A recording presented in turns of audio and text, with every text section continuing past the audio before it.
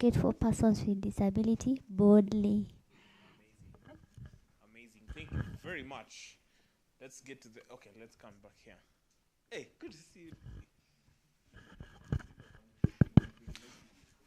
Hi, everybody. My name is David. I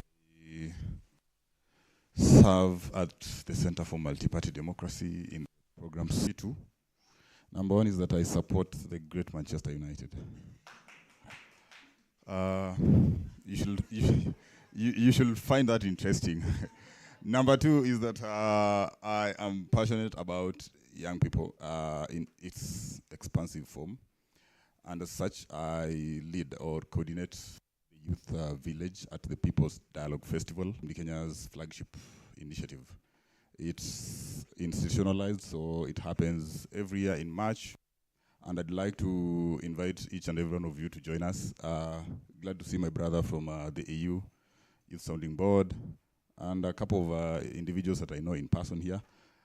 But from the look of things is most of you are in youth serving or doing something around young people, and as you can hear from the testimonies, there's so much passion around young people. I'd like to invite you to join us next year in March for the People Dialogue Festival, the Youth Village. As your lead, I can promise vibes on vibes. Yeah, you're going to interact with people. You're going to have interesting conversations about everything about young people and our country. And most importantly, sustainable development goals. We have a whole village. We could be speaking to that later. So you're welcome. And once again, remember, number one interesting thing about me, I support Manchester United. Thank you.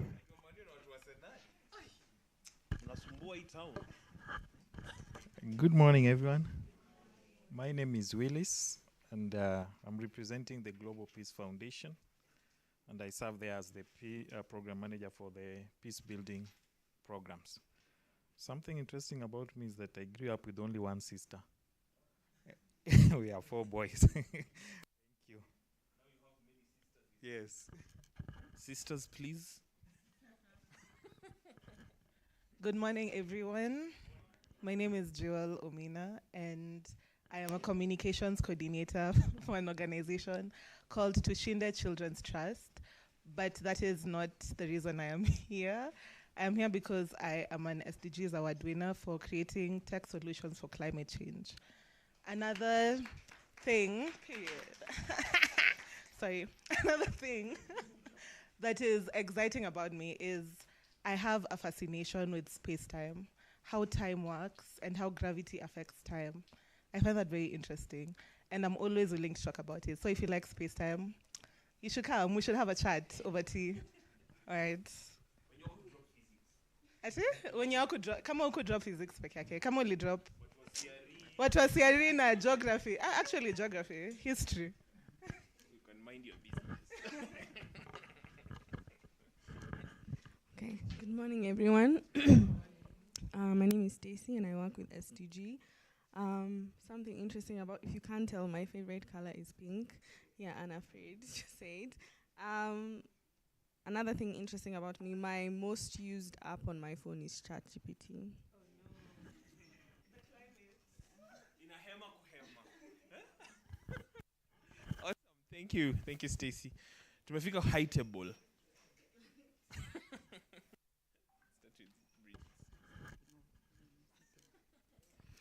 Okay, good morning, everyone. Yeah, good to see you all, young people. My name is Bridget Rugube from the SDG Kenya Forum, where I serve as the SDG lead. One interesting thing, I am a youth whose birth certificate doesn't allow her to be a youth. So I look like just like you guys. Bridget, that was funny. Good morning, everyone. I work with the SDGs Kenya Forum as the communications officer. One interesting thing about me is I didn't realize, because when I was reading through Okanda's report for launch of the ICC program, I realized I'm also the youth coordinator within the forum. So I love such spaces, and of course I always love even interacting more with the youth. Thank you. Thank you, and for your passion for young people. Let's hear from Diana. Good morning, everyone. My name is Diana Kaburu. I'm an advocate by profession, but I'm here because I'm also a past UN Youth Delegate 2023, and a mentor to this amazing young man and other delegates who are there in 2024. So something interesting, I started being in this space of youth advocacy. My name is Alpha. I am a youth champion. I work with Hummingbird. One interesting thing about me is I have so many, so if we start, we might not finish, so let me not start. So thank you. All right, thank you very much. Fantastic. And my name is Eugene Okanda. I served as the Kenya United Nations Youth Representative last year under the auspicious mentorship of Diana, together with other mentors who are carrying us through that process. And it was a privilege to really represent the voices of the Kenyan youth, both at the national level, regional level, but also global level. We got an opportunity to actively participate at the UN General Assembly last year, but also we were able to sweat into a document that now makes the conversation so lively, the Pact for the Future. We were able to weigh into that document. Our views, our feeling, our convictions were also painted in the pages of that document. Though some of the things that possibly we had envisioned that will be there did not make it. But we thank God that on the 22nd of September last year, we witnessed that document adopted by 177 member states at the UN General Assembly in New York. And it's been a privilege. I've been in the youth space for, now this is like my 9th year. I run an organization. It's called Inuka Leadership Africa. If you just go on Google and you search Inuka Leadership Africa, you'll see the work that we do with the young people, doing mentorship, training, coaching, but also we are so big on partnership as far as that is concerned. And I also run Okanda Leadership Academy, which is a corporate training and consulting. So I spend a lot of my time training corporates and institutions on various topics of their interest, because I also draft training manuals for institutions and organizations. I've written 4 books, and I'm still counting. I have 2 that I've come with today: public speaking and communication, which is my forte. I spend most of my time speaking to people, like today. So if you have started being bored with my voice, please get used to it, because you're going to hear it the better part of the day. But I've also written on a book that I titled Young and Bold, 20 Life Lessons for Under 35 on Life, Purpose, and Impact.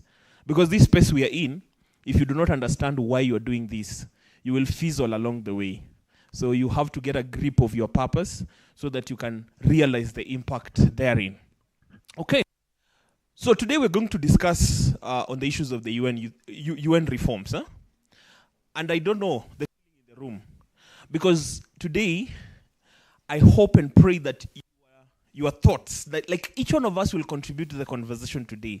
So we're going to be joined by our folks from Tanzania and also Uganda, and those guys also rambunctious. So we better get our arc ready. So, of course, it's going to be a bit of debate, a bit of discussion, a bit of hard questions. When you hear someone doing a presentation, don't just listen for the purpose of listening. Please listen to critique. Also, looking at the practicality of we can stay here the whole day and say things that are not making sense. So when you hear other folks from the other countries saying, oh, we want a youth representative at the Security Council, you ask them, how practical is that? Is that even possible? Let's make this a real-time conversation. We're also going to look at the discussions around Sustainable Development Goals. We are counting 10 years of existence since the framers of this amazing vision for the world, but we are remaining with under 5 years. So we also need to be very practical on issues of the SDGs. I mean, almost 35% of these SDG indicators of the SDGs show progress, and a whooping 65% show either regressive, stalled, or some of them we don't even know if they're existing. So today also we're going to ask ourselves, how do we make sure that we accelerate our effort? We all know that we were able to launch the campaign Race to 2030. So 2030 is just, whether if you're 25 years right now, by 2030 you'll be 30 years. So it's very serious. Possibly you'll be struggling to find yourself in marriage if you're looking forward to one, or maybe you'll be looking forward to change jobs, and also going to ask ourselves, how do we put in our effort? Still, I'm saying this many things so that you tell me if the other team is ready. Okay, so I'm just trying to lay a foundation. Very important is that in the Kenyan landscape, there are quite a number of issues, especially with the young people, that we also need to talk about. I mean, the other week we were in Mombasa and we were looking at meaningful youth engagement. And I remember I said something on the stage, and I said the Kenyan government has to take serious the issues of institutionalizing youth meaningful engagement. And we need to revitalize either the National Youth Council, if it has to be revitalized, or we have to do it entirely, because if we feel like it's not engaging the issues of the youth. So there are serious conversations we need to have, so that when we are doing a report and the policymakers and people who will interact with this document later on, at least they see the meat of this discussion. Okay? Is that fair enough? Am I convincing someone? Someone is already onboarded. Okay, so let's start thinking. Kama wewe unapenda ChatGPT, start asking it difficult questions. Because we I think it's very important for us to use such tools. Start asking yourself, what are the reforms that are needed at the UN? This humongous organization was founded in 1945. Our parents were not even born. Actually, my parent was not after you. Even my grandparent. Because of wars, what should be the function of the United Nations? I mean, even as we talk about the UN, we also need to discuss maybe another reform for African Union. There's also another. There's quite a lot of reforms that we need. So let's start thinking. Let's start probing that discussion. Have your notes ready. Just to run you through the program as we wait for the other guys to be ready. We're going to have a plenary session after we have listened to a gentleman. No, I don't know if it's a gentleman or after we've listened from a speaker from Wafuna Aziel on UN reform at global level. What does that look like? And then we'll jump into a plenary session. So we will try to critique the presentation that we'll have heard. And then we'll jump into a health break, take some tea, or whatever will be taken during that period of time. And then we'll listen from Kapwani Kavenuke, who is actually the Tanzanian youth representative. We work together, is a very dear colleague. She'll be giving a presentation on the UN reform and its implication to African youth, particularly East Africa. So we'll be listening to her and then weighing into that conversation again. And then we'll get into a plenary session. It will be an open forum where we get to weigh into that discussion as well. And then later on, we will get into a reflection on respective country representatives about the UN reform and its implications. So I'll also be doing a presentation from the Kenyan perspective as the UN youth representative. I'll also be discussing a few issues there. And also we'll be listening to our folks from Tanzania and Uganda. And then we will get into global overview on SDG implementation, monitoring and reporting. By Jenny Kapila, who is a project lead of Accelerate SDGs in East Africa. And then we'll get into lunch break. If lunch will be there, that is. But faith is a substance of things hoped for and evidence of things not yet seen. So we have faith that we'll eat lunch. And then immediately after lunch, we'll come back. We'll listen to a presentation from Stacy on SDGs, reflection from respective countries, while considering the role of the young people. And then immediately after that, the mic will also go around, and then we'll ask you to share the experiences and best practices for learning purposes. And then, God willing, at around 3 p.m., but now we have come late, almost 2 hours later. So roughly around 3, 4 thereabout, we should be closing business with a closing remark that will come up later on. Okay, So that's just the agenda we have today. So please make sure, because we'll also have a rapporteuring. So please make sure that your voice is heard, so that when we're putting together this report, it has the unique voice of the young people. Every time you're speaking, please make sure that you use the mic so that we can capture your voice for the purpose of the online delegates. Okay? Sawa. I think I'll give us an opportunity. You've just come in. Karibu sana. We started 3 hours ago. not really. So you're on time. So we'll ask you to introduce yourself. Tell us your name, the organization you represent, rather. And that, because when you tell a Kenyan where you come from, they tell you I was born in Kakamega, I grew up in Pongoma, and then I went to university in UON. Huh? But will just tell us the organization you represent and something interesting about you. Okay? Sawa. Oh, but there's something interesting about me is that I'm married. Yes, it's important. Is it recorded? It's important. Eh? So, yeah, I am 2 months old in marriage and it's working. Huh?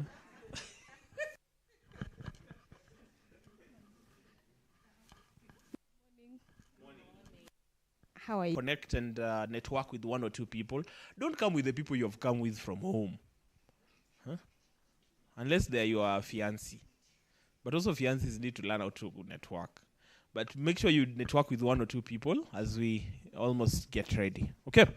Enjoy yourself. DJ.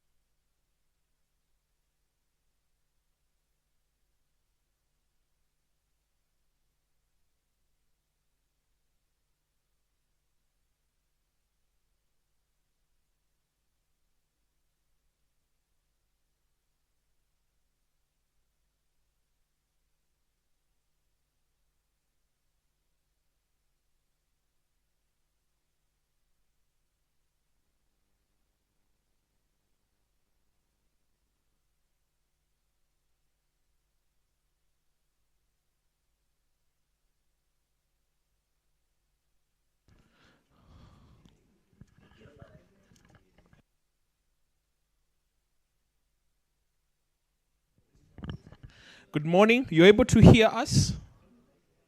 Good morning. This is Okanda from Kenya. You able to? Oh. Okay. Are you guys set? Ready for kickoff?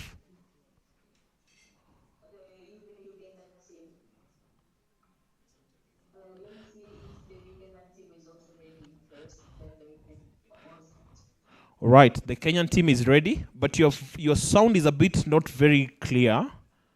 Maybe you can try either be close to the mic or your gadget.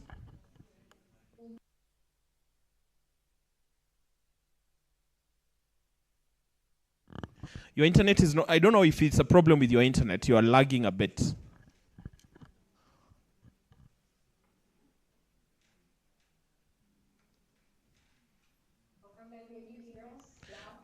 Yes, that's better. I hope the other speakers will also be okay. Yeah, we can see you now.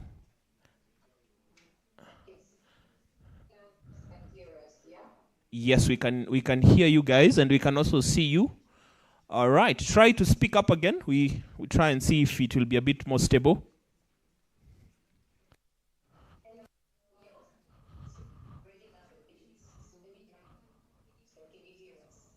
Yes, we can hear you. We hope that it will be stable.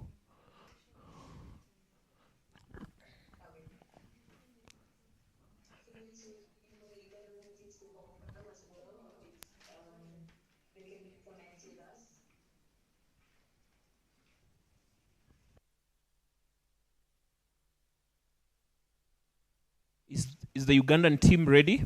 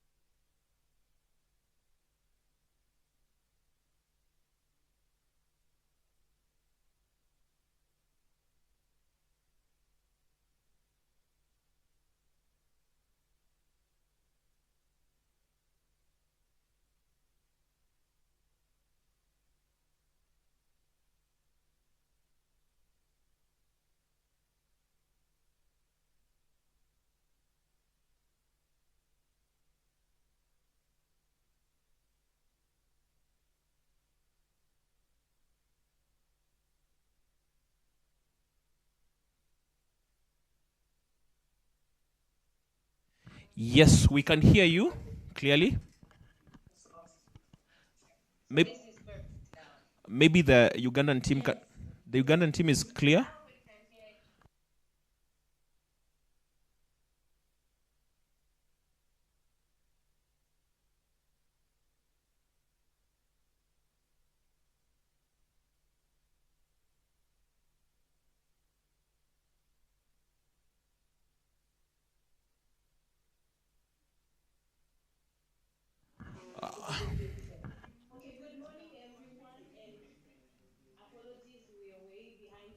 Sure.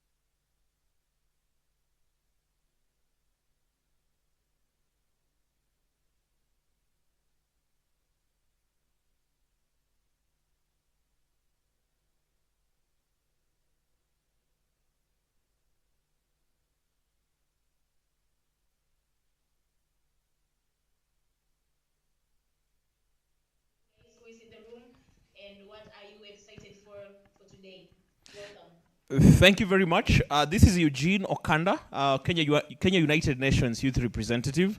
I'm going to be the moderator of this conversation back in Kenya. The room is also full of young people, energetic, looking forward to have a real-time conversation and also contribute to what it is that UN reforms looks like, but also reflections on this 10th anniversary of the Sustainable Development Goals, but also cascade our discussion around how to accelerate our efforts towards achieving Vision 2030. So we also appreciate and look forward for this conversation. The team here is ready and looking forward. We also hope and pray that we are going to have a good connectivity with the team from Uganda and Tanzania. Thank you very much. Back to the next team.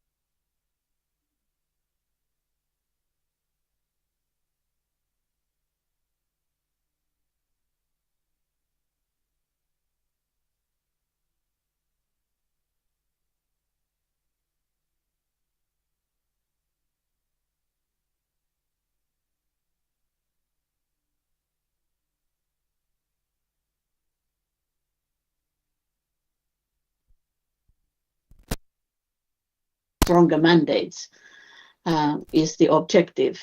And then the analysis better together. The digital governance is a big issue and will definitely take a good space of the UN agenda in safety and human rights, for instance. If we look at the UN 80 reforms and optimistically think what could be the realistic outcome, we see that there could be global consensus on Pact for as to implement the Pact for the Future, commitments to UN financing. There has already been a lot of pressure to upgrade the role of youth and civil society. In especially the role of youth is strong, at least, and in the Nordic countries we can see that it has a lot of support, and in UN generally as well. And then, as I mentioned, the AI and digital risk preparation, and some steps, at least at the Security Council reform, can be taken. And then we expect that the renewed momentum towards the 2030 agenda and SDG acceleration after 2030, as we know that there are only a couple of years to reach the goals, and unlikely that all of them would be reached. So a new big agenda to follow the Millennium Goals, and then the SDG agenda is definitely needed and should be negotiated in the few upcoming years. So it's not about creating a new UN, it's about making the existing UN to work better. But then there is another line that started this year in March, so-called UN 80 initiative. And this was partly to speed up the reform processes, but also partly came up due to the fact that UN faced extremely strong finance due to the financing cuts from the United States and other countries who also have been reducing their funding to UN. As it seems now, it looks like UN generally needs to cut down its operations by 20%, and the budget for 2026 will be cut down for 15%. Different UN agencies, which are many, some of them are facing even more dramatic cuts, coming up to 40% even in some areas. So this is really a dramatic thing and can danger the whole process of UN reforms, in that sense that UN reforms are a lengthy process, and these are complicated issues, a lot of organizations and stages that should be considered, and their influences in how the UN will work in the future.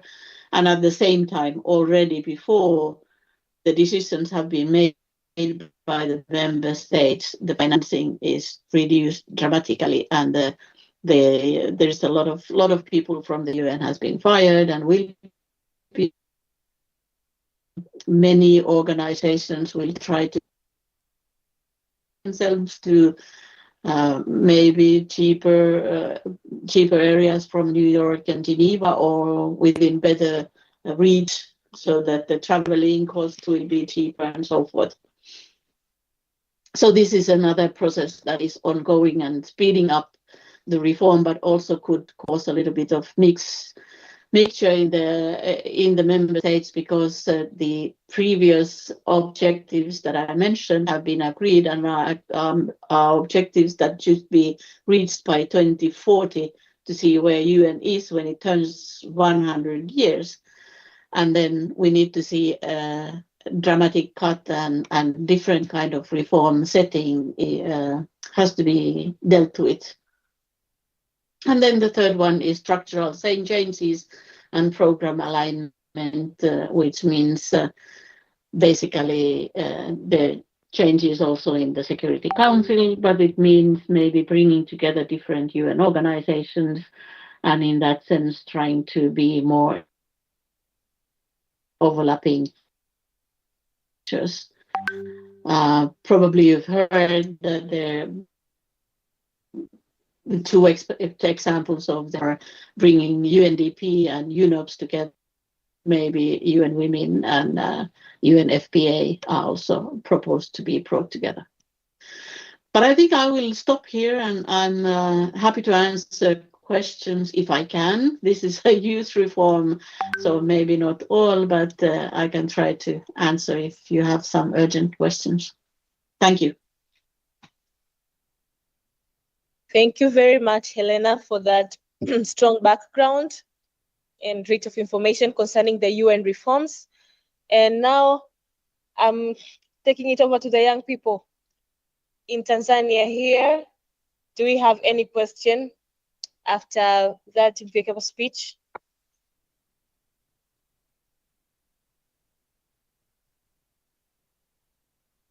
You do have a question? Please pass the mic.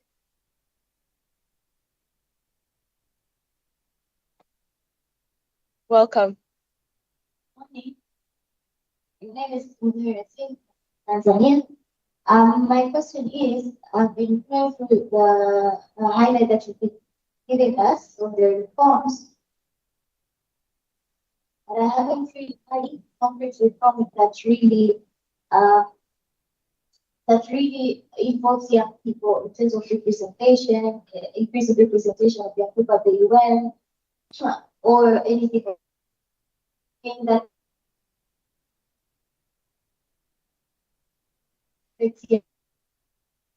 are happening right now at the UN.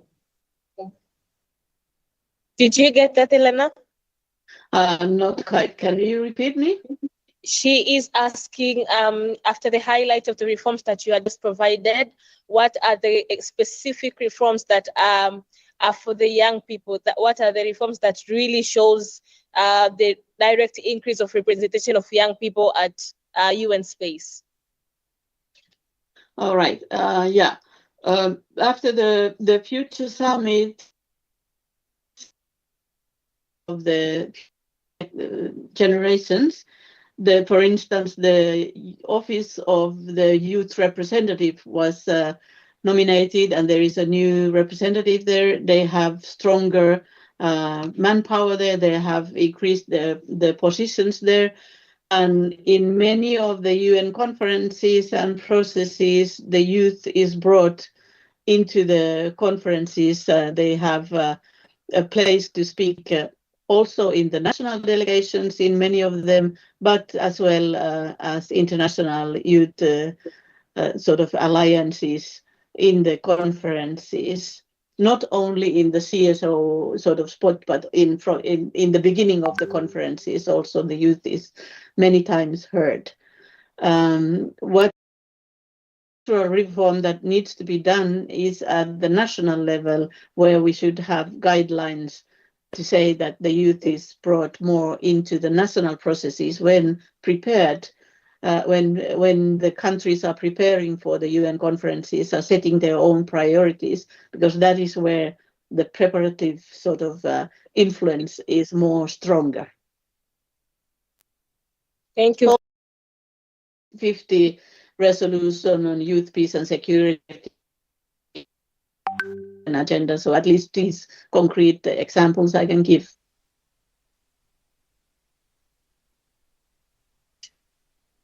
Do we have another question from here? Okay, welcome. Please give her the mic.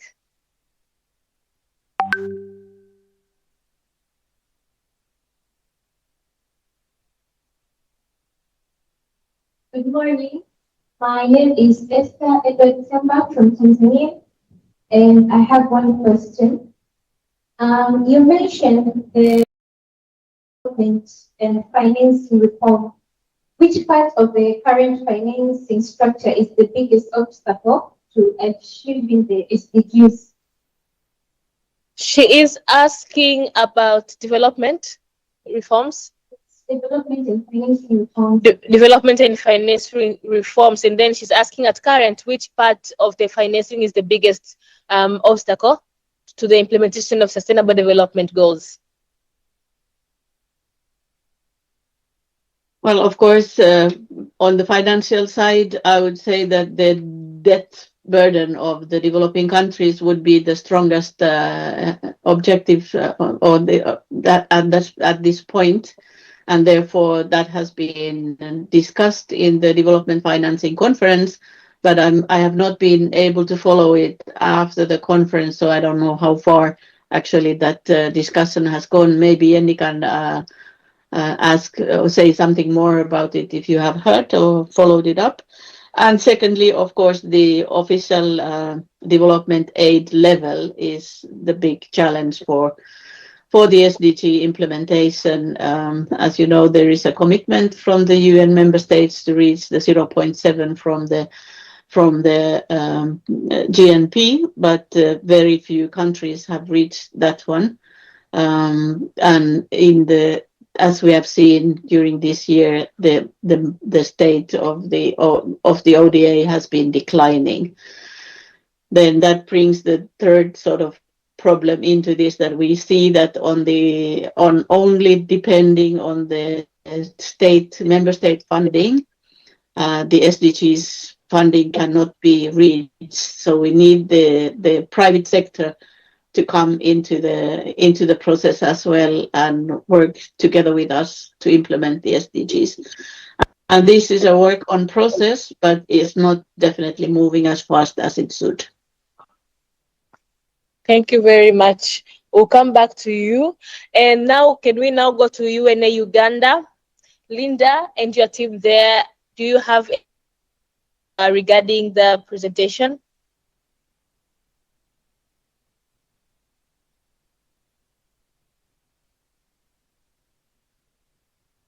Yes, I don't know if you can hear us. We have several questions. So, how many are you giving back? We're only giving you 2 questions, and then we are shifting to Kenyan. Okay. So we are going to do 2 questions, 1 female, 1 male. Okay. Thank you so much. My name is Maureen Tukahira, and I'm a representative from the Uganda Youth Coalition for SDGs. My question is regarding the UNAID initiative. You mentioned 3 areas, and I think the third area where program alignment falls, I wanted to inquire. Because you mentioned we might see realignment of UN agencies where some agencies will merge or other agencies are being dissolved. In the beginning of this year, we, faced a big challenge with USAID funds, US funds, and in that process, there was a lot going on. We received a lot of communication here and there. We don't know what was true and what wasn't. But some of that communication included the fact that agencies like UNAIDS are to be dissolved. I wanted to know how true that was. Then there is also another communication we've received that mentions shifting of some UN agencies' headquarters to countries like Kenya. I wanted to know how that could be an opportunity for us, probably especially the young people, how we could tap into such opportunity to strengthen our participation. Thank you, Marie. The next and last question. Yes, thank you so much for your presentation. For reports, my name is Alvin Botiri, and I'm an SDG champion, trained by 2030 Beyond in Denmark. My question is on the issue of the Pact for the Future and the future conversation, the summit for the future. I happen to have participated in it, but you realize that it was not clear on where we are going short as far as SDG implementation is concerned. So we really need to see a conversation on how we align the pact for the future. And also, I would also seek your indulgence on the issue of how now are we going to look beyond 2030? Because as far as I know, many countries are not performing well as far as the 2030 agenda is concerned. So I think it's a time where the UN should look into developing another conversation. So I'm seeking your indulgence. How and which direction are we taking as far as conversations to do with the path for the future resources? Thank you. Thank you so much from us. Over to you, Helena. Thank you.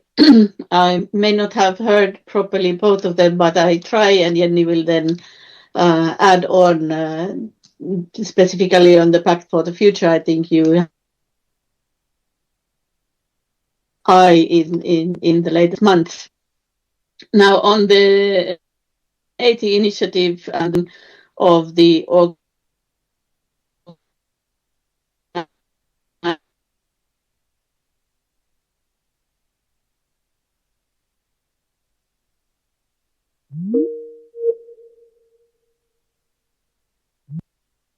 the previous head of ILO, the UN labor organization. So they asked from all the UN agencies and bodies proposals on how they think should be reformed and what sort of improvement on efficiency could be reached through the reforms. They got a lot of different kind of reforms, and then the Secretary General prepared a report on this one, which he presented to the member states. I think it was in June, July. All these reports can be found from the UN 80 initiative website, by the way, with detailed proposals on how the reform can be done. And and then on September, the member states have been, from September onwards, the member states have been discussing the reform proposals of the Secretary General in the Fifth Committee. And the Fifth Committee is the only one still continuing its work in New York. And I think that these are really the times that they are coming up with proposals, because the reform proposals should be integrated in the next year's budget, which they are discussing and expected to agree upon by the end of this year. So in the coming weeks, we probably see some decisions, at least on the proposals that have been made.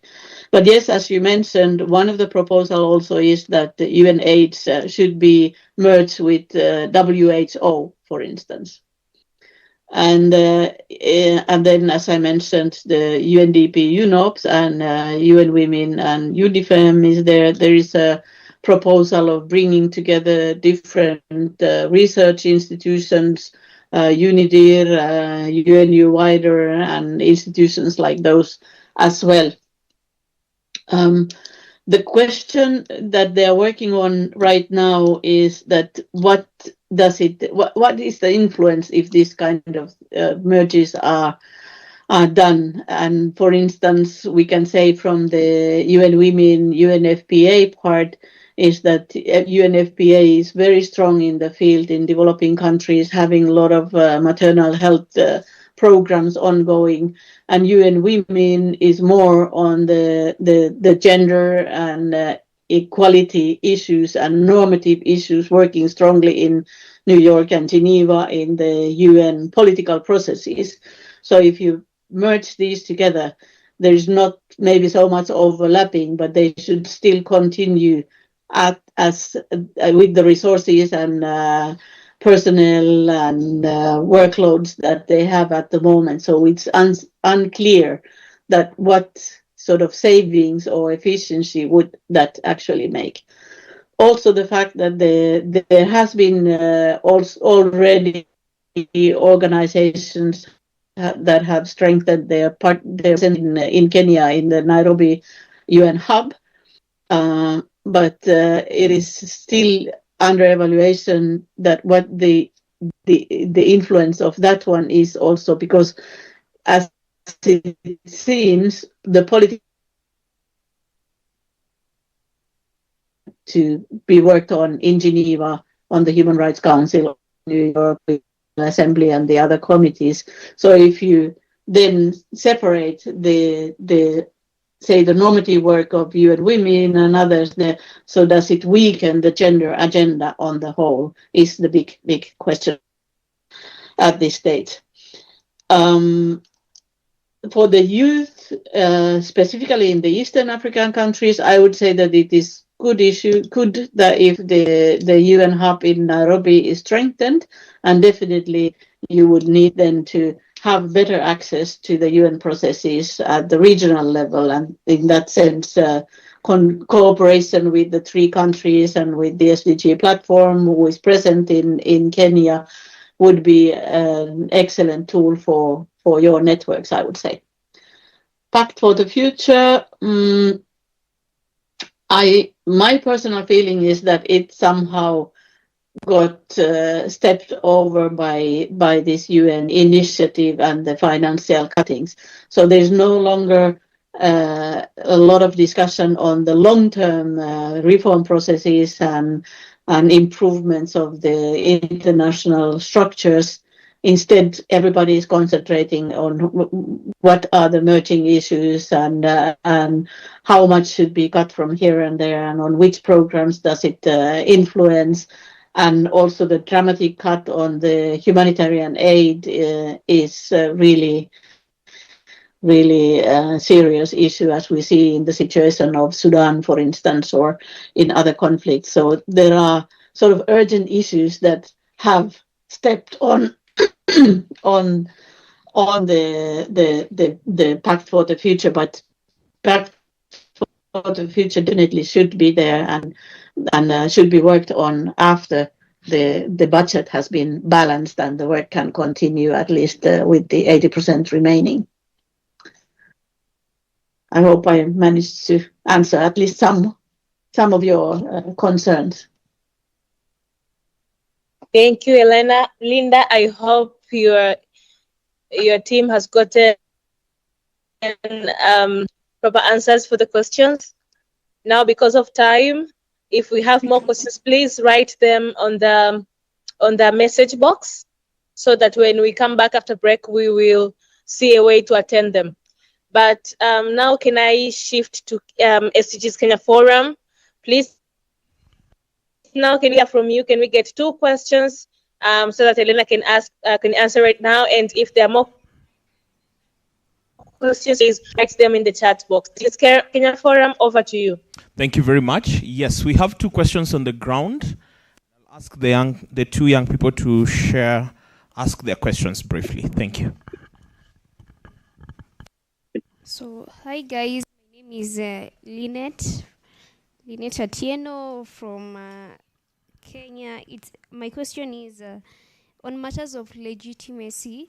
If, let's say, the expansion of both the permanent and non-permanent seats are able to fix these legitimacy crisis, or does the UN really need to deeper structural changes?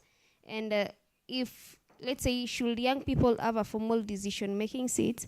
Because most of the time I hear youth advisory panel, it's majorly advisory. So if it should be created like a formal UN seat for the youth, how would the structure look like? And if it's already created, how is the structure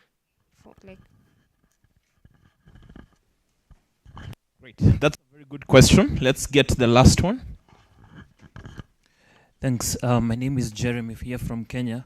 First of all, thank you, Helena, for the good presentation. I just have 2 quick questions. At some point in your presentation, you touched on the P5 in the Security Council, and you said that the P5 has been limiting core reforms when it comes to various issues in the UN. But then later in your presentation, you also mentioned that there's need to expand representation in the UN. And I think in this regard, you are trying to point out that there's need to give more veto powers to other members who are now joining the Security Council. And I'm a little bit concerned, isn't that going to further complicate decision making if we have more members of the P5? Perhaps I'd just like to hear your comment on that. All right, thank you very much. Those are our questions. Back to you, Helena, for responses. Thank you. Thank you very much. Excellent for the excellent questions. Yeah, one thing that I forgot completely to mention, so it somehow tells that even the people who were sitting on the table that signed the charter of the opinion that they impact structure, but it should be revised and reformed, at least looked into the structures and sort of discussed whether it's still valid. The revision has taken place ever, and the discussion always is that we should not touch upon the charter. Otherwise, we sort of face the risk that the UN will fall down completely as the League of Nature, which was its predecessor. Member states, and it's very likely that as we look into the international conference results of the previous years, in many of them the risk backwards instead of towards better results. So if we open up the charter, there are high risk that a better charter would not be reached at this time. But that would open up the possibility of completely looking into the veto problem, the P5 situation, having veto power on most of the issues in the UN, including the selection of the new Secretary General, which is coming up to discussion next year. But as it is now, the organization, of course, works according to the charter which is present, and it gives the power to the P5 permanent 5 countries, and none of them is willing to give up that power.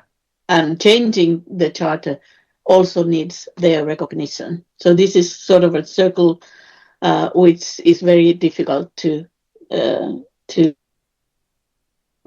change. And Article 109 could give the possibility, and therefore we also as civil society should support that initiative as much as we can. The Security Council and whether veto power should be given to not very many that would support giving veto power to category of or increasing the permanent state number. There is a more realistic discussion on having semi-permanent countries, bringing countries like India, Japan, Germany, the big sort of financing partners, and Africa into a semi-permanent category of the Security Council, but probably without veto. The more realistic part of the veto power is to sort of restrict the use of the veto from the existing permanent 5 than giving more veto powers, because as you mentioned, at least this is my own opinion, that it will make things more difficult if we have more veto powers still. I hope that this answers some. I can send you some more links and research documents on the Elena, and please do send us the links so that we can get more insights on that and we can deep dive into the discussion. Thank you very much for your time. Thank you very much for the insightful presentation that you just did to us and answering the questions. I know we have more questions, but again, our time isn't as friendly to answer all of that. So we're going to document the questions and see how can we share them to you, and if you can provide more answers even by writing, and then we can share across each other. So thank you very much for your time. Please, a round of applause from Kenya, Uganda, Tanzania for Elena, please. We did not hear the applause from Kenya. Kenya, please. Where are you? I hope it's now audible. Ugandans. We have been clapping thoroughly. I hope the claps have been audible. No, we have not heard any claps. Right, let's go. One more time. All right, that's better. I think we've heard them by heart. Ugandans, we have not heard your congratulatory claps.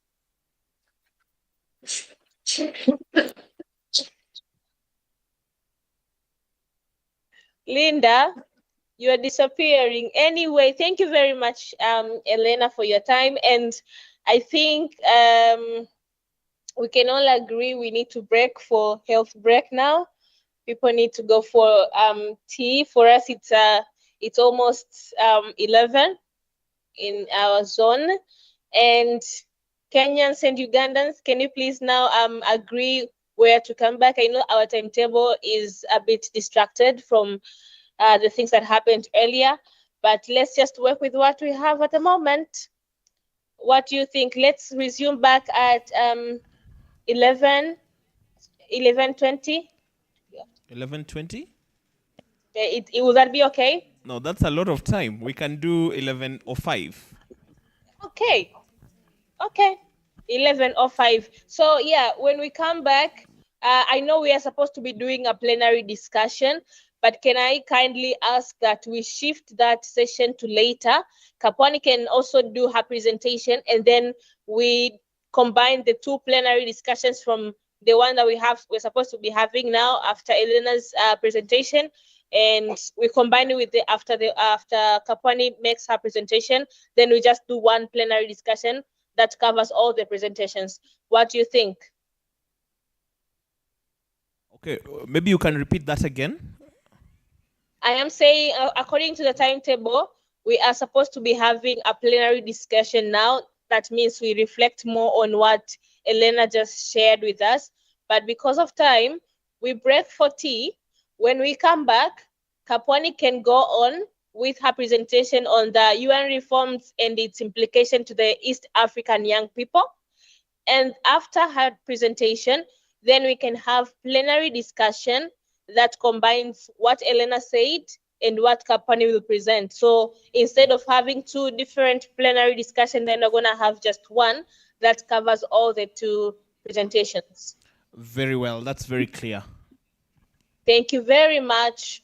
So then that will be it. Bon appetit, Team Kenya, bon appetit, Team Uganda, and Team Tanzania. Let's enjoy our breakfast, and then let's come back 11:05. Bye.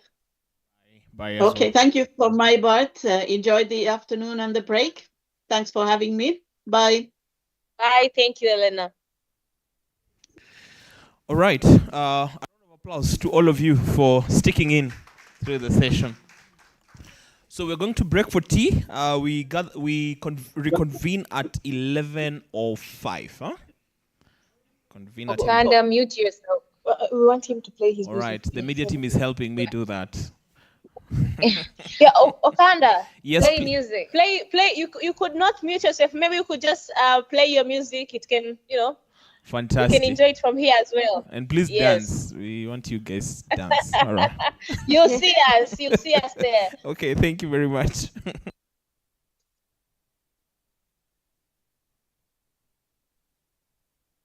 Stop taking meeting notes and let ClickUp AI Note Taker do it for you. It allows you to focus on your meetings.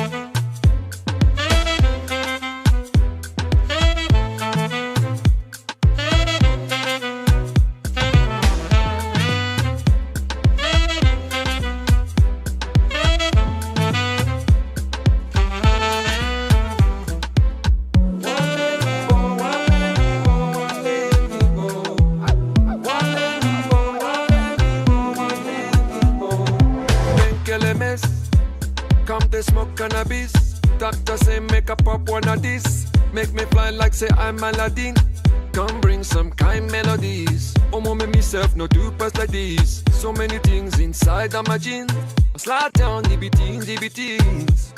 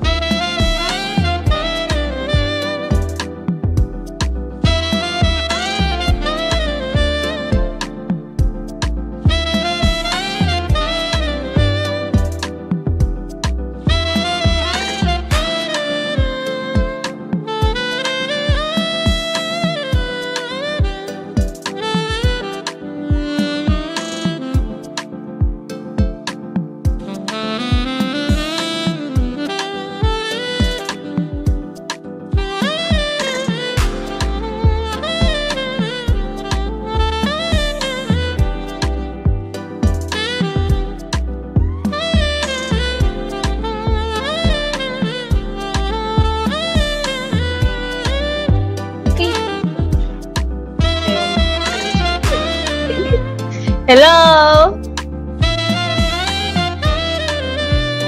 Hello. Team Kenya. Hi, we are back. Hello, Team. Hi. The Kenyans didn't play us the music. Why now? We were waiting to dance. Now to playing the music. Eh? I'm waiting to dance. All right. Were you? Where is the guy? One is camera.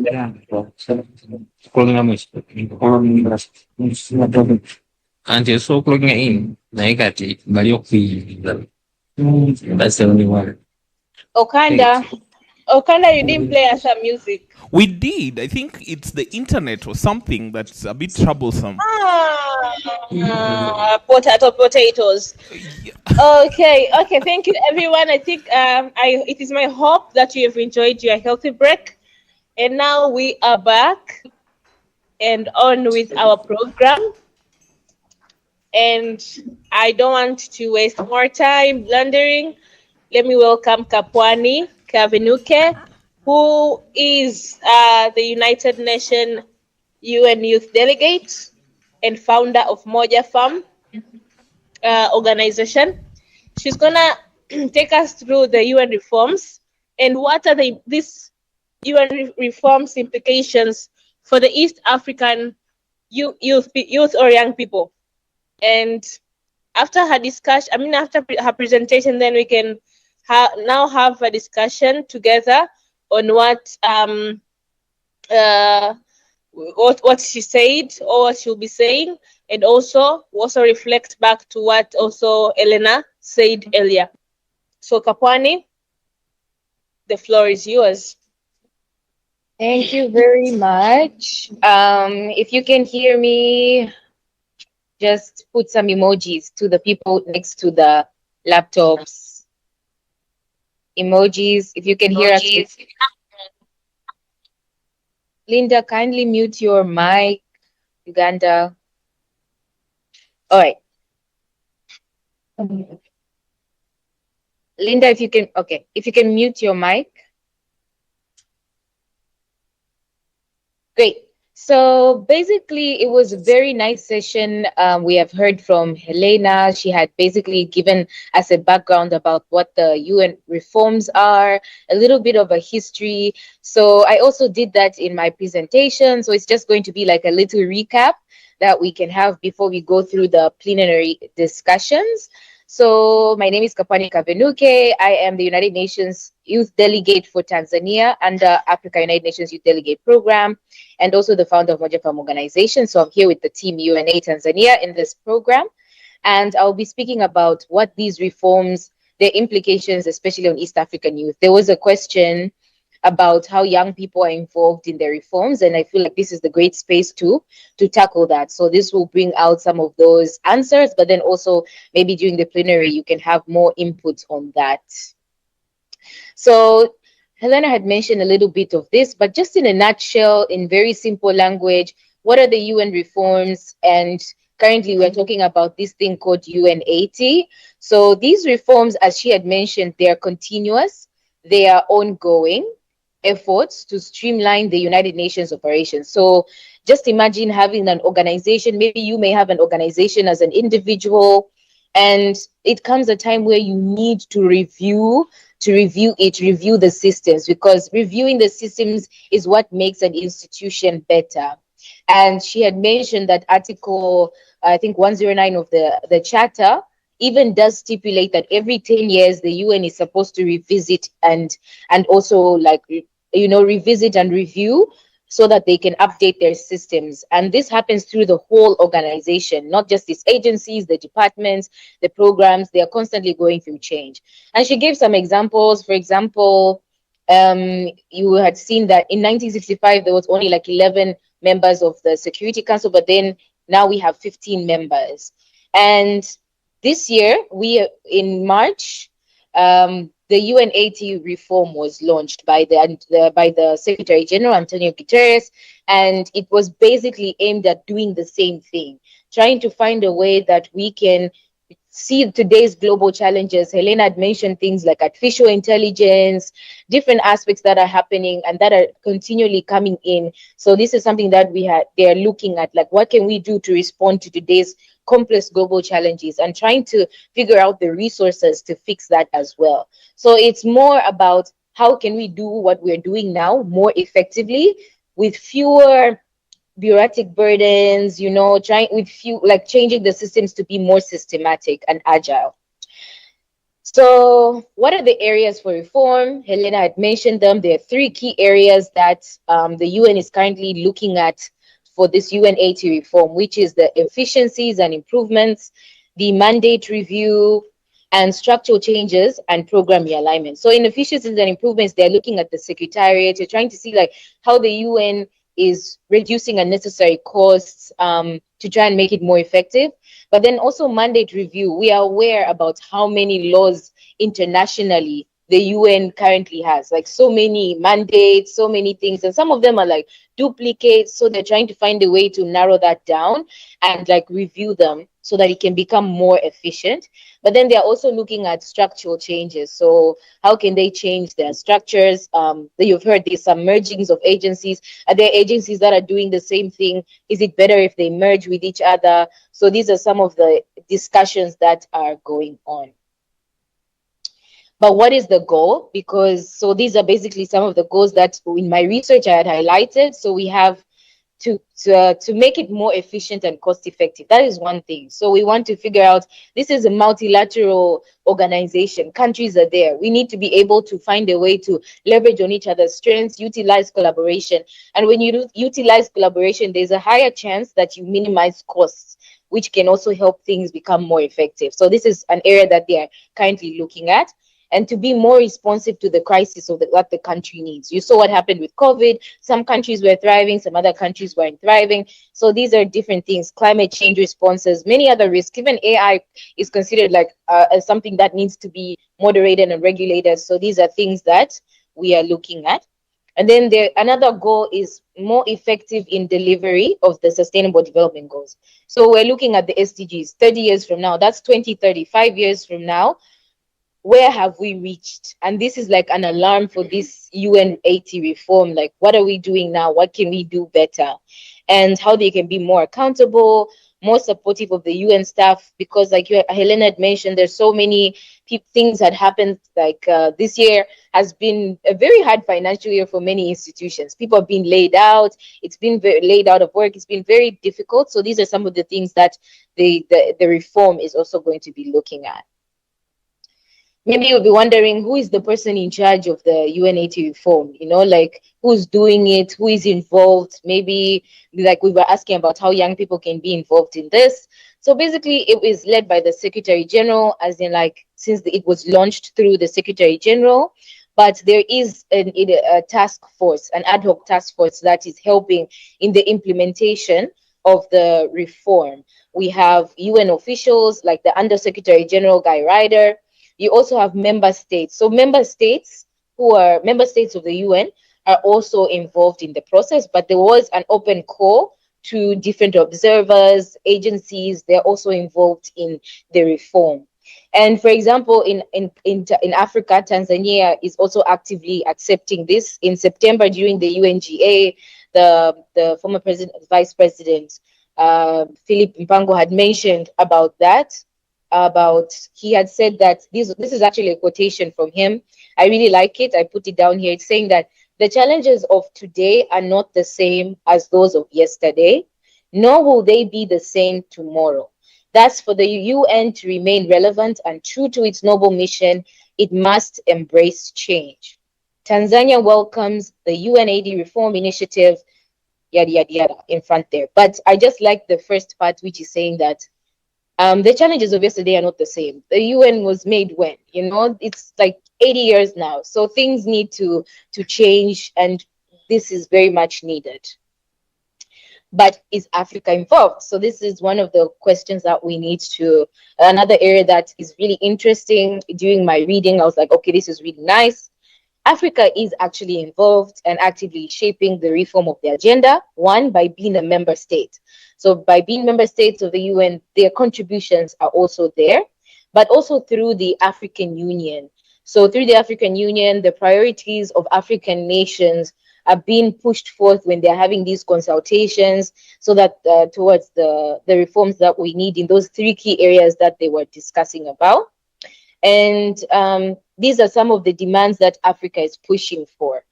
This is something that has been mentioned very much. It's heartfelt.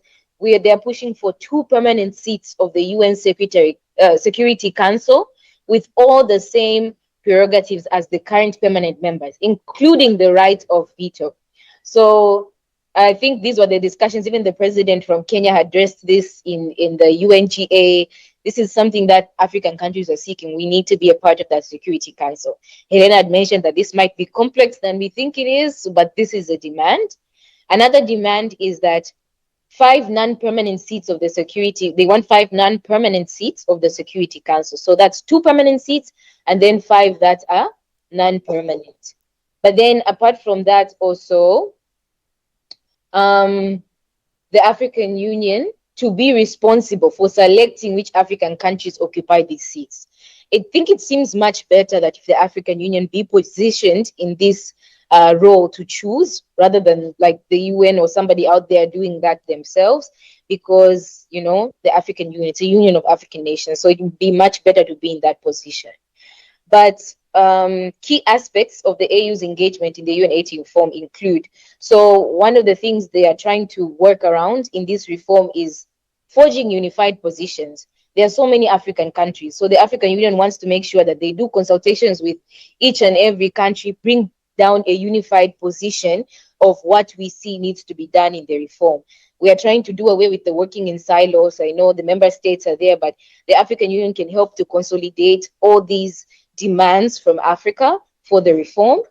Also, they are highlighting historical injustices. It is seen that Africa has not been much as an active partner in global affairs, and this is something that they are trying to do away with. So this is something that also they are trying to enhance. Like, we have to have Africa have that global sphere as well. And then, of course, when they are trying to give their demands, they are also linking it to the Agenda 2063, just like we have our own national development plans, but also the AU, when forming their demands for the reform, they're also linking it to the Agenda 2063. And they're also advocating for predictable financing. But when I was reading about this, I think not predictable, but more systematic financing, something that is current and continuous, rather than to do away with these budget cuts that we consistently keep seeing.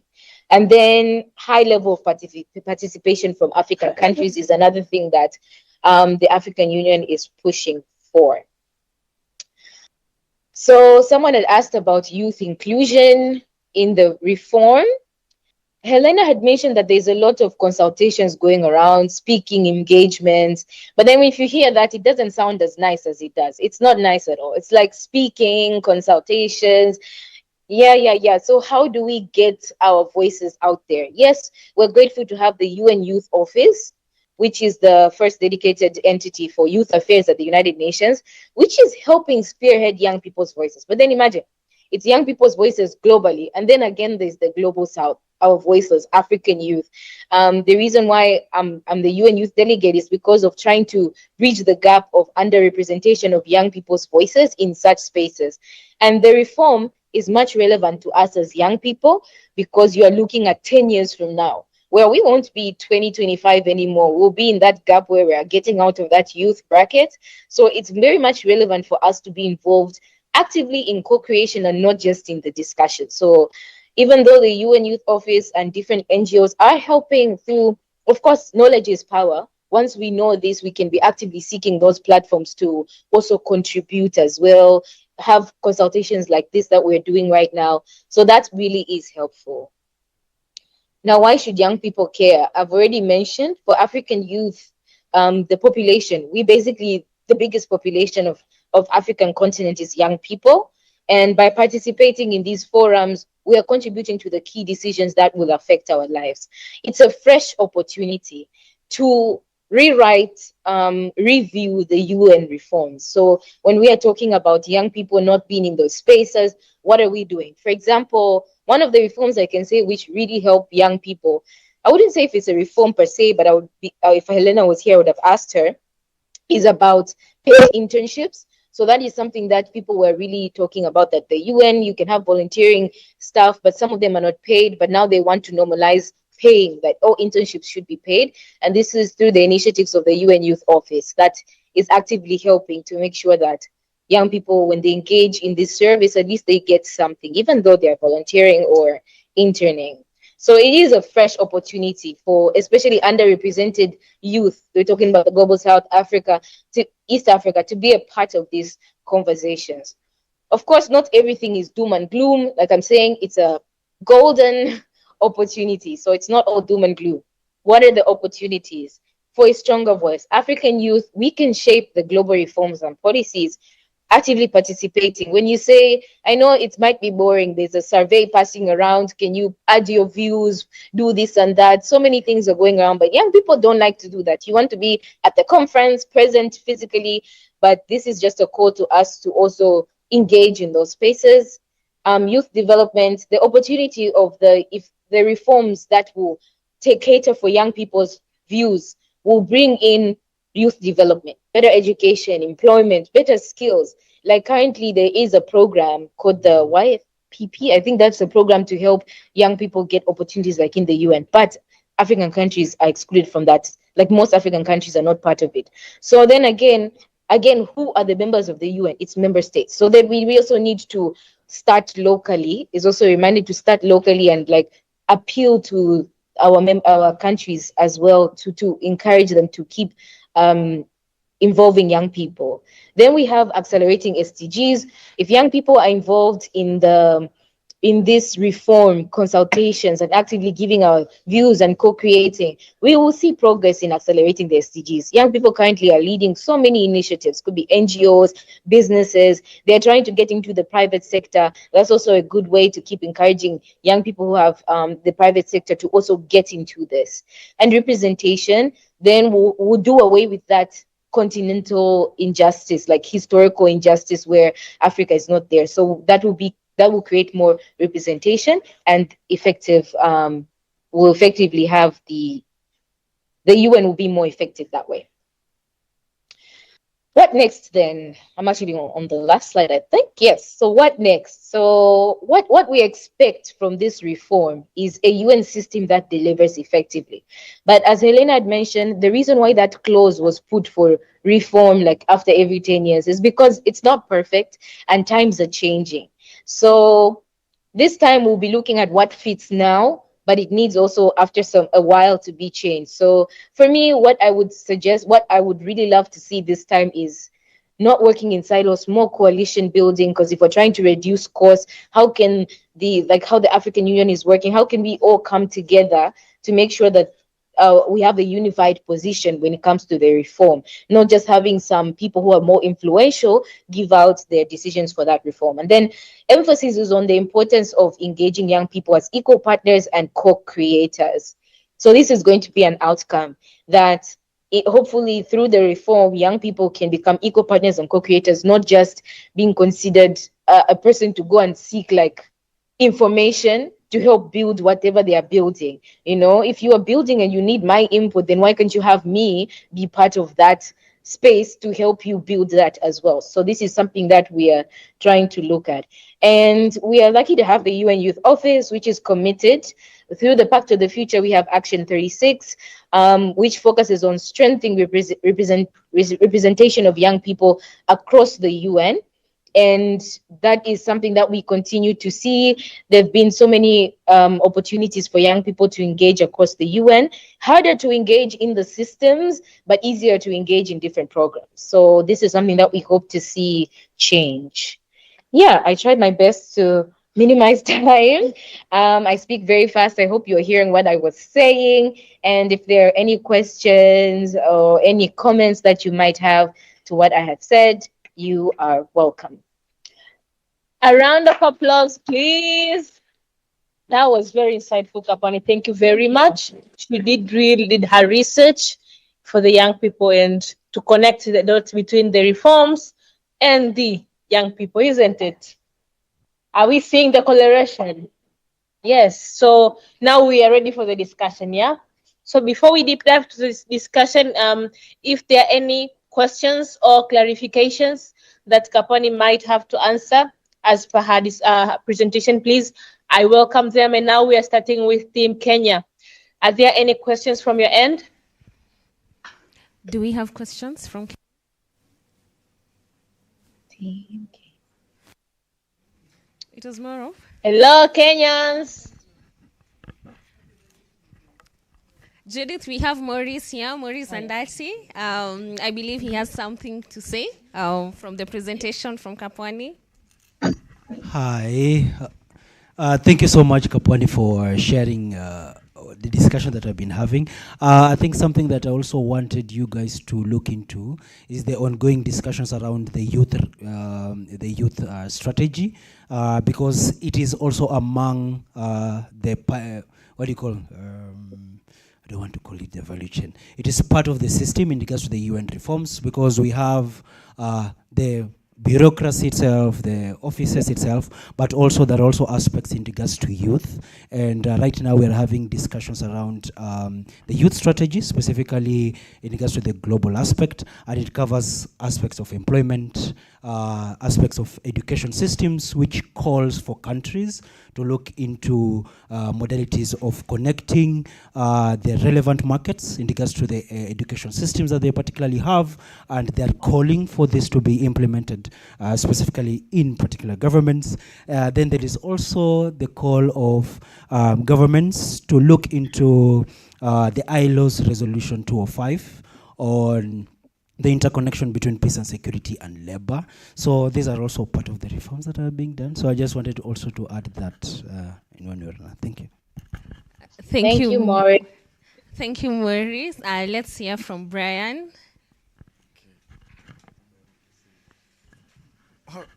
Okay. Mine is just to echo what has been said. But on a serious note, I think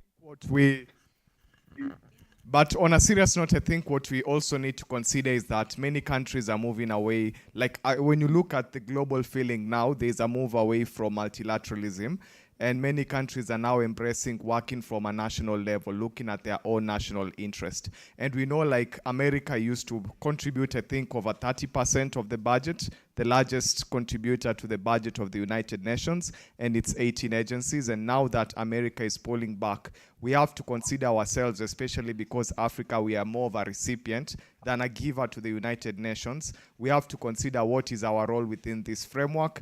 Does our participation, should we continue pushing for reforms, or should we look now into more working on a regional level whereby we can collaborate with countries whom we face different challenges together and find solutions that address the situations that we have? But also, most importantly, when we talk about the reforms to the UN process, I think it was mentioned in the earlier discussion about whether increasing the number of countries with veto power will actually help. And for me, I actually think that necessarily shouldn't be the focus of Africa, because in as much as there are so many concerns that we have, and when you look at the agencies that we rely so much in Africa, that's the World Food Program, the Food and Agriculture Organization. So probably if we could get to have even something simple like having the headquarters of these organizations that we rely on them so much to move here, instead of just hosting UNEP and UN Habitat. So why don't we host FAO, or why don't we host World Food Program instead of looking at the veto? Because even if we get the veto power, still, when you look at how it was decided for those 5 countries to have them, we haven't reached that level as a continent. And even if we decide to have it in Africa, we would have to pick one country. So we would still have those divisions over who is best to represent our interests and not. And we all agree that Africa, we have 54 different interests. What South Africa is pushing for shouldn't be what Kenya is pushing for. So I think we need to not stop, but we need to rethink our strategy and look more regionally and nationally. Thank you. Thank you very much. Okay, Brian, when we started, Brian said he had nothing to say, but clearly words just flew freely. I feel like Maurice has something to add, I think, based on what Brian has said.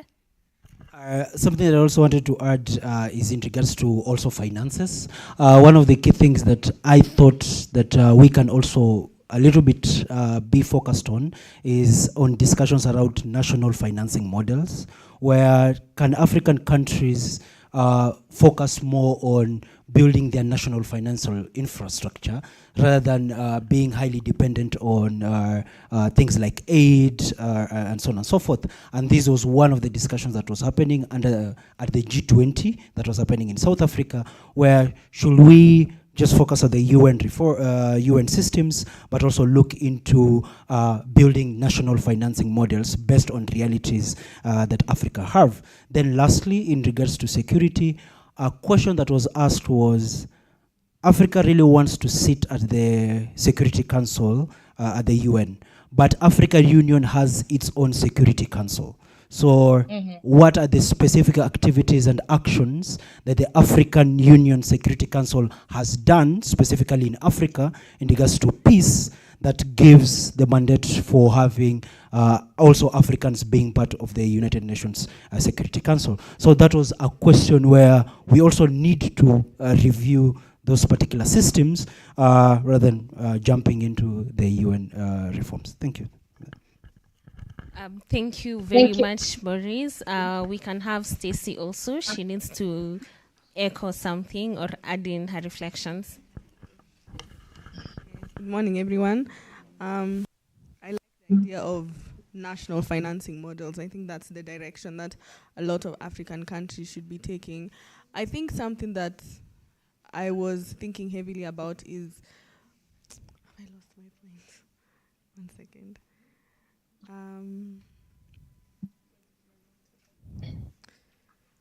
When it comes to discussing African Union having a seat in veto power, and I think it's been said in the presentation before that there are negotiations, can we know what are the metrics of those negotiations? Because if we are expected to provide financially to acquire those veto seats, what are the conditions, what are the policies that they're giving to us? Are we providing at the same rate, knowing that we don't financially have the resources to provide at the same rate as all those other countries? So I think I really want to know what the negotiations are. Number two, I think it's important to note that Trump isn't the only one who thinks the way he thinks. There are many leaders who agree with what Trump says, but they don't want to say they agree with him. And if that's the reality, then that means that there's going to be a continuous reduction of funding to the UN that has just started. So what does that mean for the programs we have? Should they then be more of a passing of the UN? The UN should pass these programs on nationally. Should they act more on an advisory role rather than us acting more on an advisory role? So I think it's important to note that the financial issues have started. You can innovate so many financial ways of coming up with money, but if Netherlands has said that they are reducing by 15%, another country has said they are reducing by 15%, and this is not because they are following Trump, but because there's more pressure nationally. It makes more sense to invest nationally to build my healthcare system than to give money to a UN body that I have never seen any gain from. So I think what are we doing moving forward, I think is my question. Okay, I love that Stacey brought that up because we were actually talking about it. What is the reason that Trump pulled out and is doing all these things? It's because UN asks for money from these countries and doesn't align their national policies with how they use the money. So I understand why countries are pulling out, you know? So that is one of the things UN needs to look at. If we're getting 90% of our funding from the United States of America, how have we helped advance their national things, their national development, their national politics? Are we showing the benefits to them, to their citizens especially, who are coming up with this money, on how the UN is improving their quality of life? So that is something that will keep happening because countries are in an economic, there's currently a recession going on, you know? We all know that, we all feel it, we see it even in first world countries. There's a recession going on, they have a huge homelessness crisis. And how do they step in to their partners? How do they show their support? And yeah, even if we do come in, how will they show their support for our African countries? The last point. Thank you, Kenya. Sorry. we before we deep dive into the plenary, because I'm seeing we're already getting to discussion. Can we now invite first Ugandans if there are any questions, and then Kapwani can just finish the session, and then we now start our plenary discussion officially. Will that be okay with you guys? Yes, definitely. Yeah. Can you hear us? Yes. Yeah, this is Uganda. Okay, yeah, just listening into Kapwani, we had an issue with the sound on our end, so we missed the first parts of your presentation, but at least we tried to catch up with the tail end.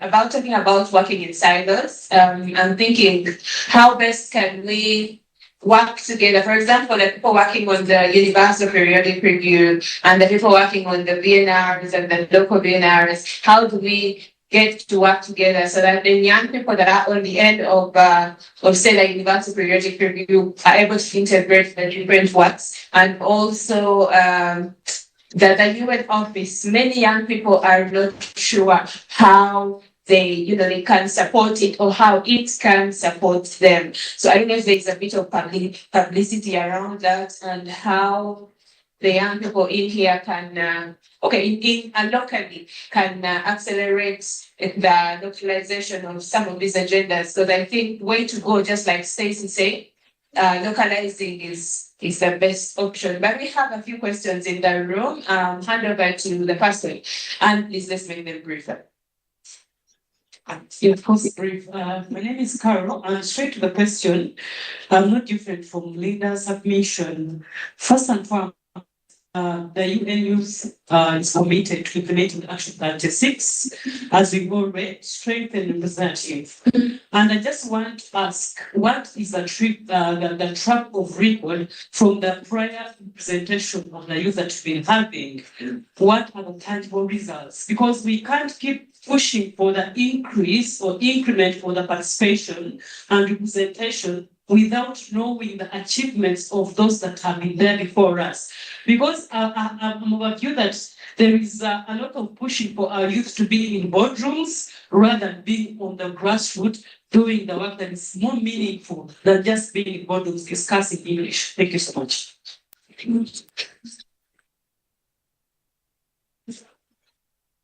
Thank you so much. Okay. Another question here, please. Sure. Yes, thank you so much. Thanks, Kapon, for the presentation. I remember meeting you at the UNIT Summit in Tanzania last year. My question is, one, we need to take a look at the contextual analysis on how youth have been performing and to see if we really deserve, and also look at the decisions and the aspirations of the young people in Africa and see how they speak into the reforms at the UN. Then the other one is, how do we factor in these reforms at the UN, and what opportunities do we have as young people moving forward? Because, I mean, if they're coming up with reforms and a number of structural adjustments, so what are the opportunities that are lying around us? And then I've seen the demands from the African Union to be on the Security Council and everything like that. But as I speak now, some countries don't even have peace policies where young people contribute. Like in Uganda, we don't have a peace policy. I think in Kenya, it's something that they are trying to look out for. Much as we have the National Action Plan and other things, but you find that most of the UN kind of conversations are not domesticated here. So you delegates and people who have been interacting with the UN structure, how best can we, rely on these opportunities and see how we can have a localized agenda towards UN reforms in our countries? Thank you. Thank you so much. And the very, very last one. Thank you so much, Linda. These are really very interesting conversations. Now, members here and those watching us, all those that we're interacting with online, we all know that this year Uganda hosted the 11th session of the African Regional Forum on Sustainable Development. I happened to have participated in that event, and I want to share my experience regarding youth and organizing. And why? For me, I think that yes, we are discussing this at the UN Youth Office level, but we still have a lot of work to do from our national levels and then the regional levels. We realized that they was really leaning to integrating both agendas 2030 and 2053. So now this brought together youth that are implementing different frameworks. And when I say different frameworks, that is actually by geographically, because you find now like youth in West Africa are organizing in a different way, youth in East Africa are organizing in a different way. And we came up with a position paper, which of course had recommendations that were suggesting something like this that we are discussing, having us to organize at that level. But the question was, how are we going to organize at that global level when even regionally we are not well organized? We are not coordinated very well. And, we had to have these discussions in reality. We have the Kampala Declaration. We also developed a youth action plan under that had key recommendations that could help us in realizing youth organizing from national level to regional level. We have, East Africa, we share at this Agenda 2030 frameworks. But you realize that apart from our thinking now, there are not many institutions that are actually promoting youth organizing or youth integration of these different agendas. And for me, I think that's where it starts from. It should be a bottoms-up approach, not an up to bottoms approach, because then I don't think we shall yield so much. Thank you, Linda. Thank you so much. Over to you, Kapwani. Thank you so much. Wow. The plenary discussion is going to be amazing because these inputs, it's very relevant. I totally agree. I think I'm going to start with Kenya. I totally agree with what the speakers had mentioned, especially around priorities. One of the speakers was talking about why are we pushing for permanent seats in the Security Council when there are other things that we can, we need to work on as a region and also individual countries, which also goes back to what the last speaker from Uganda was saying. It is true that I think sometimes we look at the UN as though it's like an NGO, I think, like with just the name, forgetting what it's composed of and why it was created and who is involved in it. And that goes back to member states involved in it. So then again, as the last speaker from Uganda had mentioned, it's very true that it needs to come back to individual nations to see what are they doing for themselves and then able to contribute in an international space like that as well. So I feel like this is something that needs to be revisited. So yeah, I totally agree with what are our priorities? What are we looking at when looking at this reform? Not just as an African region, but even individual countries, and it begins with the member states.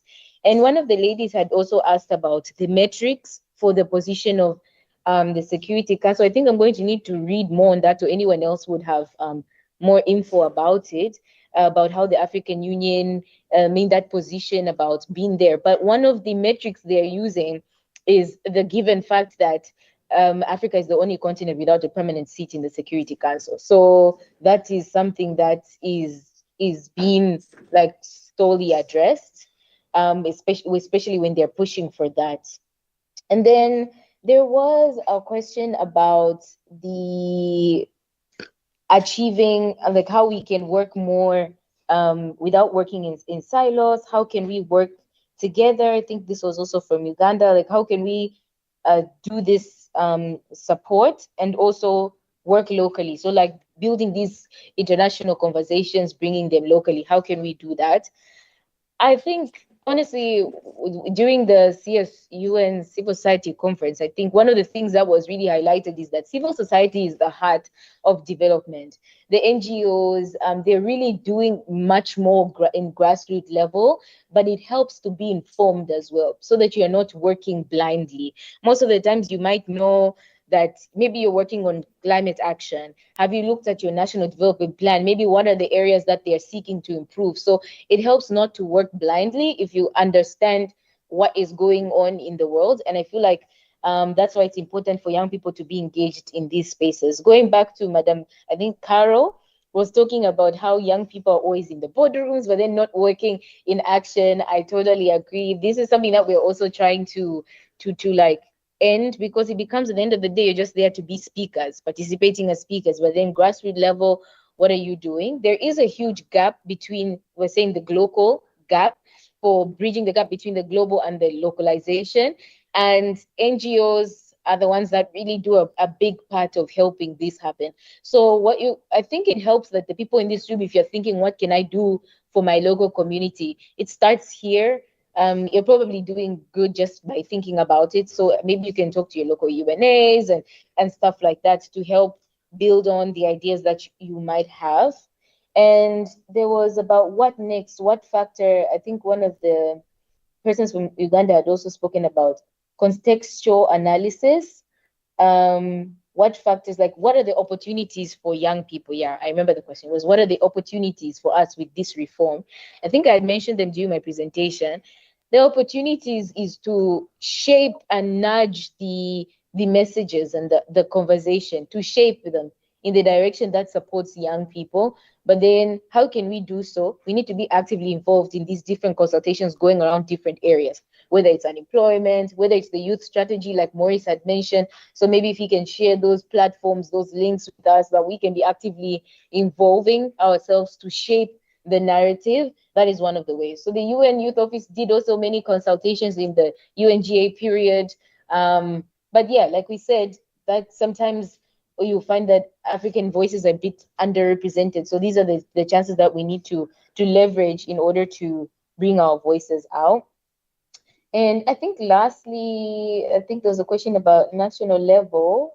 Yeah, I think I did catch up on everything, but just the end, one of the things I'm really working towards on is behavioral science. It starts with people, all the issues that you see going on. It starts with the person choosing to do what they're doing. So as a I think what I can say with these reforms, we really need to, as all the speakers have been saying, push forward for regional collaboration first as Africa and our positions in the reform, be strong on it, analyze our priorities. I shared a bit of the demands that they're pushing for, especially on resourcing, financing. I totally agree that it was a wake-up call for many countries that we are capable of, pushing forward for ourselves after all these budget cuts. We woke up to seeing what can we do. So I wouldn't necessarily say, one of the speakers was like, oh, the world is moving away multilateral collaborations. In my personal opinion, I feel like it's very much relevant to have these multilateral collaborations. The system is the problem. So I think this is why reforms are very much relevant for us to build systems that are favorable and fair for everyone without having others benefit more than others. And thank you so much for listening. I can't wait for the discussions. There were very many other points that I would like to address, but because of time, I give it back to Judith. Thank you. Someone told me we shouldn't clap because it's the young people in the room. Yeah. So she clocked it. Clock it. Oh, clock it. Okanda, can you say clock it? Just kidding, wherever he is. Yeah, so thank you very much, Kapani, for that insightful discussion and presentation that you just shared. And I do not want to kill the vibe. I already see we've started plenary discussion before we started it. So we'll just go on with it. And it's now 11:52. Tanzania had not asked the questions. It was just Kenya and Uganda. But what we're going to do is give 10 minutes of plenary to hear from each one of us. Like 10 minutes Tanzania, 10 minutes Kenya, 10 minutes Uganda, and 5 minutes for the people that are writing their contribution on the chat box. So we will need to hear reflection on the whole discussions that is going on the reforms, but really in what ways the UN reforms create more space for youth participation in global decision making? Because I understand we're just representatives. We're just you can hear I'm working on SDGs, I'm working on climate and whatnot. But I believe after this discussion, we need to let other young people understand what are these UN reforms. And again, as we're advocating outside, we need to know what are we advocating for and how should we be part of the implementation. So we're going to have 10 minutes each. And after the plenary discussion, and please let's stick to the 10 minutes so that we can shift to the next session, which is a bit of a reflection of Sustainable Development Goals implementation. Now 10 years, what's going on? And it's just 5 years to the end of implementation. And that Yannick or Pilar will do it for us. And yeah, we'll be after that we'll have another reflection country-wise. We'll go offline. Each country will have this offline discussion, and then we'll resume later for to hear what you guys discussed and to share and learn experiences from each other. And then after that, we'll close this session. So without further ado, the plenary will start in Tanzania now, and then we'll go over to UNA Uganda. So kindly, while these discussions are going on, please let's all be attentive to hear what are the reflections from the young people from different countries, and then let's learn. It's now the time to learn from each other, see what perspectives do we have. Are we all looking at the same thing, or do we have different perspective? And then let's juggle the discussion around that. So UNA Team Tanzania, it's our time. Let's hear now from you guys. What now do you really think about the UN reforms interlinked with the young people? And do they really create more space for the young people to be part of global decision-making process? What are your thoughts? So 10 minutes. Who will be my timekeeper? Could you? Yeah, please. 10 minutes. We're starting with Abdul. Oh, yeah. Okay, sure. You can start. Okay. In my perspective, I think that young people are still lagging behind in inflation to the UN reforms. Kapwani spoke about involvement of young people in the UN reforms, but I see young people are just being involved, like to contribute information, but they're not involved, for example, to make decisions or to co-create or to discuss the reforms that are being made by the UN. And also, a lot of young people still don't have education about the SDGs, the Sustainable Development Goals, and there are few of them. Even the young people who are still leading the private organizations are very few. There are many emerging right now, but still they don't have that education. You can meet someone and tell them about Sustainable Development Goals like SDG 1 and 2, 3, and somebody asks you, what is that? They don't understand anything. So I think education on the Sustainable Development Goals has to be provided. For example, it can reach to a lot of young people through institutions like universities, private sectors where young people are working. But also, when I spoke on the inclusion of young people to the UN reforms, I wanted to know the specific opportunities that have been set for young people, not just speaking like we want to include young people in the UN reforms, but we don't know the specific contribution that young people will be placed in this space for them to contribute, to be able to contribute on the UN reforms. And another thing, I'll go far beyond from young people only. We have, there are countries that are not part of the UN reforms membership, I can say that. So what is the UN doing to make sure that these countries are being members of the UN? Because I believe this country mostly are the countries which are the least developing countries and some small states, most especially countries from Africa. We have seen that in one of the reforms that are being done is to involve at least the African continent to have 2 permanent seats in the Security Council. So what is the UN doing to make sure that the African countries or some of the African countries are being part of the UN reforms, but also what is the timeline that the UN has set to make sure that reaching up to this time, we'll have some of the countries that will be part of the UN reforms, not just saying that we want to include African countries in the UN Security Council, but we don't have the timeline. We'll keep on pushing the same agenda, we don't have the timeline. So those were my perspectives on the UN reform. Thank you very much. I think the answers we'll find the answers within the discussion as we go. Welcome, Abdul. Can they shift to your camera to yourself? Your camera to yourself. Sorry, just a minute. Sorry.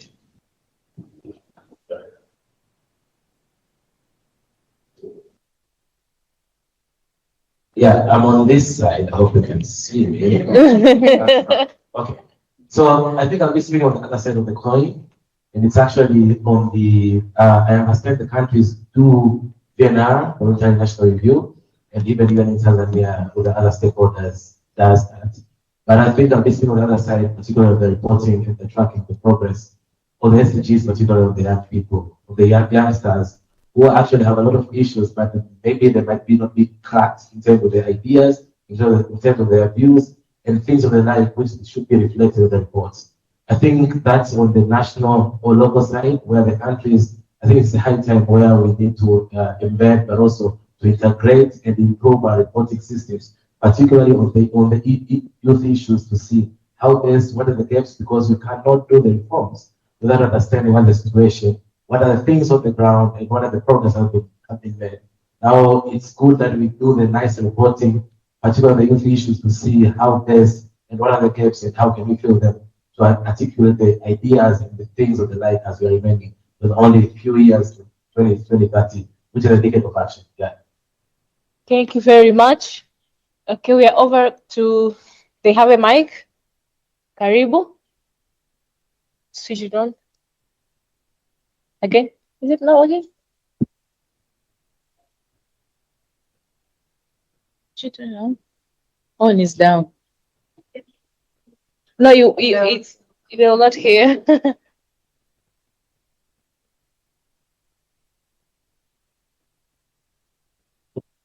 Thank you. My name is Diane, and I'm joining from Tanzania, representing youth.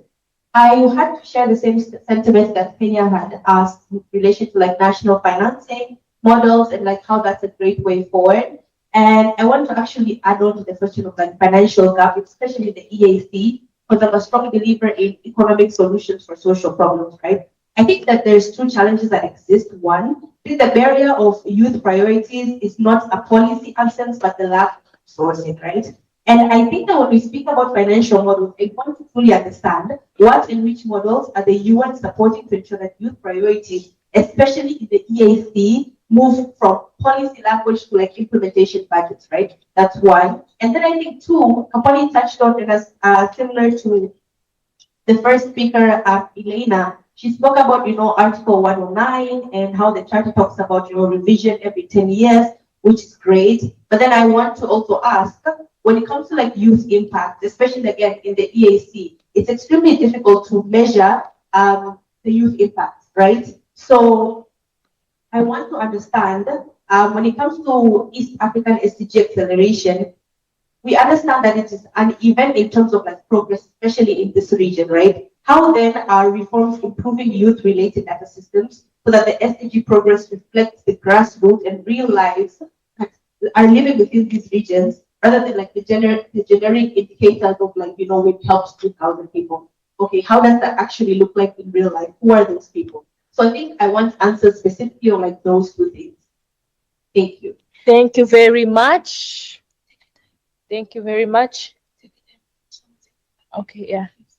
Do we have any other contribution reflection from the floor?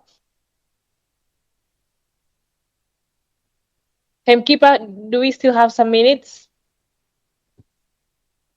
2 minutes? Do we have anyone else contributing to something? Yes, welcome. Good afternoon, everybody. My name is Kelvin Makonga.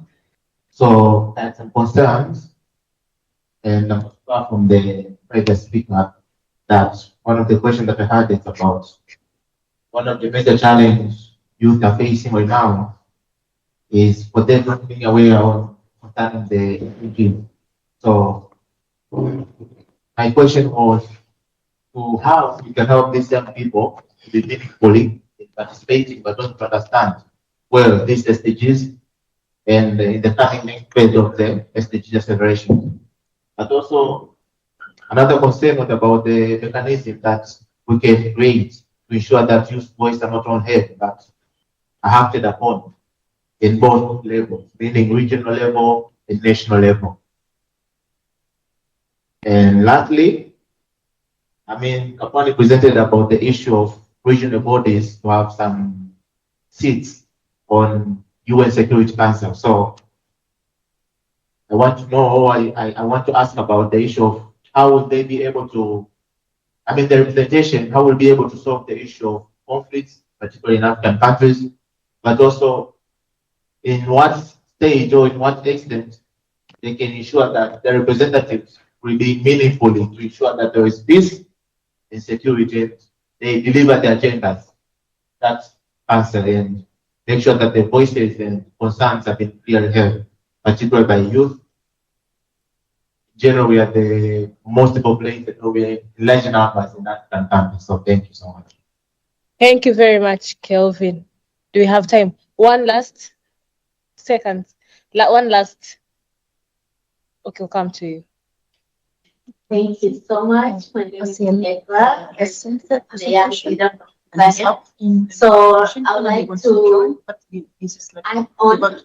saying that us as young people, it's time that we stop needing validation for the back. When Kapani was presenting, she mentioned about us getting into the ground level and start solving the problems or the challenges that we have then at the local levels, and it's a proof that we cannot leave some sort of responsibilities only to some institutions, let's say the government and whatnot. NGOs or civil society organizations have the largest contribution into making the meaningful impact that we need in our communities.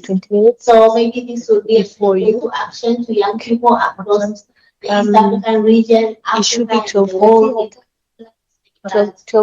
What we need right now is investment, integration, and we do not need validation. So we do not need validation, but we need accuracy. Like when you want to solve a particular problem, you have to know like what are the challenges and what will be the meaningful solutions you can provide. That's why we need to know the data, we need to have the details, and you cannot be here. Let's say, for instance, I'm in Tanzania, and I'm not even able to solve what is happening in my country. But then I want to get involved in AU mission. I want to get involved in United Nations. Like, what makes me think that I can like operate globally in a better scale if I cannot even focus on what is happening in my nation? So one more thing I want to say that young people, we need meaningful representation, and we like that is not like a charity. Most of us young people, we have been exposed into boardrooms, policy roundtables, and what do? We deliver maybe opening speech, or we do the keynote closing. Like, you know, it's like we're just there for there is this common phrase, the photo opportunity. So let's not be comfortable with that, because if we are trying to understand where we are at, where we came from, and where we are heading, we realize that we are the future. And if we are the future, it means we are building it now. So, dear young people, let's start acting like we own the future and we are the future. So we are the co-creators and not just the photo of opportunity. And one more thing, I would like to ask a question. I think since we are having the East Africa integration right now, I would like to know what are the what do we call them, the BNR, like for each and every country about their like youth inclusion at large. Let's say for Tanzania, we have a new ministry formed just for youth development. So I would like to know more about like the regional integration, what other countries are doing, and how can young people collaborate across the region or across Africa to accelerate the SDGs. Because yeah, I think that is what we need right now. Thank you. Thank you very much. I'll come back to you. It's the matter of time. Thank you very much all for your contributions. And we have been noting the questions, and particularly yours about UNR and SDGs. I think we're going to have a later session about SDGs progression, and we can have the answer for that. But as of now, I'm shifting the mic over to UNA Uganda for 10 minutes only to just hear your reflections on the youth and UN reforms. And I'm just informed we were supposed to have Aziel from Wafuna earlier today, but he was not able to make it on time. But he will be joining us right after this plenary discussion before Yeni comes in with the SDGs presentation. So yeah, maybe we can have more answers when Aziel joins us. But as of now, Linda, over to you, Team Uganda, for the reflections. Karibuni sana.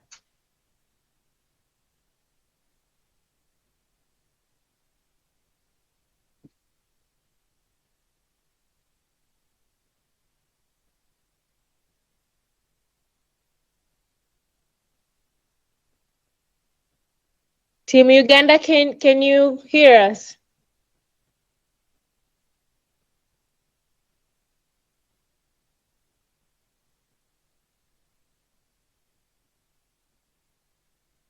Hello, Linda? Or maybe as we wait, we can start with the team from Kenya.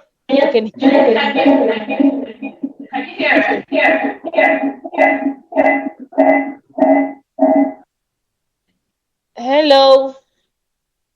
We can't hear you audibly. Or if you're still setting, we can start with Kenya and then come back to you, Linda, if that's okay, as you are still setting things up. Let's hear from the Kenyans 10 minutes from now. But Linda is rioting. I don't know what is wrong, and we cannot hear her. Sorry, Linda. We will take the opportunity.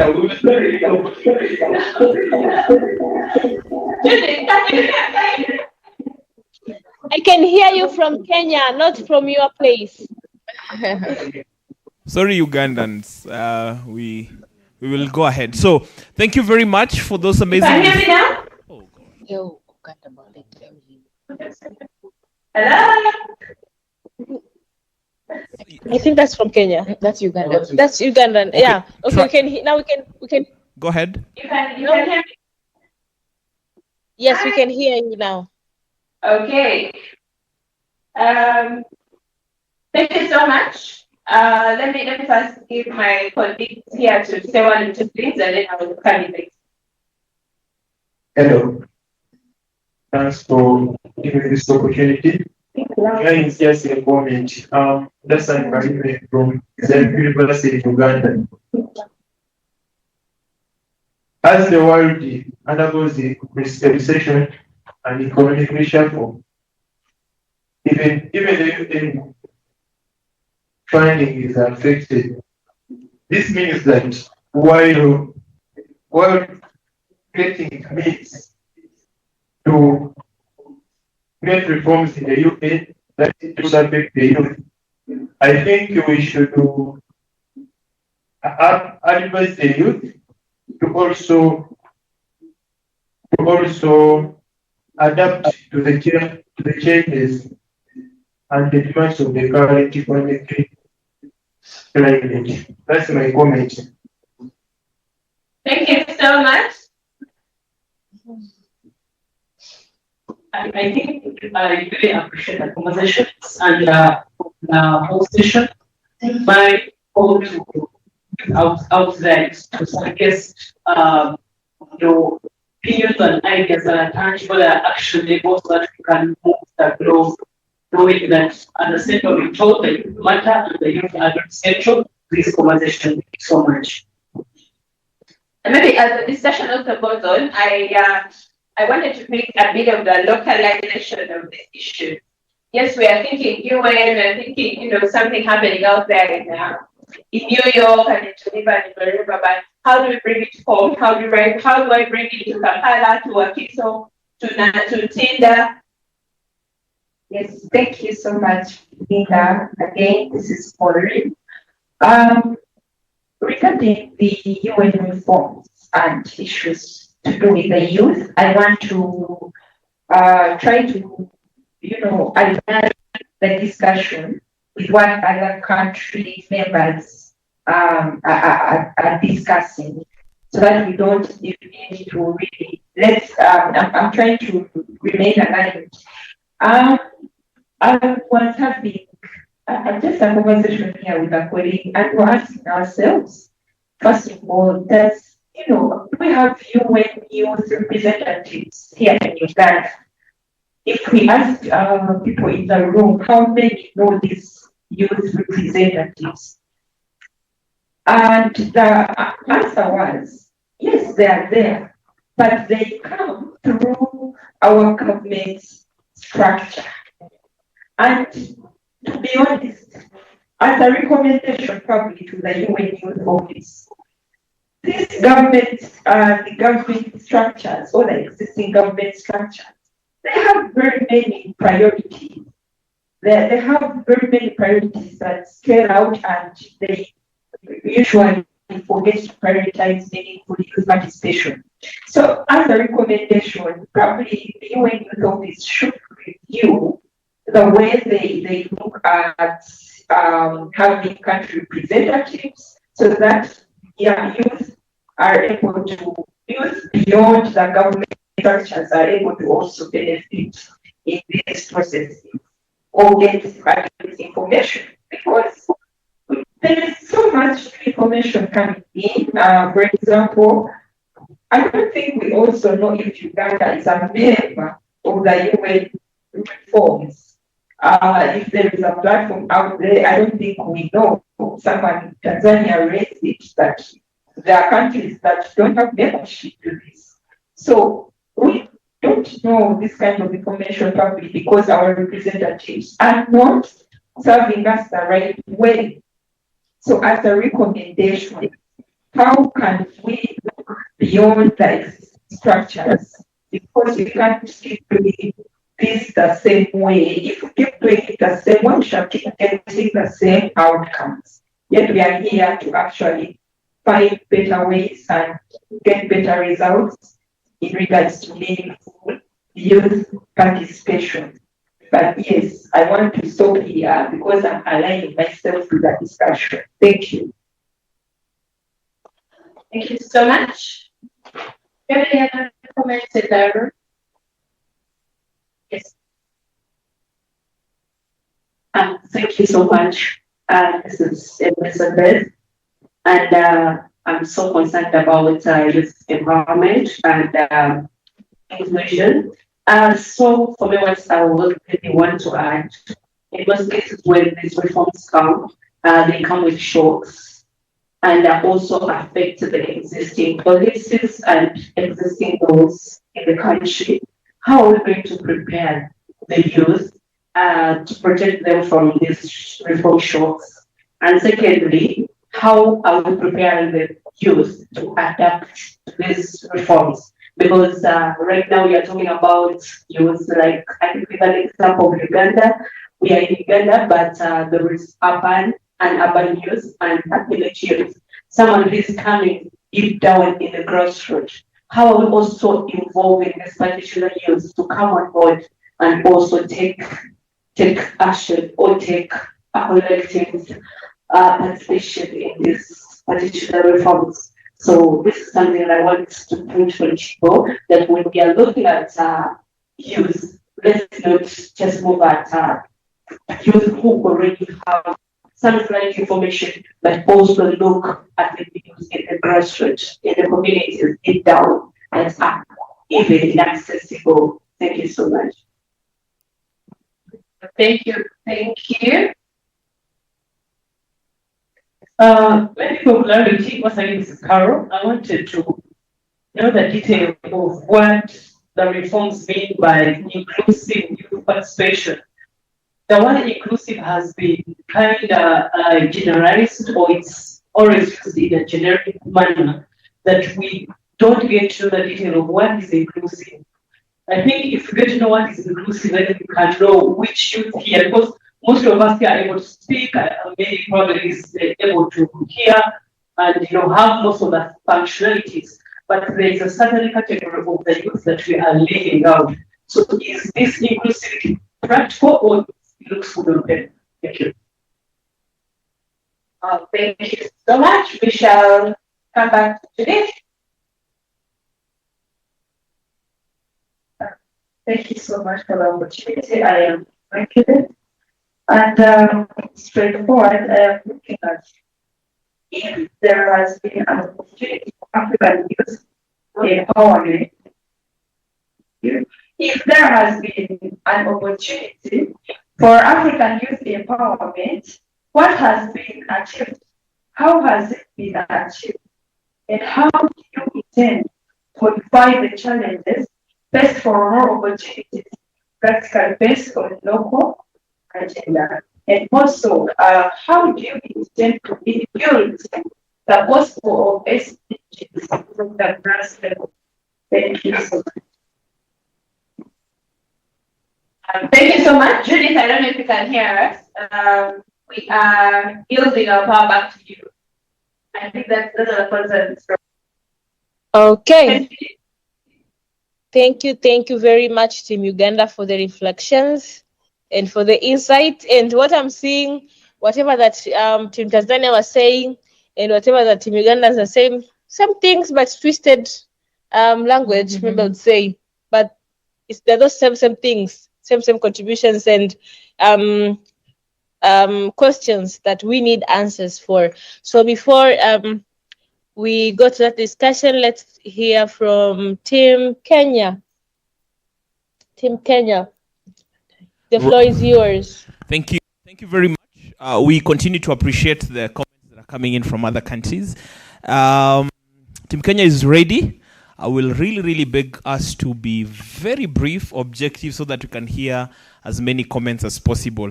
So we're going to run the show up to 12:30. All right, let's start. Okanda, you've said to be brief and you've given me the mic. You're in trouble. Okay. I'm going to talk about 3 key things that I've seen or I've read from the UN reform agenda that affect us as Kenyans. And I think it's very important to discuss them. So I'll start with the most obvious one. We all know that the UN is building a presence here in Kenya, true or false? And in their management, one of the reforms was on management, right? And they were talking about they want their management to be country focused, to talk more or to act more on what the countries need, right? But we also need to find out if this is something that they are very keen on, which measures have they put in place that when their staff are here, what percentage of them are locally sourced and what percentage are expatriates? That is something that they need to disclose, because you can't start and you can't put a base in a country and say that one of your reforms is to be country focused and 90% of your staff does not interact directly with people in that country or their lived realities. So I am very curious to know what the percentage of professional workforce is sourced from Kenyans, and Kenyans who are locally based, not Kenyans who lived abroad for 50 years and then are now talking to us in languages we don't understand. Anyway, the next one, we all are aware about the levels of human rights violations that are coming up with artificial intelligence. I think we all, I don't know if you guys are into pop culture, but Juicy, there was a, oh, not Juicy, the other day. The other day, there was a case in court for Megan Thee Stallion. I don't know if you know Megan Thee Stallion, but there was a case in court for her. She was suing someone a lady called Milagra, whoever, and she was suing them because the lady made an AI-generated video of her that was extremely explicit and marketed it as if it was real. So we know that there is going to be a very high rise in human rights violations that come from artificial intelligence. And not just that, we also know that artificial intelligence is it is more than what we see on our phones. It is more than what we interact with online. It spills over into land use. It spills over into climate. I am very curious to know what thoughts they have or what measures they have in place when they're talking about data, AI and data governance. What are they going to do about these data centers? Because they're saying they are also going to be using AI. I don't know if you guys saw that. They're also going to be using AI in their implementations and all that. So I'm very curious to know what are their thoughts, because we're in a climate emergency. So we know AI is actively destroying the planet. And because one of the other reforms is to anticipate conflict and war and mediate before it breaks out, AI is, we can all foresee it. Anyone in the climate space, anyone even in human rights and land spaces can foresee a conflict incoming of AI and the people competing for resources. In a country like Africa, we already don't have enough water. We already are struggling with land. And what I would want them to go in and explain to us what measures they think should be put in place or they would recommend when that conflict arises, and how they anticipate it would be solved. Last one. So they've also talked about how this is still on the reform on stronger mediation and diplomacy instead of reacting when war begins. This is under the peace and security reforms. So we are talking about, and also having the African seats. We're talking about having the African seat and, anticipating all these conflicts. One of the issues that we have in a country like ours, I'll just give an example. We know we have a current issue that has been discussed very widely on the wildebeest migration, and the government has asserted that the wildebeests are fine, they are okay, they are migrating as they should, and KWS has said Kenyans are hallucinating and wildebeests die every day. This is nothing new. There is nothing the camp is obstructing, right? So we are aware that there are instances like this where the voices of indigenous people, like the lawyer who is contesting against this case, right? The voice of that indigenous lawyer and the voice of the animals, rather, are not, as Stacey says, they're not considered more than the voice of the government. So in these instances, how does UN navigate that? Because they're saying they want to anticipate these conflicts. Those are some of the conflicts that arise, the land conflicts, the conflicts we have in nature. How are they going to mediate such when the government's voice is still, when our government's voices are still louder than the voices of indigenous people that have inhabited these lands that we live in long before even the governments took shape? So those are my discussion points. It's a very short point. I think when we are trying, the topic of today is to discuss the role of youth in SDG implementations aligned to UN reforms. I think it's important to note that we don't work together, but we are speaking about the same thing. We agree that we need to have accountability and we need to be the voice, but I don't work with her and I don't work with him and I think for Kenya, and I'll even speak regionally for Tanzania and Uganda, when UN staff members, when immigrants move to your countries, they adapt to your mode of culture. For Kenya, some of these UN staff members used to do this to work. They have M-Pesa. They know how to go to the local markets to find fruits and vegetables. Adaptability shouldn't just stop at our culture. Adaptability should go even towards how they engage with us. They need to find a working youth ecosystem that we work together with each other. You get what I mean? So that instead of us fighting for a ticket into the room, they come and they ask, we have these projects and we need you youth in this ecosystem of agriculture, in this ecosystem of AI to implement it to us and help us monitor and evaluate it. But because we're not, they can come and pick one, make it an example. Then when we are invited to the forum, we all want to be that person. So people are all complaining about corruption in government and even our own corruptive, how we think. Ni yangu, I want to be the one. So I think there needs to be a working youth ecosystem. And I think that's why also at SG Kenya, we work with many CSOs. And they must work with each other. So that when people come here, we're not fighting. I find it so bad that we are fighting for a ticket and a voice. And decision making is being moved to the region of East Africa. Meaning decisions are being made here for the world. And we are busy fighting about a ticket. I don't know. Wait, sorry. One last thing. It's on clip. 5 seconds, please. 5 seconds. Okay. Okay. Thank you. I wanted to talk about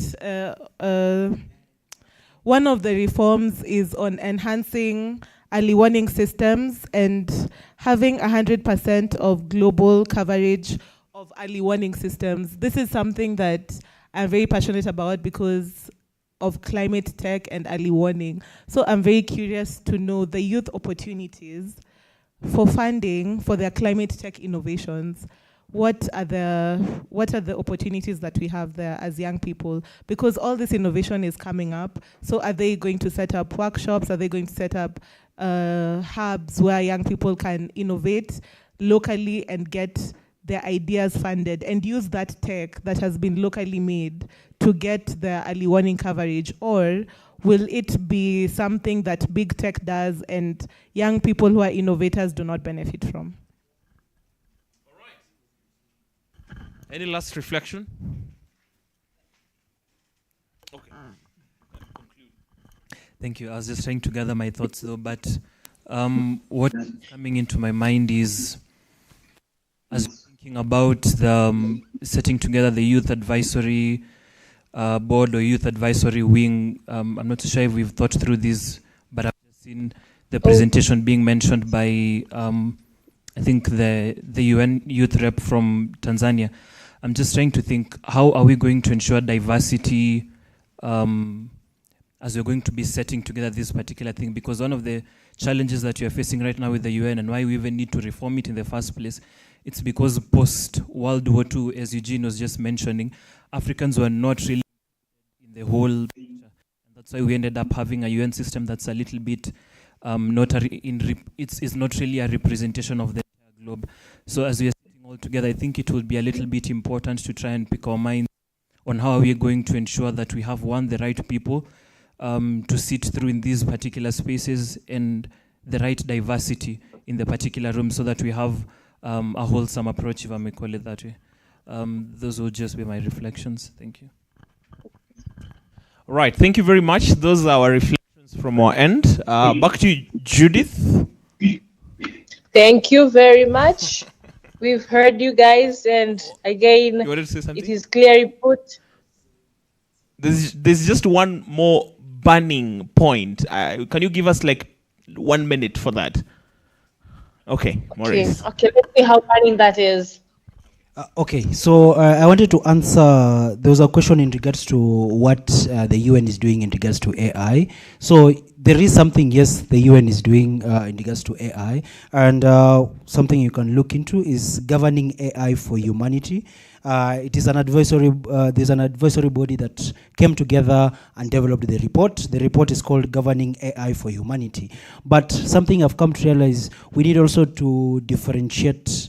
UN develops resolutions. However, it is also not mandated to implement those particular things. Those remain to states and governments to implement these particular resolutions. So you find structures or infrastructures like how will AI be particularly be governed. These will only particularly stem from individual countries, where now countries are the ones to sit down and develop these particular regulations. However, they need to align with the definitely human rights principles, the UN, also make sure that representation is also co-focused on in regards to implementation of AI. That's why during the Digital Compact, they requested states to be the ones to identify which are the specific gaps in regards to technological development. Other countries want to adopt AI, other countries still do not have the infrastructure to even start having discussions around AI. Then lastly, something I wanted to discuss was something that has been coming up is, okay, there's reforms at the UN Youth Office and so on and so forth. And my question was, even before we reach the UN Youth Office, we have the African Union Youth Envoy, whom is the core office, especially in regards to youth issues that are sent to the African Union. Then the African Union accumulates all these recommendations, then it sends it to the United Nations. So as much as even if we jump and we go to the UN Youth Office, there is protocols in regards to systems and implementations and how they're engaging. And some of the things that I was thinking of, why don't we have a discussion around reforming that particular office, where instead of one person representing the whole continent in regards to youth, why don't we devolve it into regional offices where we have the East African community, we have the SADC, we have the West African, the Central, then they have something like a board that now gets information and issues specifically that are in context of those particular regions, then they're sent to that particular office, which also makes it easier for us to do monitoring and evaluation. Because I will know Okanda is our representative of the African Union for the East African community issues. So if you're talking about Sudan and South Sudan in issues to do with peace and security, we will go to Okanda. If I'm going to look for the youth envoy, it's going to be a little bit very difficult for me, particularly to get them. So for me, why don't we start with that, make it very strong, make it very strategic, and have an implementation structure, so that now when we are discussing with the UN Youth Office, tell them, no, for us we already have our own particular structures. Whatever we need to cover is this particular resolution has to pass, so that now we can hold governments to account. Thank you. All right, thank you very much. Those are really, really amazing reflections. We want to appreciate you, Judith, for being gracious and giving us some more time. And indeed, I hope after this day, we are going to come up with some key next steps that are coming from this discussion. Thank you very much. Back to you, Judith. Thank you very much. It was worth the minute that you added because the insight was really insightful. Thank you very much, Team Kenya, for all the contribution, especially the last one. Please allow me to read some of the questions that are in our chat box. That one was from Uganda. There is asking, why is Africa being represented as one entity yet has over 50 countries, each representing independently at the UNGA? Again, another question is, the reforms aims to make the UN more effective, but the financial squeeze raises concerns about the UN's ability to implement these changes. How is the UN going to balance its reform efforts with financial realities? We also have another question. Ugandans have written for us so many questions, and please, I'm admitting Aziel as I'm speaking right now. He is is here with us. Yeah, I just admitted Aziel. Welcome, Aziel. Hello, very nice to see everyone. Is the connection working? Yes, it is working very much well, and we can hear you. And we're just in time with questions, and we're waiting for you to come in and hear more about what you prepared for us on the UN reforms global UN reforms in relation to how they can impact the young people. So I was just reading some of the questions, but I can let you introduce yourself and tell us a bit more about what you've prepared for us, and then we can continue. Absolutely. Just to make sure I understand, we have about 20 minutes, so I will do a very, very quick introduction, so then we can go to the questions directly. Is that correct? Sure. Yes, that's correct, right? You don't want me to speak too long. It's better to go to the questions. Okay, we would love some a bit of a brief of what you've prepared for us, and then we could go to the questions. How much time do we have in total? We have about 20 minutes. Understood. Yeah. All right. So, hello everyone. I will try to do very brief. Let's say a 7 minutes introduction or something like this, so that then we can go to questions. I also have some of the questions you asked this morning, but let me say a few things. First of all, I'm very sorry because there was a problem this morning with the initial message I had sent, but I'm glad that we can do it now. My name is Aziel Gulandris. I am the head of an organization called the World Federation of UN Associations. In a nutshell, exactly like we are a federation of UNAs, and what we do is we promote and we defend the idea, a very simple idea, which is that the United Nations is useful. It should be defended. It should continue. Why? Because it is the only forum where all countries can sit around the table, exactly as you're sitting around the table there, what I see. The idea is that countries have to be able to sit around one single table to resolve their differences with dialogue and compromise. If I wanted to do one phrase, this is the idea. Now, to go a little bit into that from a critical point of view, why? First of all, why are we needed? Because if everybody agreed with what I said, then we are not needed. And that would be great. I would have no job, but the world would be a greater place. So I would choose that anytime. But unfortunately, we are needed, and the other people that defend this idea are needed. So if we are needed, it means that not everyone, to make it very simple, not everyone agrees with what I said.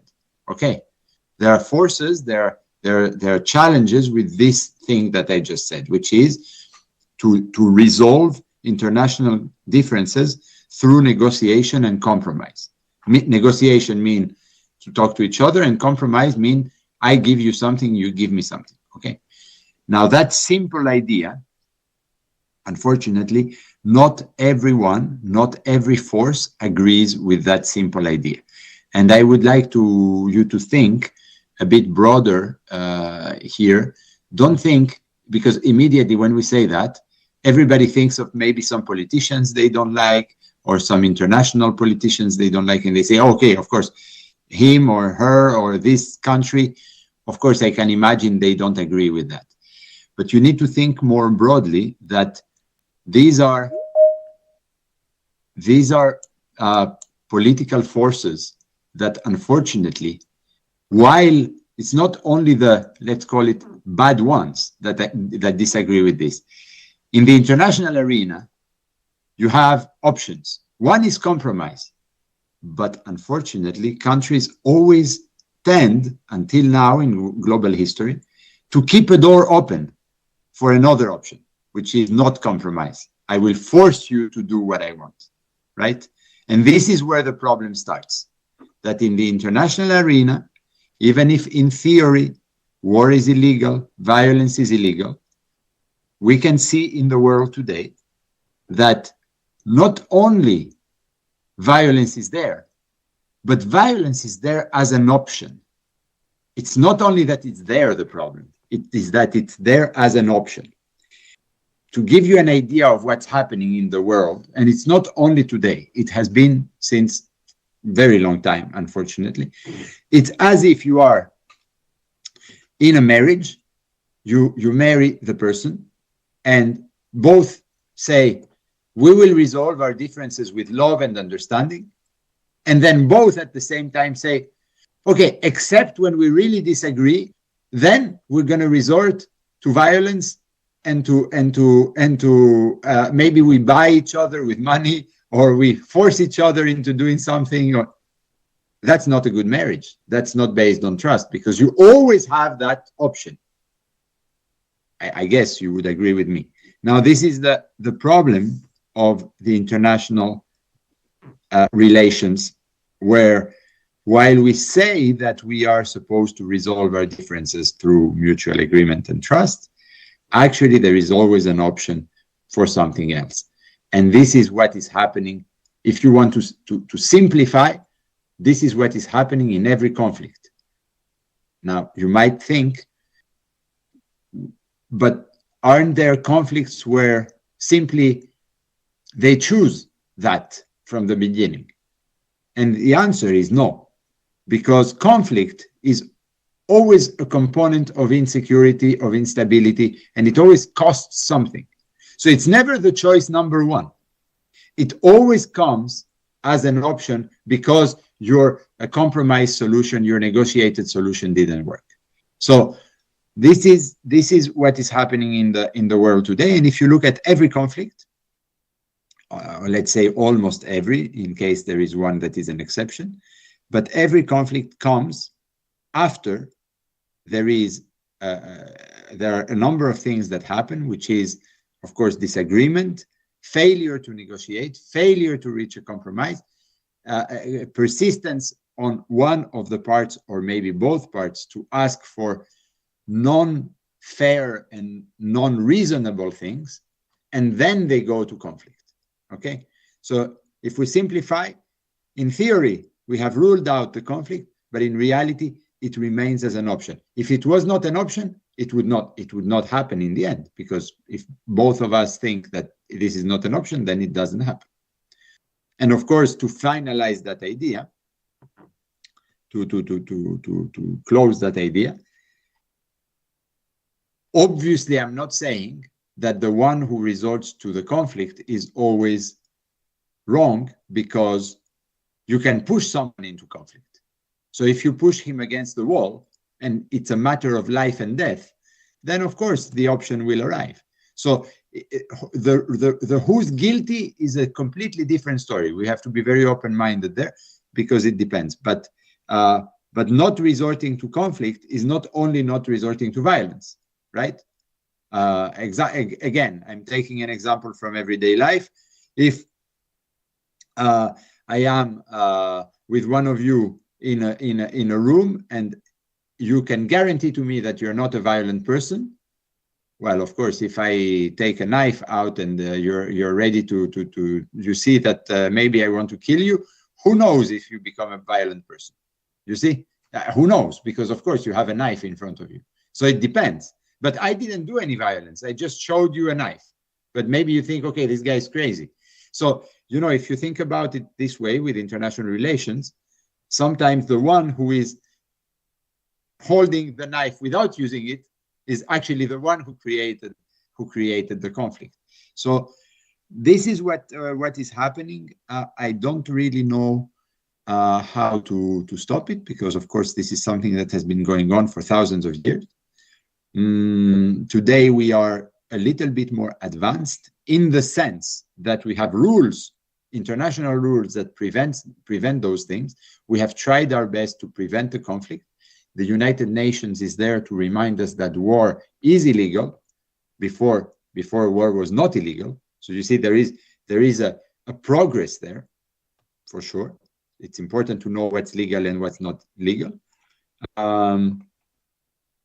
But still, unfortunately, violence seems to be an option. So this is the situation of the world today, and this is what we're trying to always advocate, that we should rule out that option, and we should stick with the United Nations, at least as a forum where all countries speak to each other. Now, if you want to ask questions, you can hit me with anything you want, especially because I failed our first meeting, so you can punish me now with any question, even difficult. I'm joking, of course. There is no punishment.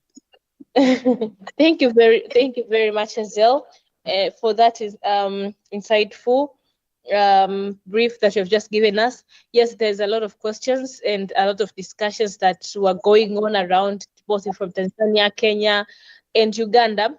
But can I please highlight the major one that was just asked in different forms and versions, and that was, what are the youth opportunities to participate in the reforms? Now we know there are reforms and everything else. We have been discussing about that, but we want to understand clearly and like what are those specific opportunities that young people can participate in the recent reforms?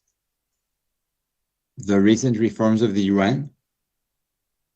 UN80 reforms. Oh, okay. So, so those who know me, they know that I'm not. I mean, when I say the things how I believe them. So, so let me give you the answer here. So, first of all, the UN itself is not really comfortable with the reform. That's how bad the reform is. We're talking about a reform that is very painful for the United Nations. Very painful. For you to understand, more or less, we're talking about 20% of staff cuts this year, 20% of staff cuts next year. Okay, so it's really big to tell an organization, any organization, to lose 40% of its staff in a short period. Second of all, the UN is not doing it in a way that is necessarily very, very organized, not because they can't, but because this came a little bit suddenly, this need for a reform, right? Because the reform of the UN, there are two reforms of the UN. There is a reform, an institutional reform, but the UN80 has a great component of an internal reform. So there, when you hear reform of the UN, you have two reforms here. You have the need for an institutional reform. For example, you must have heard reform the Security Council, reform these kind of things.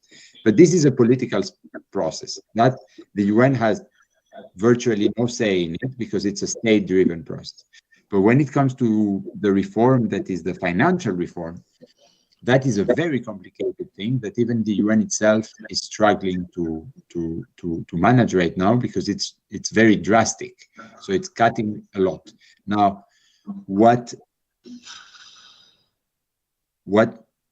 young people can do for this reform, I don't know if it's the good moment to intervene because even states cannot understand what they can do for the reform. It's a very difficult moment for the organization right now. And it's okay to say it. I really don't believe that. I really don't believe the organization is dying. I think it's a bad moment, and I think there are political games. Politics are like this. There are always political games, political transactions around the difficulty that the UN is going through.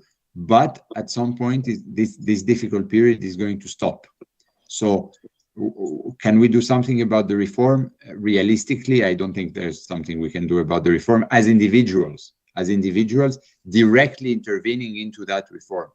But what we can do for sure, and I'm not saying that as a talking point, I really believe that what we can do is that if we believe that the United Nations is, which is what I believe, an imperfect but very, very, very necessary organization to exist, and not only necessary, but also if we don't preserve it, there is almost no chance that we can build a new one, right?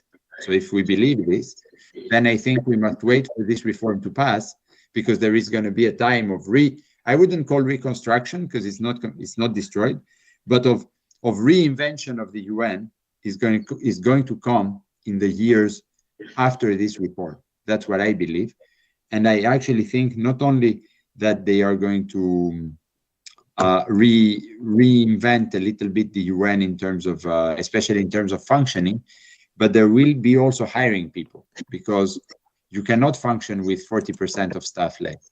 So there will be like I don't want to say rebirth because it's not that bad, but there will be a reboot of the UN. And I think if you are in your early 20s, then it's not while right now it's completely crazy to say that you will work for the UN because they are not even hiring right now. They're actually firing people.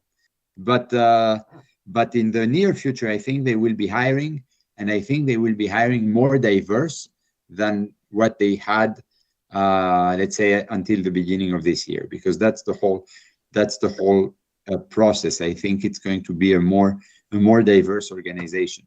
So I think more people will have their voice. This is, I'm not trying to be fakely optimistic. I really think that there is no appetite for us to get rid of the UN altogether.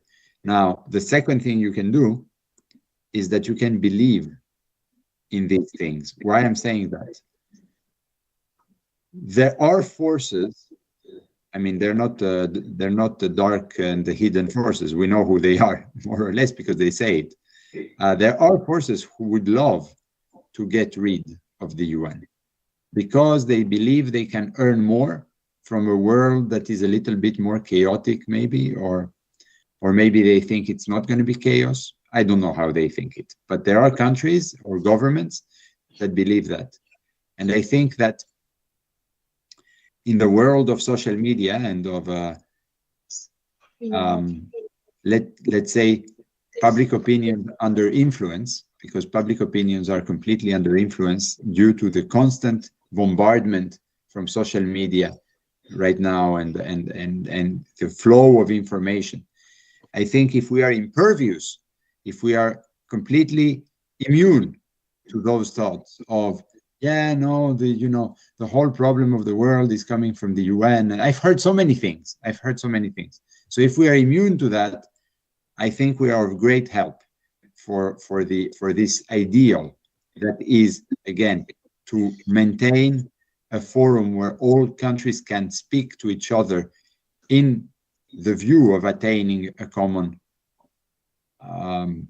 goal and a common understanding, which is something that short term some powers would maybe not want.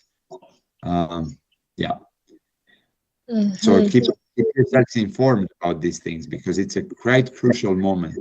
And not only that, but also keep yourself informed, because I do believe that at some point we will be able to maybe enter the process, because they will be hiring again from a very practical point of view, but not now. It's going to be in maybe 1 or 2 years.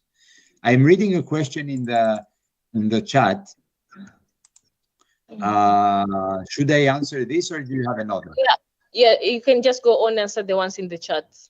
How are the current reforms? That's a question, so that everybody hears it. How are the current UN reforms in governance, rights monitoring, and capacity building can support Uganda in achieving SDG 16? Oh my God, you picked the hardest one. Well,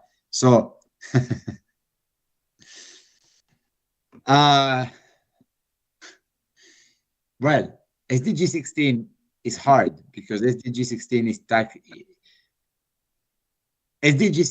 touching directly into the government, right? It's going into the business of the government. Why? Because it talks about institutions, transparency, just society, delivery of justice, accountability, all these kind of things. So SDG 16 is a very nice one, but you have to understand that it taps directly into the core of the politics of a country, right? Because if you want to make SDG 16 advance, what you have to do, I'm not talking, the question was from Uganda, but I'm not talking about Uganda in particular, any country.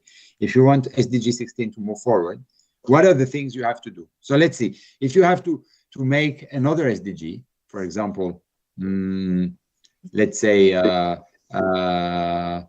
poverty, okay? If you want to, the one. If you want to make that one advance, okay, you must do policies, economic policies to get people out of poverty, improve their livelihoods and all that. It's possible. Many countries do it, and not only democratic ones. Many countries do that. It's just called economic development. You can do it through economic development. The problem is that SDG 16, you cannot do it through economic development. SDG 16 is about how you're managing your justice system, how you're holding your judges accountable, how you are transparent about the institutions, who they hire, who are the people that you hire to actually perform the administrative tasks over the rest of the citizens, how you hold the government accountable for decisions that they take. Because if you want more peaceful, more just, let's say, societies and transparent societies, this is what you have to tackle. The problem is that this is the core of politics, right? So if we are realistic, I would say that if there is one SDG that is more tricky in that regard, it's SDG 16. Now, what you need now, are the UN reforms in governance rights monitoring that you say helping? Yes, of course, they can help, but in a realistic perspective, you must always imagine that who is member of the UN? The government of Uganda. So there is a limit to which, and it's not about Uganda only. I'm from Greece. It can be about Greece. It can be about any country. There is always a limit to which, up to which, you can force a government to do something, or let's say, lure it into doing something when the government is your member. So SDG 16 is, I call it sometimes the political SDG, but it's not because it's political. It's because it has heavy links with the core of the government. So it's a difficult SDG to tackle. Question from Uganda: how are UN reforms, particularly in WHO condition, health emergencies preparedness, addressing the major health challenges faced by Uganda, such as HIV, malaria, maternal mortality, teenage pregnancies? Wow.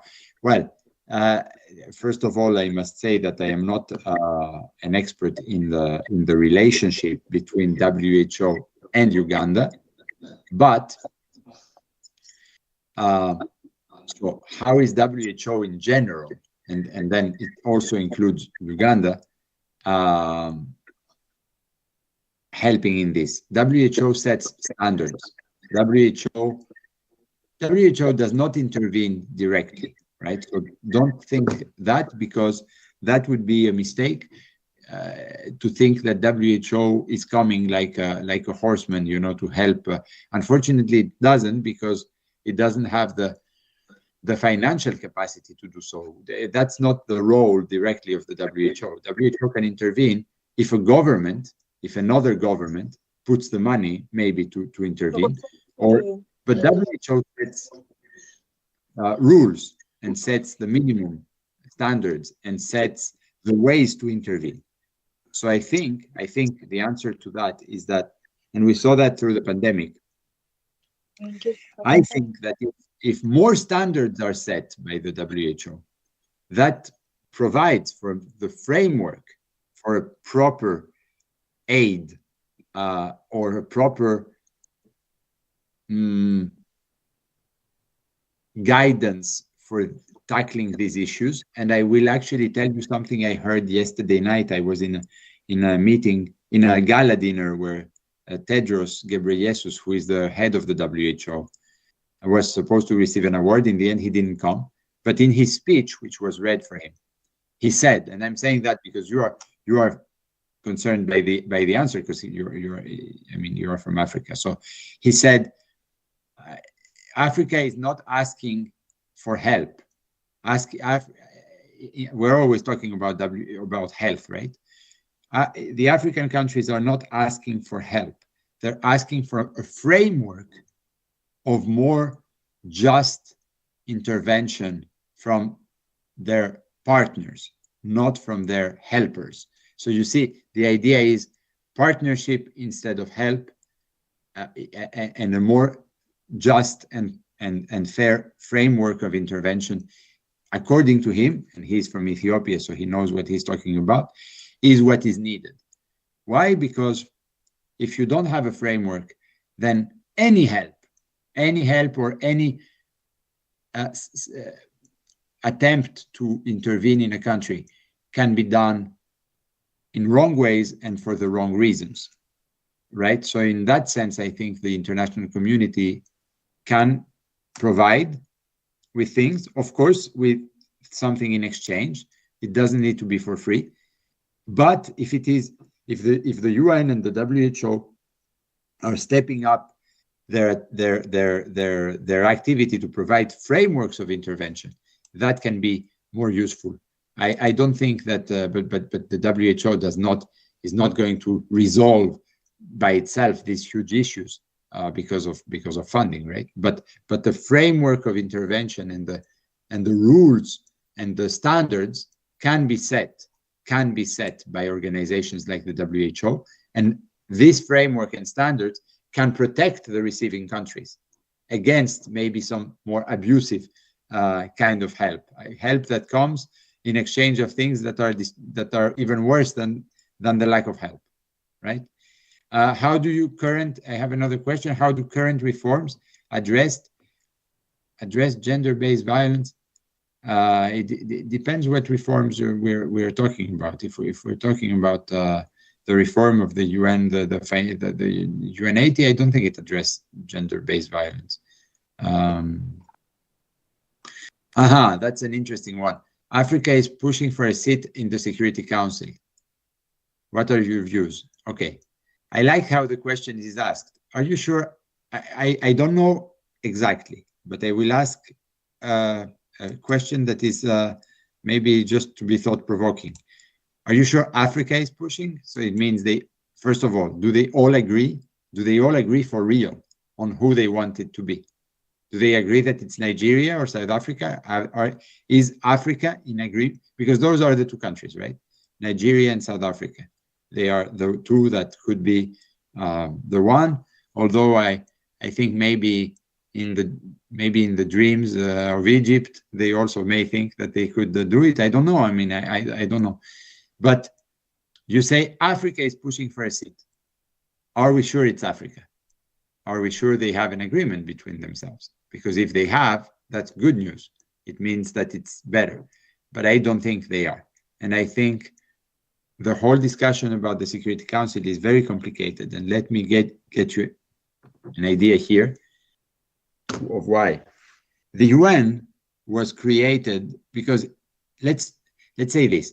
We have a Security Council, so it's easy to think, oh, okay, let's reform it. We did it the first time, we can do it the second time. Yes, but the conditions under which it was done the first time, are they here? Meaning, do we have a world war that just stopped with all countries saying, okay, now we don't want more, we need to sit around the table because we suffered too much? This is what we had in 1945. Do we have such a thing? We don't have. As a result, it's very difficult to bring people around the table. And when you judge the politics, be aware and be always cautious about what we call the blame game, right? The blame game is intrinsic to politics. And generally, the blame game is made for you, the citizen, to think that the one who's to blame is not the actual one who is to blame. So in the Security Council, every country is blaming someone else. But sometimes it's not exactly how it seems. So if you take the large countries of the world, let's give some names so that we just have the map in our head, that could be permanent members of the Security Council. I'm not saying anyone, I don't know anything in specific. I mean, I'm just giving you viable options, right? So apart from those two from Africa, we have Brazil, maybe, I mean, if we really put some wishful thinking, Mexico could be, or Argentina. That way from Latin America, we have all options. We have India, we have Japan, we have maybe in Europe, we have Germany, but that would go towards a common European seat. And I think I've said them all, right? Now, if you take those countries, the easiest is to say, oh, the current members of the Security Council are the ones blocking the entry of new members. Well, I can tell you that this is not true. That's not the main reason that is blocking. It is one reason that is blocking, but it's not the only reason, and I'm not even sure it's the main reason. Because those countries among each other, they also have enemies in their regional contexts, right? And these other countries are also blocking the entry of those countries because they think if my eternal enemy, who is my neighbor, enters the Security Council, I'm dead. So you see, things are not always as we think. So in the case of Africa, I would say it would be very useful if they have one single candidate. I don't know. I haven't looked into it, so I don't know where they're standing there. But of course, there are some contradictions if you go and if you go divided. But I do think this: if there is a reform of the Security Council, it seems to me completely, from anyone that knows about this issue, from anyone that has heard about this issue, it seems to me completely impossible to achieve a reform of the Security Council without one seat going to an African country. So that seems to me very, very clear. Now, that's why I'm going to the second and third problem, which is, first, when is that reform going to happen? And third problem is, do we agree on who is the candidate, right? Because it's very easy to say we agree until it's the day to choose. And then it's the day to choose, and you're not sure anymore that you agree. Apart from the UNAs in Africa, does Wufuna have an Africa office? If not, is it something that can be considered? Yes, it can be considered. Actually, we wanted to open an office in Nairobi. Then the pandemic came, so some small problems there with that. And then what happened is very, I mean, we're very unlucky with this office, because what happened is that the whole UN is moving to Nairobi. So suddenly opening our office has become a lesser of a priority for the UN there, because they have so much to deal with that they are not eager to open new things right now. But yes, we do want to open an office in Africa. I think it will be in Nairobi, because especially now that so many UN agencies are moving to Nairobi, because there was a little bit of a question with Addis Abeba. But now that, I mean, we're talking about maybe 1,500 people are going to move or have already moved to Nairobi from the UN. So Nairobi is becoming a hub, an absolute, it was already, but now it's becoming an absolute hub for international relations. So if we open it, it will be in Nairobi, I hope. You know, I have said it so much that I don't even want to say when we're going to do it, but I do hope for next year. But and if we do, please keep in touch, so that because we will be hiring some staff, not a lot, and for sure we will be hiring interns. So please keep in touch with whoever is doing this, because maybe we can meet again. How we ensure that the UN mandate for more orderly, peaceful, progressive, and effective. Okay, that's an easy one. How do we ensure the UN mandate for a more peaceful world, more or less, right? It's a very simple answer. It's not about the UN. It's about the member states. The UN doesn't have a mandate that it can impose. The UN cannot impose its mandate. The UN can be a framework that can be imposed if member states agree with that. Okay, so the answer to this question is, don't look at the UN, look at the member states. If you want the UN mandate to be stronger, look at the member states. If you want the UN mandate to be clearer, look at the member states. If you want the UN mandate to be stronger, clearer, and be imposed on the ground, 100% look at the member states. Now, in order not to give an answer that is too absolute, let me say this. If the UN, knowing that it doesn't have, therefore, what I'm just saying is the UN doesn't have the hard power, right? It doesn't have the hard power. The member states have it. But if the UN has always leaders that are inspiring, that are legitimate, and that the UN functions properly and delivers on its mandate, the existing one, I'm saying, because the question is how to make it better. But if the UN delivers on its existing mandate and has leaders that are listened to, I'm talking not about hard power here, I'm talking about soft power. Yes, it helps. Yes, it helps. You know, it helps a lot. This image of leadership can actually be helpful. So the UN by itself cannot affect a change in its mandate. For this, you need the member states. but it can affect a change in the perception of how good of an idea it would be to reinforce its mandate. So that I think the UN can do. And of course, then when member states give you the mandate, you're ready to do it. So, yeah.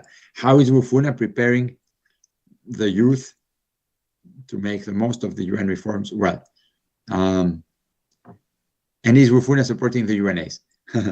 How is Wufuna? Well, right now, we are mainly doing it through education. The idea is to have the next generation aware of all these things, so that that generation is acting as a defense against ideas that would be to go in another direction, right? So we are trying to inform people, educate people, change the minds of young people when they are young, right? That's what we do most. And we don't do so much advocacy as of now. I believe that to do proper advocacy in the international scene, you need to have access to substantive resources. You need to do it correctly. So, those organizations that you all know, like Amnesty International, Human Rights Watch, the reason you know them is because they're multi-million-dollar entities. If they were not, you would not know them, or some of you would know them and others would not know them.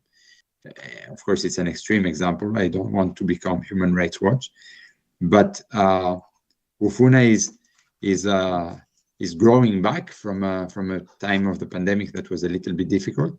So we are focusing on something that we can affect, which is education, which can generate some funds for us to live as an organization. And now I'm talking to you a little bit about management of an NGO, right? And the whole advocacy component is a little bit further down the road.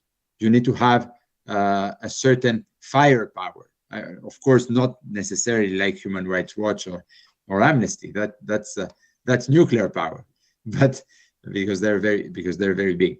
But you need to have a minimum degree of firepower if you want to have a real change. I'm not very fond of people of organizations that say they affect change when actually they don't. For example, with education, I think I have measurable results, and that makes me satisfied. I have measurable results. I can say, okay, this is the result I achieved. So you need some money to do the advocacy. We're not there yet. And is Wufuna supporting the UNAs? Well, to support the UNAs, you need also funds. So what Wufuna is doing right now, and it's not to not answer the question, but I don't know how many of you are part of the UNA there, of your UNA. But what Wufuna is doing in a nutshell, and that's a nice way to finish, because that's the last question, is we're trying to grow into a bigger, more sustainable, and more money-making organization. Why? Because we want to support the UNAs. But because we have 100 UNAs, there too, it's a little bit difficult to do it with not much, because if you really want to have an impact, you need to invest something, and if you have 100 members, you need to do it in an equal manner around the world.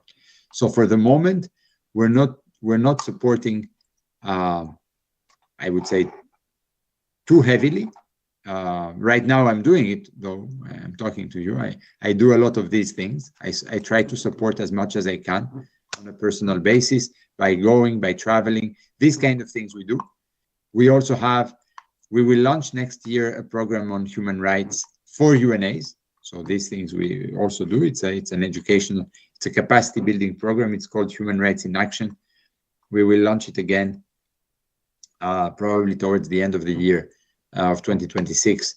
And the idea is to empower young leaders. But these are rather, it's not small, but rather limited initiatives, always limited by the idea of, we want measurable results. We don't want to go into unnecessary spending if you don't have measurable results. So, but the idea, as I am the leader of this organization now, as I'm leading this organization, The plan that I have proposed to the executive committee of our organization and that has been accepted is we're trying to grow to a minimum degree of growth that allows Wufuna to affect the change it wants. And I have a number in mind in terms of budget. Once we reach that number, I think that Wufuna will perform a change in its action from being a big looking but rather medium-sized, let's say, to be nice, organization to a more visibly impactful organization. But to do this, you need to prepare it. You cannot go out and say, oh, I want to do this. Words are not enough to perform results, especially measurable. You need a strategic plan, and you need funds. So this is what we're trying to do. So we're working specifically for that. This is the main objectives that we are following. Thanks from UNA Uganda. Thank you to UNA Uganda. Always one of my beloved UNAs, because we know each other for such a long time. Same for UNA Tanzania. I don't know which other UNAs are here. Is that it? Is Uganda and Tanzania? We have UNA Tanzania, we have UNA Uganda, and the SDGs Kenya Forum in the room. Right. Okay, of course. And UNA Finland, of course, who is helping with all of this. Thank you very much. I tried to go fast but we are already over time. I'm very sorry. If there is any last question, I don't know. Thank you very much. We appreciate you for your time and the knowledge that you've shared and all the insights. It's really mind-blowing and opening. And it's given us answers, because a lot of us were just having questions and you did clear them up with the insights that you just shared with us. So thank you very much, Aziel, for your time and knowledge. Thank you so much. I didn't know it was mind-blowing, but thank you. I appreciate the compliment. I wish you all a very, very good afternoon. Yes. Yes, afternoon. And please, I mean, it's not a promise, but it is let's say it's a light keep in touch message for the students. I think that keep in touch with Wufuna, because and with your UNA. We are rather small, but sometimes there are opportunities to first of all to meet. If you are going to any UN, I don't know what your involvement is, but if you're going to any UN city, be that Geneva or New York, you can always reach out to someone from Wufuna. That is something we always do. I mean, if I'm somewhere and someone comes from a UNA, I always try to meet, talk, see what we could do, all that. Sometimes it doesn't lead to anything concrete, but it doesn't matter, because that is what the network is about. So the door is really always open, and sometimes to the extent that I don't have time during the day, but someone from a UNA comes and we make time. This is the one thing that we do. It doesn't have it costs time, but fortunately not anything else. So this is an effort that we always do. So if you are in New York, if you want to keep in touch, please do keep in touch. And of course, if we open our long-awaited Africa office, we will make sure to tell our partners. Of course, UNA Tanzania and UNA Uganda will be first to be aware. And yes, keep in touch with us as we are growing and as the UN needs you. Thank you very much for the opportunity. We appreciate that.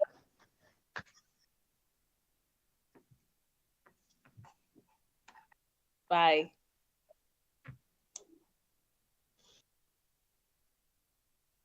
Okay, everybody, how are we doing? How are we holding up? Are the questions answered? Thank you very much. And I know we are really juggling with time today to just fit in everything. And yeah, thank you very much for being so flexible. with how we are changing the timetable on and off, on and off. But I just hope we can just fit in and finish everything that we need to finish today according to the program. So again, another proposition for the change of the program. I know we're supposed to be having Yeni to give us a presentation concerning the reflection of 10 years on implementation of sustainable development goals. But again, we had to squeeze in time so that we can accommodate Aziel. And now it's lunchtime and it's way past lunchtime because it's now 1:23. So I'm asking or proposing, can we go for lunch for like 30 minutes? And then when we come back, Yenu will just start straight with her presentation, and then we can finish with the reflection, each one of us from their own country. Would that be okay? Let me hear from the Kenyans and Ugandans.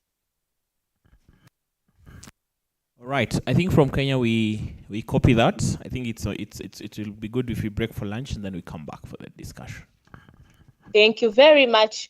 Linda, how do you see that from your end?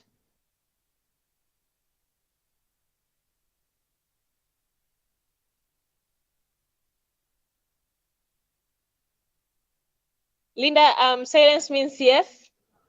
Maybe they've already gone for lunch. Perhaps. So, okay. Can you hear me?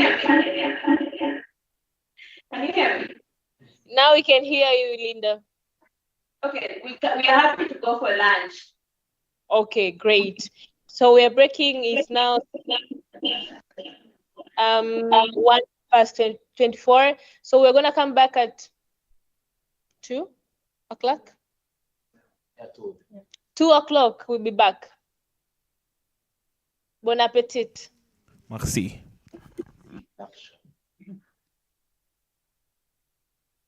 And Kenyans, this time around you play us music. Okay, we will tax it from your end. Thank you.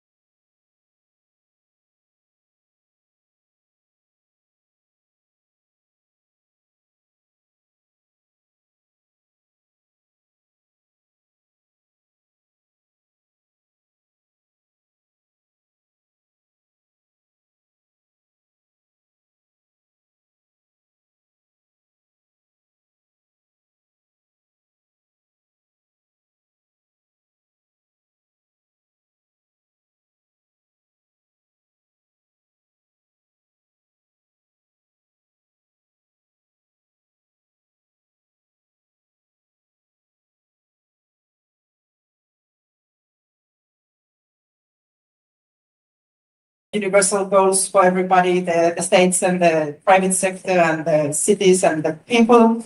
And then after that, a lot of things changed. Now, when we look at the current risk landscape, the thing that has really affected the world is the increase in state-based armed conflicts. That has also a big implication on the number of the refugees that has doubled. But the previous problems like climate change and biodiversity loss that were also acknowledged when the SDGs were developed, they have not gone anywhere. So we are in the times of multi-crisis. It's called the times of Anthropocene or polycrisis or multi-crisis, different names, but it all tells about the situation where we can't just tackle one problem at a time and then wait to move on to the next one, but we have to address several problems at several fronts. And also, geoeconomic confrontation is on the increase a lot, as you've seen lately.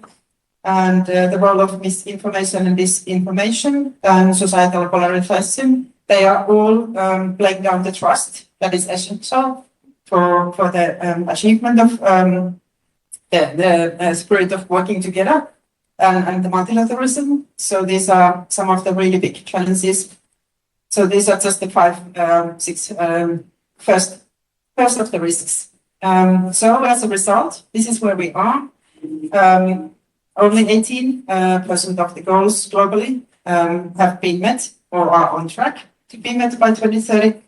And then a similar amount is regressing, and the rest in between. And as the goal number one, like we were supposed to work to end the extreme poverty. It was already in the Millennium Goals from 2000 to 2015. And as when you look at the SDGs, it's like the first 7 SDGs are more or less the Millennium Development Goals. So we are continuing the work that we did with them, and we have added more goals. Then the cities, they are increasing, especially here in Africa. The mega cities are growing a lot, and the cities are where these problems are either solved or they get worse. And having a decent housing is one big challenge, and basic services for the people. And also, what it makes why it's difficult for states to address these problems is the debt servicing cost in low and middle income countries. They have reached a record now, and this is taking the resources that would be needed to implement the Sustainable Development Goals.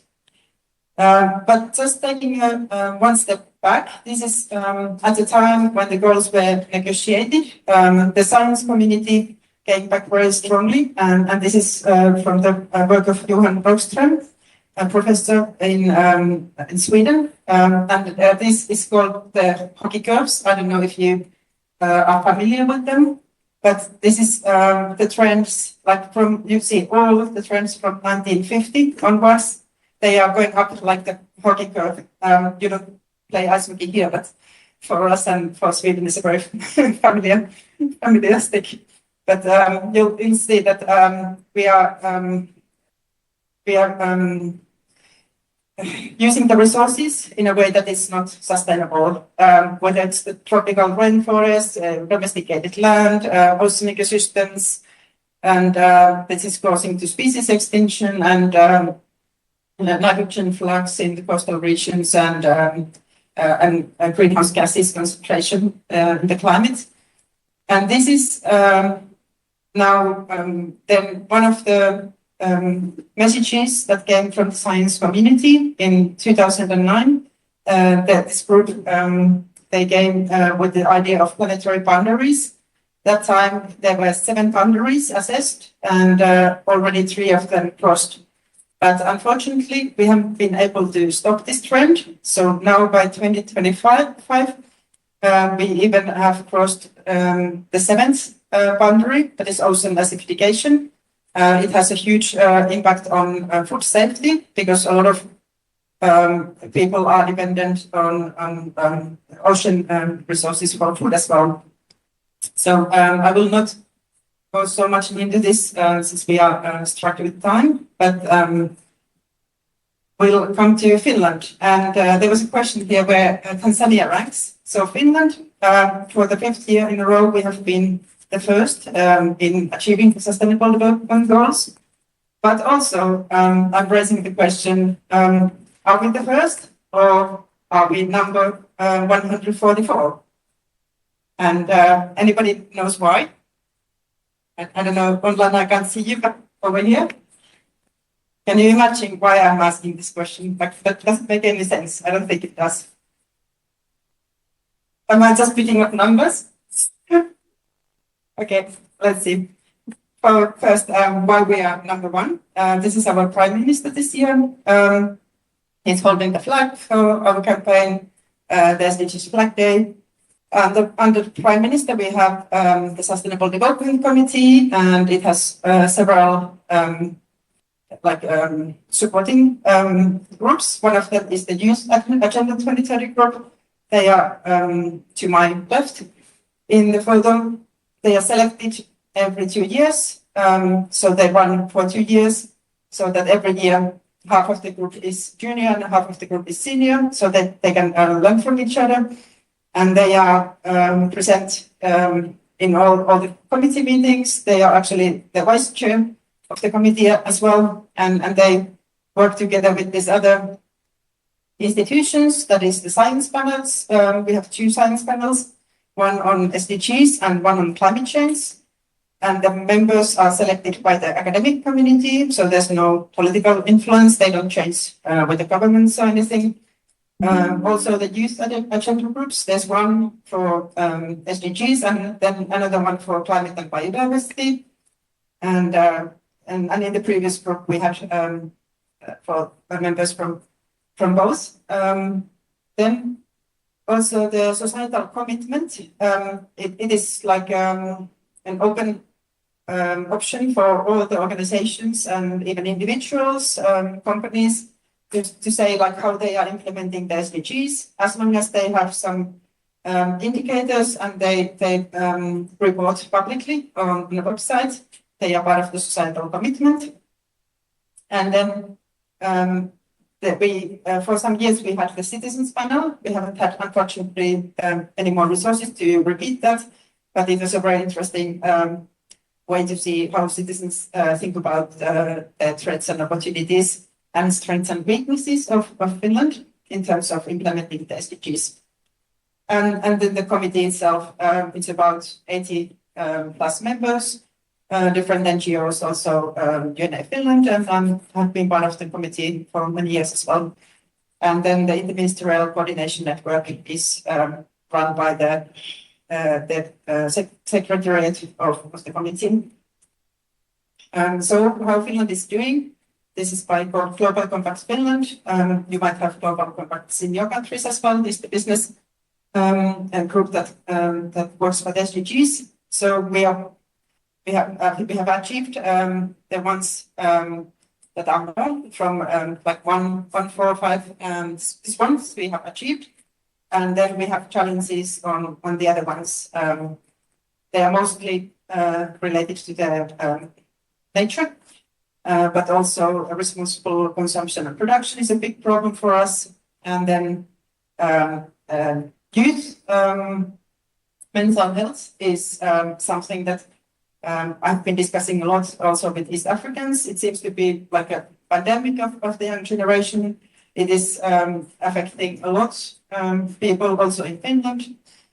And then for zero hunger, the problem is more like actually the obesity than people not having enough food.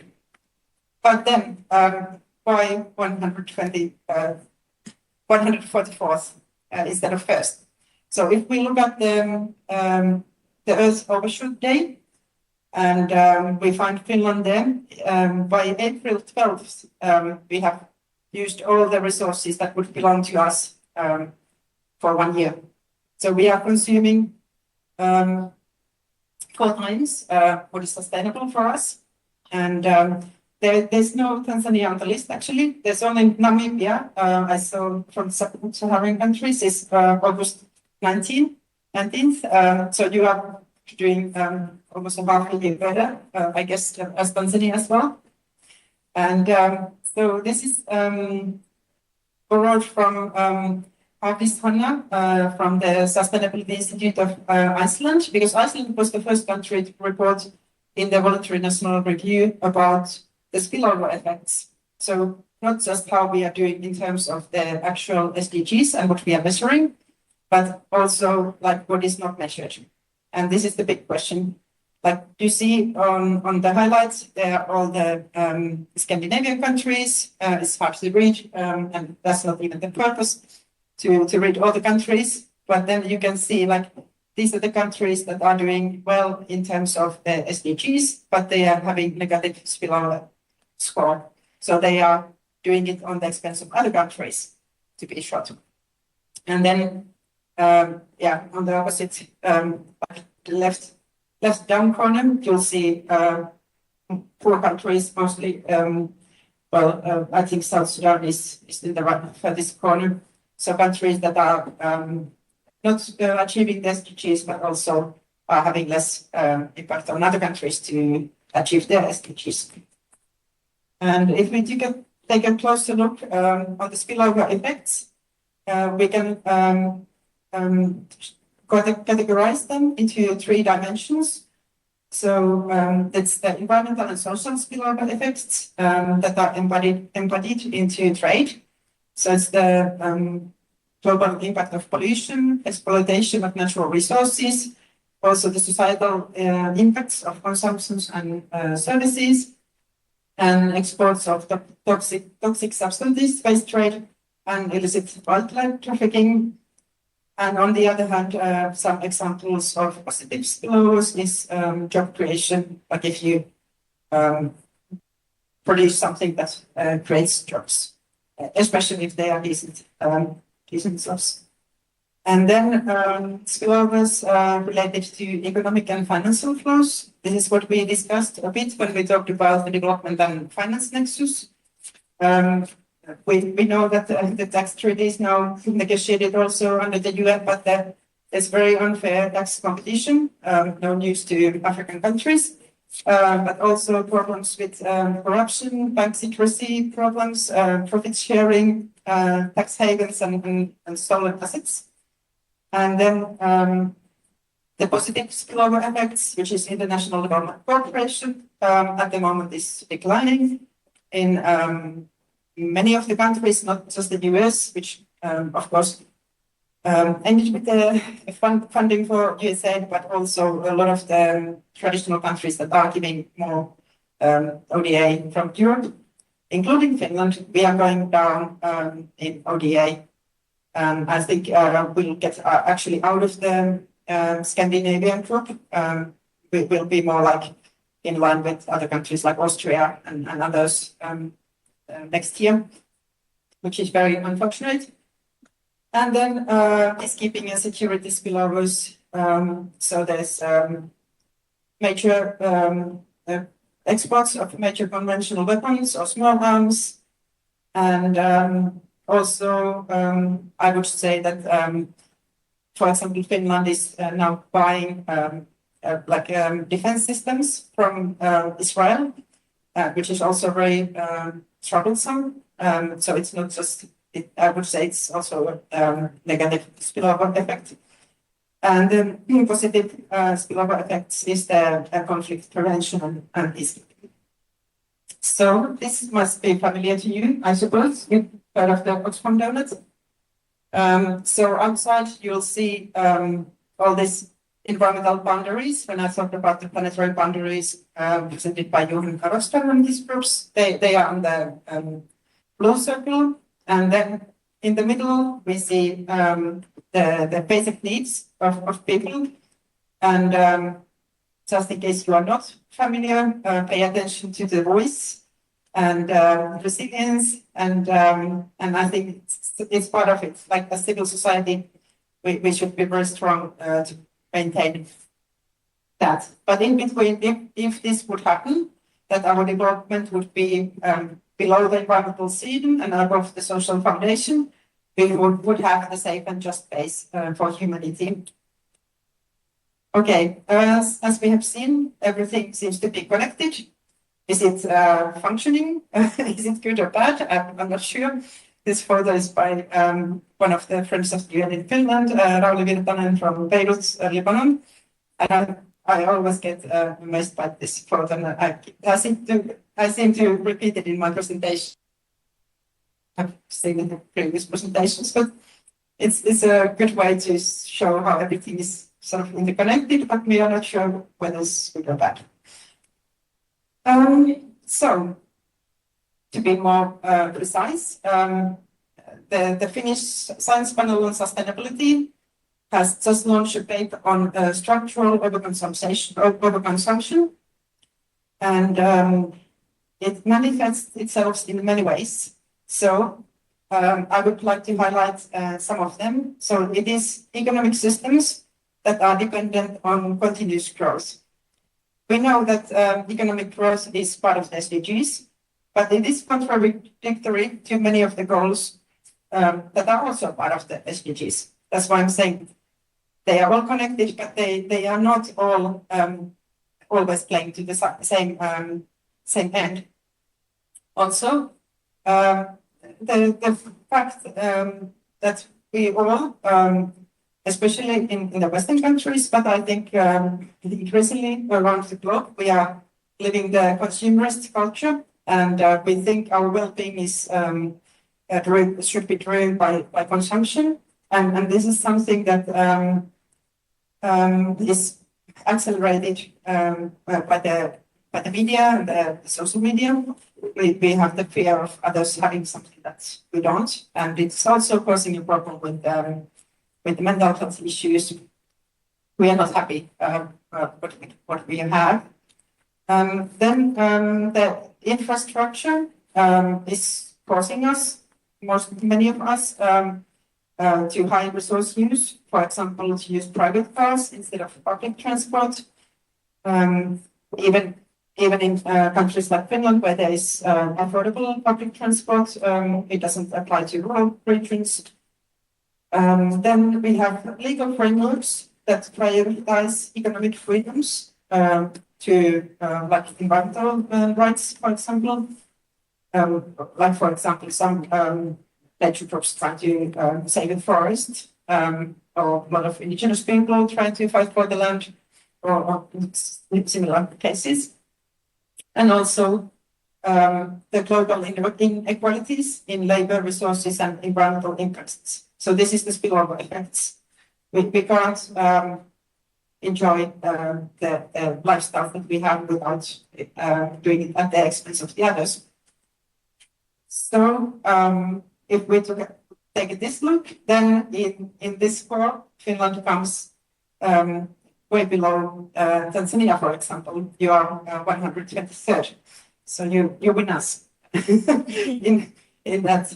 And then what is the alternative? It is sufficiency policy, which has organized panel discussion together with the youth groups on Monday. And we were discussing these issues like wealth taxes or resource use caps, quotas or rationing for high impact consumption, higher taxes on environmentally harmful products, even restrictions on advertising harmful goods, such as flights, like cheap flights should be, I think, banned from being advertised, because it's something that is not good for the climate as well. Then also reforms for working life, such as shorter working hours. It would also help. We also have in Finland a problem of unemployment, especially youth unemployment is quite hard. And then the ones that have work, they work really hard, and then it would be better to somehow balance this, so everybody could do a reasonable balance between the family life and work. And also universal basic income or other social reforms that reduce the dependence on consumption-driven growth.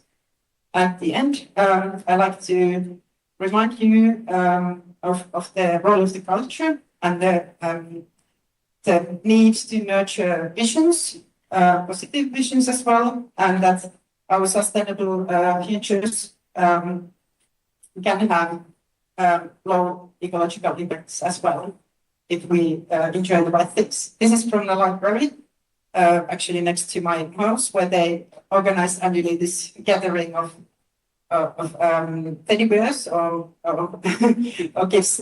Kids can bring their toys, and then they stay overnight in the library, and then the librarians take photos like what they're doing, and then they post the photos out. But I think it's just a nice way to imagine what would happen if we did things very differently. Thank you. And this is from the news panel that we just had. Full house. Thank you. Those are not enough claps, guys.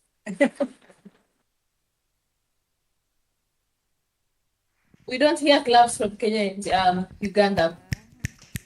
Are you guys there? Are you hearing that? Yes, we heard. Thank you very much, Yeni, for the presentation that is full of data and rich on information, and has also left us with question marks. Some things to reflect on when we really are measuring the progress of SDGs. Is it enough? The kind of what should I call them? The kind of data that they've said that we should adapt as we measure the progress of SDGs, and as a point on who is doing better than who. And with a vivid example of Finland, we know it's always been the first. And then I didn't know about the 144 until today. So it's just something that we should also ask ourselves as we are trying to progress, measuring the progress in the implementation of SDGs.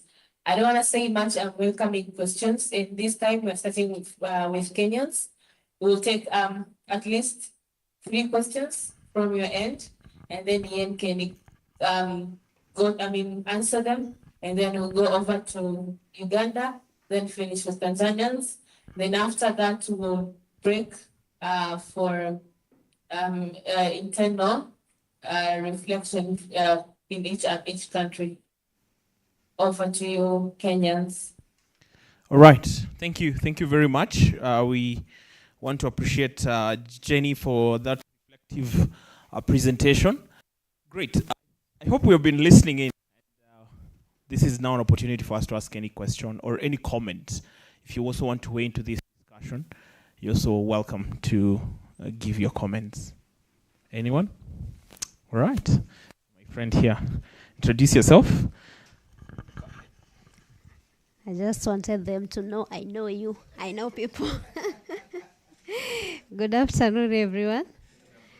So, Good afternoon. Yeah. Majirani. So good afternoon to those who are also online. I'm Katrina Nyambura, and I just checked what the Finland is proposing, the very last ones, and I'm like, especially Kasongo. How are we? How realistic is it? Like, we've been made to believe some things can't really happen, especially in our African countries, like the reducing working hours to shorter working hours. Like, if you ask our government, I'm sure they would say, can these people be working like 20 hours and rest 4 hours? Yes. And then I'm seeing their reduced working hours, and I'm like, really?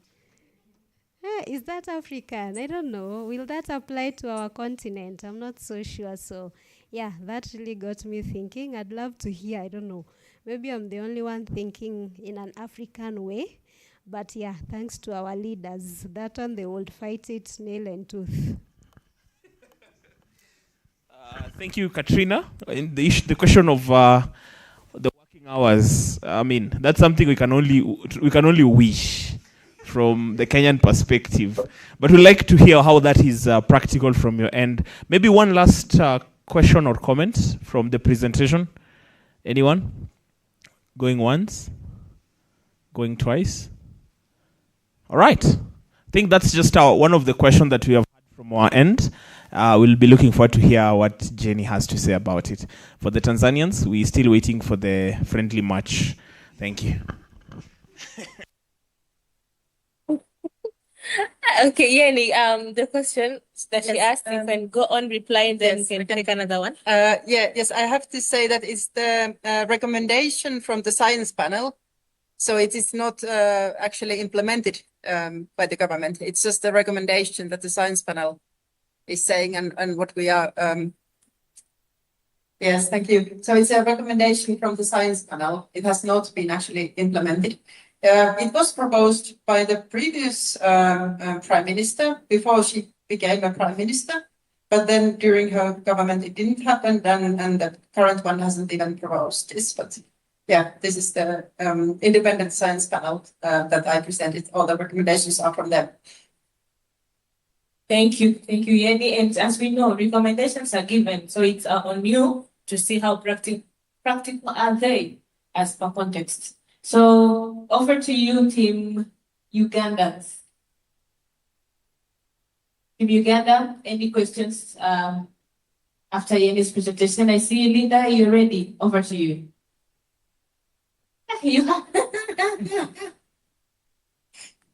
We cannot hear you. We can't hear you. Not only that you have to squat, we can't hear. Still.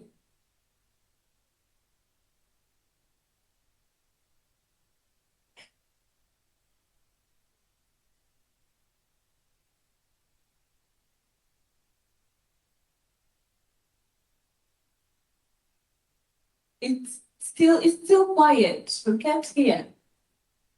Yes, we can't hear them as well. Maybe they may need to type their question. It's a typical Ugandan problem. Linda, we can't hear you.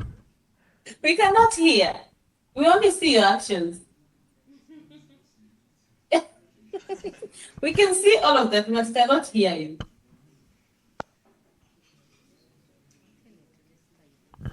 Maybe she can just go ahead and type her question. Yeah, maybe you could just type your question, because really, we've tried.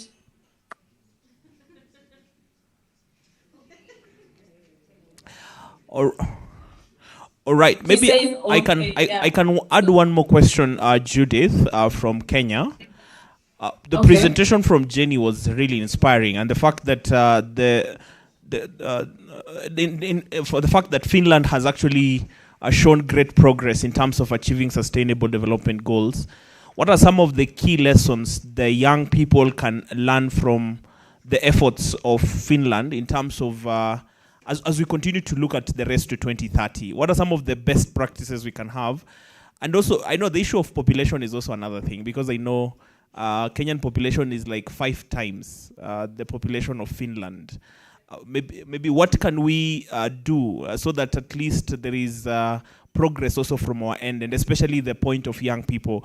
Are there innovative ideas that the young people of Finland are doing, or some of the best practices that the young people are doing? I've seen you have highlighted some of them, but how has that played out in terms of achieving the sustainable goals? Thank you very much. Thank you. I think. Okay, now.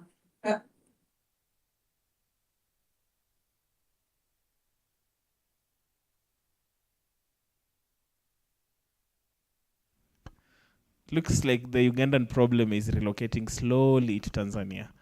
I think we should mute you.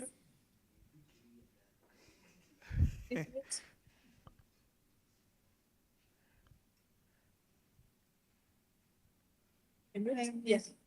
Let's try again. Let's try again. Can you hear me now? Yes, you've been delivered.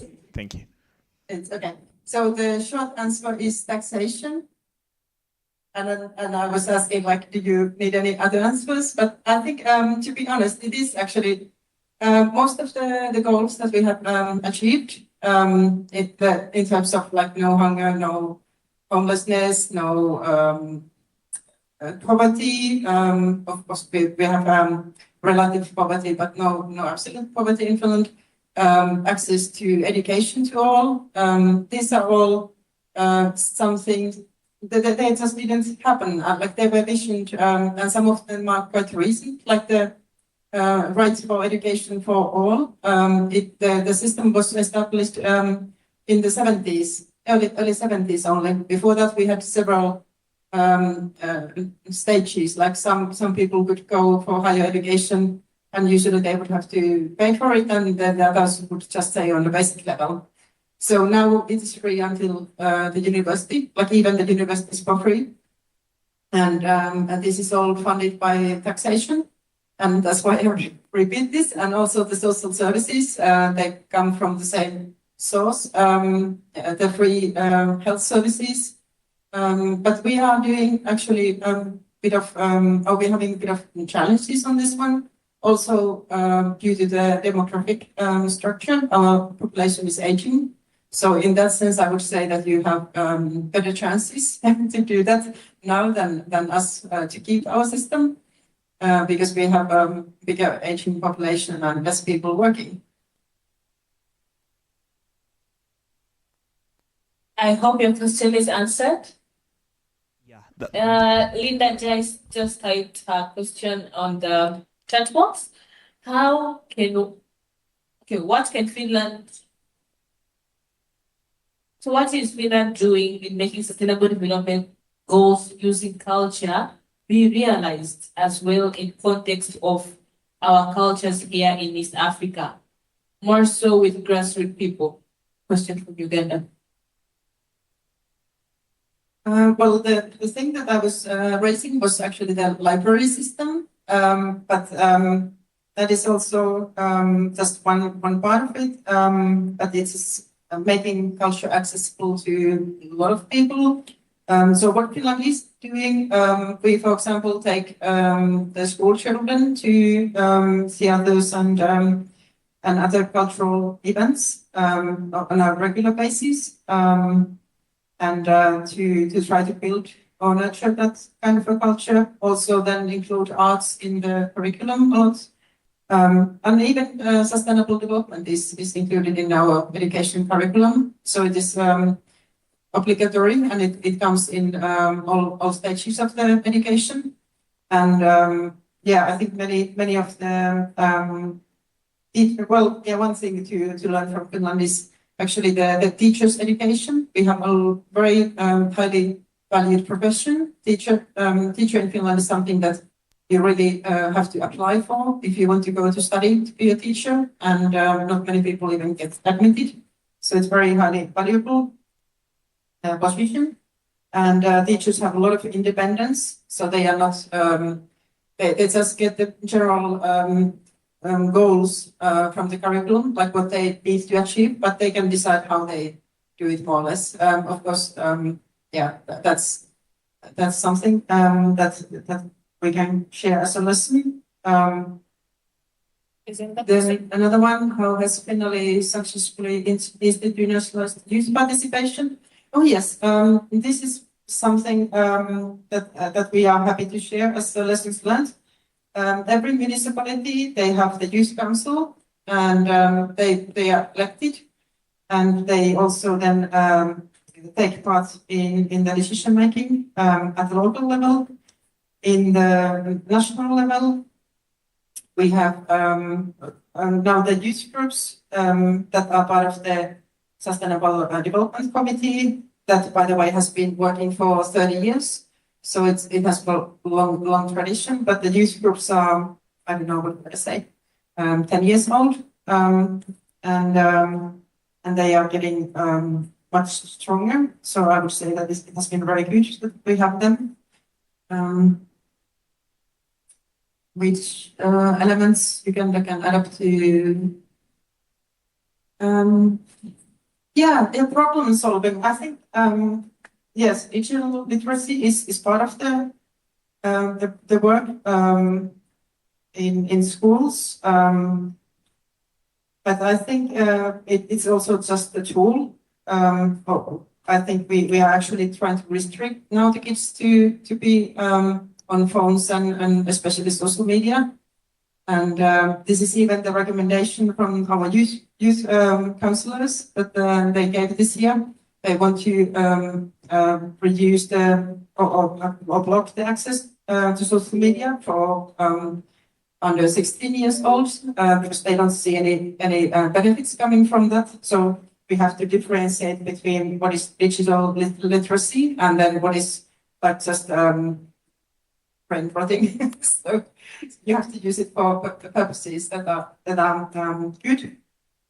And then yes, the problem solving that it comes again to the teachers training. So I think it is something that we have good quality of materials, teaching materials, and they really strengthen the problem-solving skills since very early on. So our kids are not learning something to memorize a lot or learning like the authority says something and it's right. They are more learning like you get a problem, how would you solve it? Or even mathematics is mostly learned through like very much of like application of the skills, even from early on. Okay.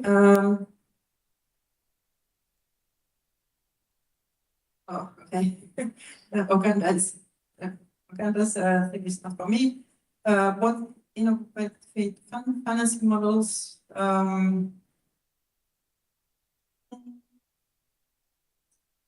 I say for that.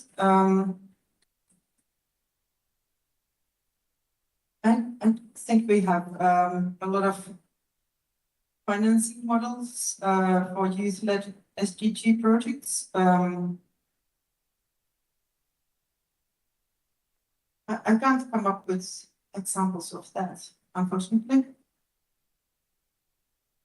So it's mostly like if the youth take part, they get compensated for the travels. If we have meetings, they sleep in the schools. So we try to save on the cost. The food is provided, but it's like for community work, then you have to look for the sources yourselves. So maybe the community has, yes, every bigger cities, they have this like small initiative funding so that you can propose ideas for the city. That's what they would fund, but then they don't fund you, but they fund the idea. Like, do you get the difference?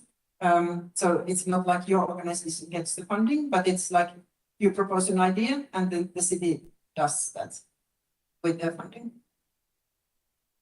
Yeah. I think that's all. Yeah. Yep. Thank you so much, Jenny, for answering all those questions. And Team Uganda, tumewapata finally in the chat box. Now over to Team Tanzania. What questions do we have for after Yenny's presentation? I would start with now only 5 years to go, and majority of us are still lagging behind in the implementation of sustainable development goals generally. What would you think? What would you say are practical ways to? I know you will not be there in 2030. I really don't. It's like being delusional. I don't think we're gonna really be there at 2030 in the implementation of SDGs, but at least what can push us a little bit to better from where we are to 2030 before this agenda is over. Yes, I would say that it is very important to keep the agenda alive as a vision, because it is something very beautiful that we all agree that these are important things that we want to take forward. And now it seems like there are very strong forces saying that, like, well, this is not something that we want to work on. We only have to work on strengthening our military and our borders, and we have to invest, in oil and fossil fuels again, and we have to exploit the ocean beds and everything. So we are, and the human rights are just, optional thing that can be thrown out anytime if a political leader wants to. So I think this is very important for us to remind the leaders that it's not so far ago that we all in the world agreed to take these goals forward, and people have been committing their governments to it. Also, like the long-term policy goals are in line with this one.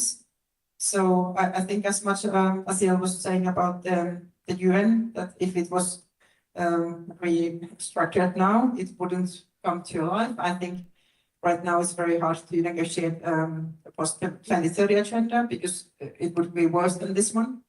So I think what we should do is keep on clear on the values and the vision and to defend it. And I'm sure a lot of people do support us. So we just have to be loud. Thank you very much. There's a question there. Help me pass the mic. While we wait for two more questions.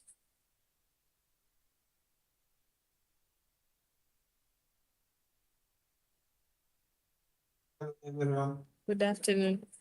My name is Farsha Banay from Tanzania.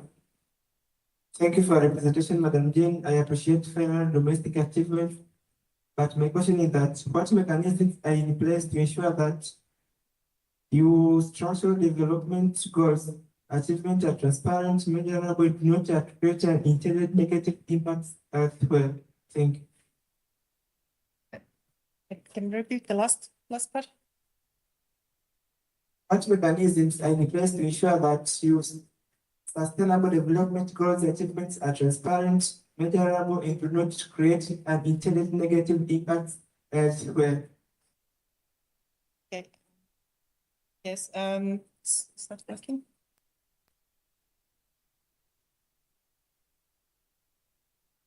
Thank you. I think my presentation shows that they do create unintended consequences. That was my point with the 144th. So they do create a lot of negative spillover effects. And as I was saying, that we have been, to be very cutting things straight, we have been achieving them at the expense of others, if you would say so.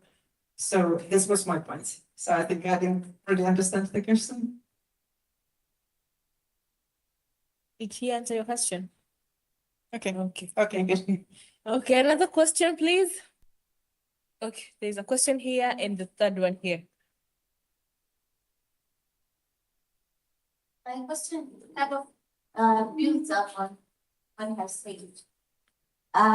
We've seen this spillover effect, and we cannot deny that development of the global north somehow, in some ways, also affects the global south. So my question is, are global leaders, especially from the global north, doing enough to ensure that the effects that are spilled over to countries in the global south are at least alleviated? Are they doing enough? And are there mechanisms for, well, I know of the climate space, the mechanisms for funding, for climate justice, but are there other kind of mechanisms that at least contributes to development progresses in the global south that is caused by the spillover effect from the global north countries? Yeah, I think unfortunately, like as I was saying, the trend has somehow shifted. After this, I will be going to UNEA, the UN Environment Assembly, and I also think that even the climate negotiations they were very difficult, and I think we are seeing the geopolitics like overpassing a lot of the good work. So what would I say? What kind of mechanisms there are?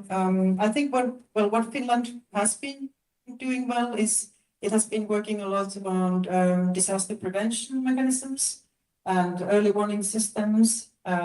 So that is something like we've been working with the meteorological institutes of other countries, and also providing some of the technology for it. But otherwise, I think also in Finland right now, the government is focusing a lot on trade cooperation.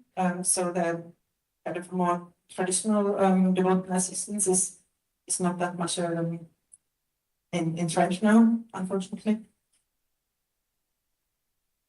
We have last question. Okay, one and second last, and then the last one will be this from this lady here. My name is Novi Mabonga. So my concern was, how do you guys in general are able to conduct the monitoring process and reporting concerning the SDGs progress in your country, so that maybe we can learn or we can see on how we can do also to ensure that the SDGs thing become an awareness for the youth, particularly in Tanzania?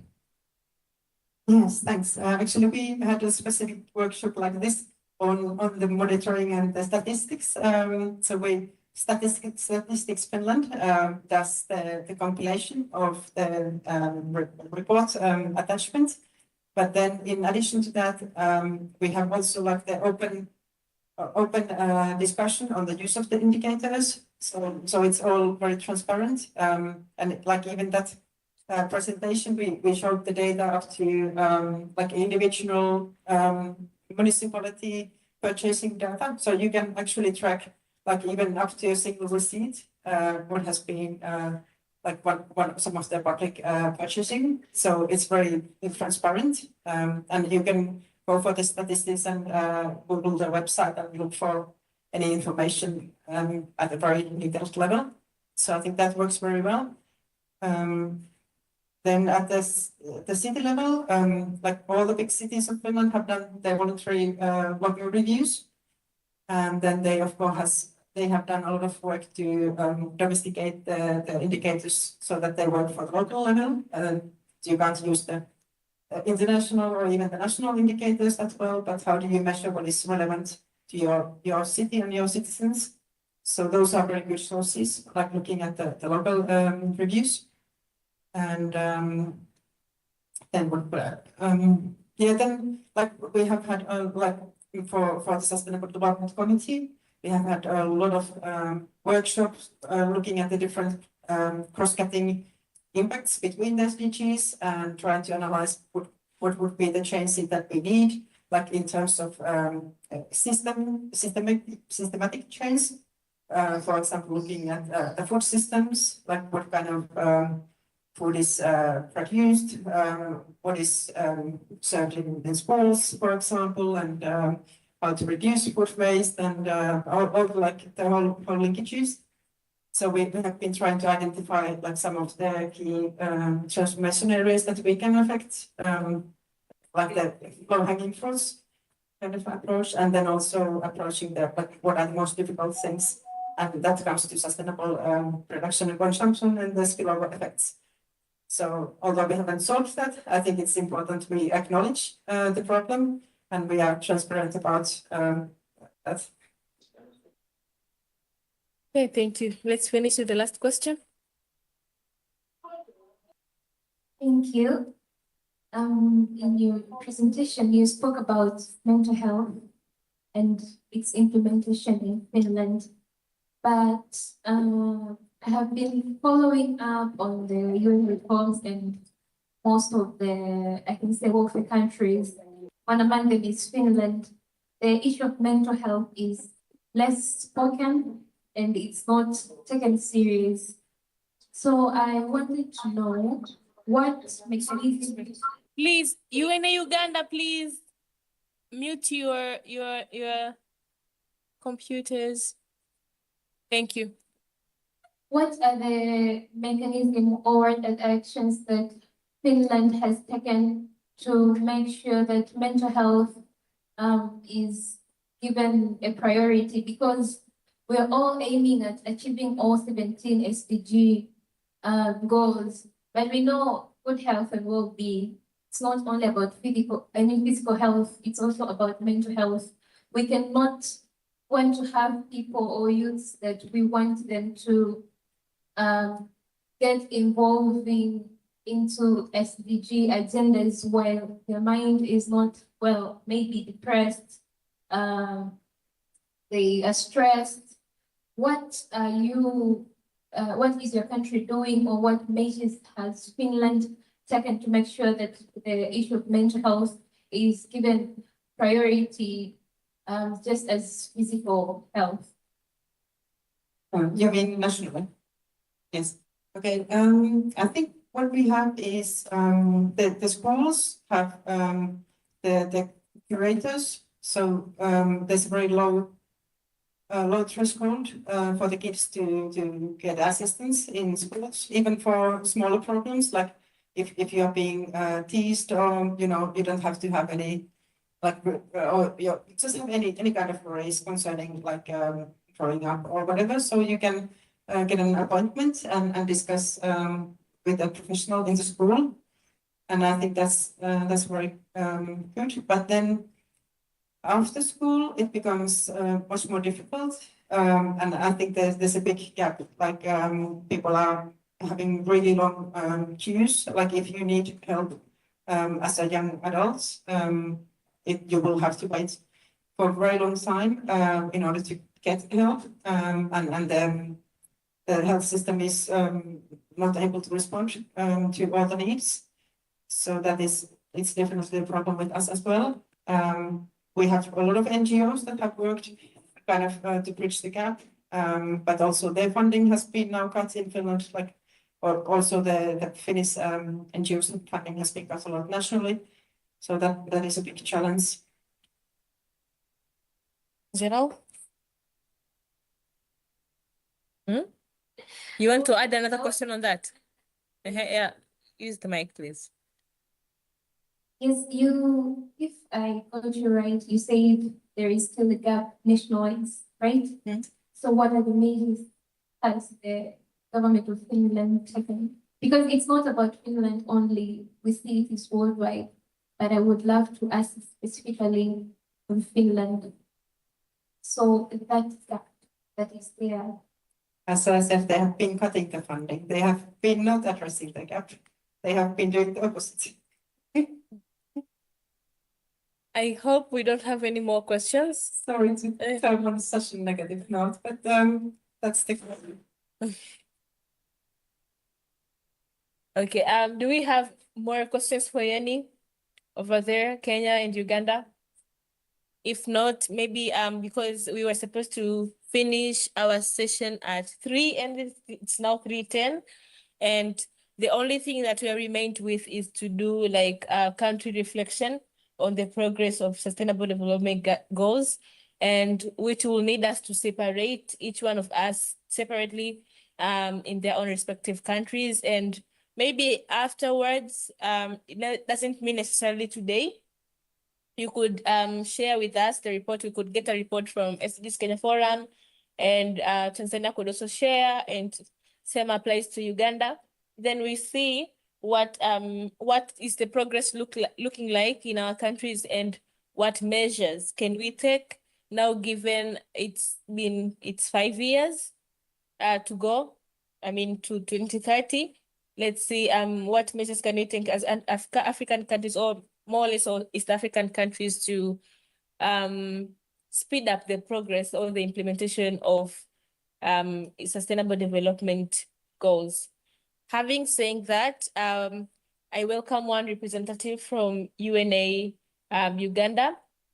I don't know if now they can, I think they can speak. There are times I had their mic was lingering.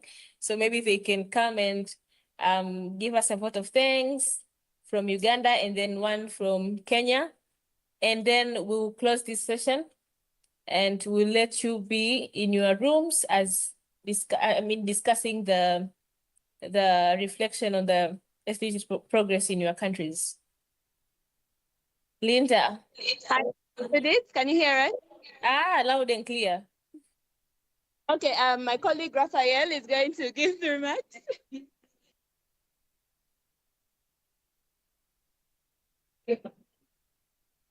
Yes, a good afternoon. Here in Good Uganda, afternoon. it's afternoon. Yes, Good a good afternoon. afternoon. I am Kelo Raphael from UNAU MOOBS chapter. And I would really want to say today has been an event that has been great. I want to say it's a great thing to have youth around the continent or around the region being able to come together to understand these various goals that the UN is really putting down. And given the fact that there are new reforms, I am thinking of a generation that is clocking it, I would say. A generation that is giving an understanding that there is more that can be done, even when situations are really tough. Because I think it has been a mindset in Africa. It has been a mindset in Africa that whenever we have the thought of only money being an asset, we forget that there is what we call wisdom that is within us.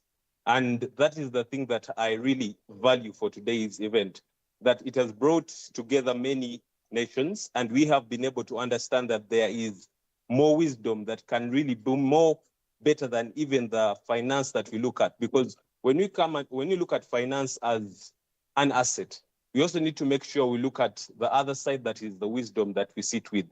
Are we really understanding what we are doing? I think someone earlier on mentioned that the action really matters. Are we sitting and we are implementing these things? Yes, we have the United Nations coming to Kenya. Are we looking at a situation whereby the United Nations is growing stronger each and every other day? Because this is an opportunity. I think when I first started that the United Nations is transferring to Kenya, it's when I woke up, I stopped sleeping very early and I decided to sleep late, because I realized that it's more of an opportunity for us to now think, because now that is more like, I would say that the tectonic plates are now moving. The energy is coming towards Africa, being able to stand on platforms that the youth themselves are going to take these platforms for, not a showcase, but they're going to really be able to build their ideas and give it out to nations.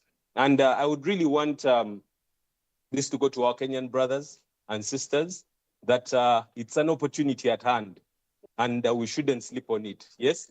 And as well as you don't sleep on it, it means you should not forget us as well. Yes. Why am I saying so? It's because it's very important. Yes. I think whenever at UNAU MOOBS, we have recently had done applications for maybe various positions, and you'd find someone comes in and says, ever since I was young, I wanted to join the United Nations. And all they have in mind is working with the United Nations. And it's not that they cannot do these things. When you really ask them, they have ideas. Yes, they have the best they can put on platforms. And I'm really grateful for today that it has been an opportunity to each and every one of us. Thank you to the brothers in Kenya. Thank you to the brothers in Uganda as well, and those in Tanzania and Finland. Thank you very much for every organization. We shall be able to still keep in touch each and every other day. Thank you very much. God bless you. And as we say our thank yous, I have to tell Okanda, can you hear me?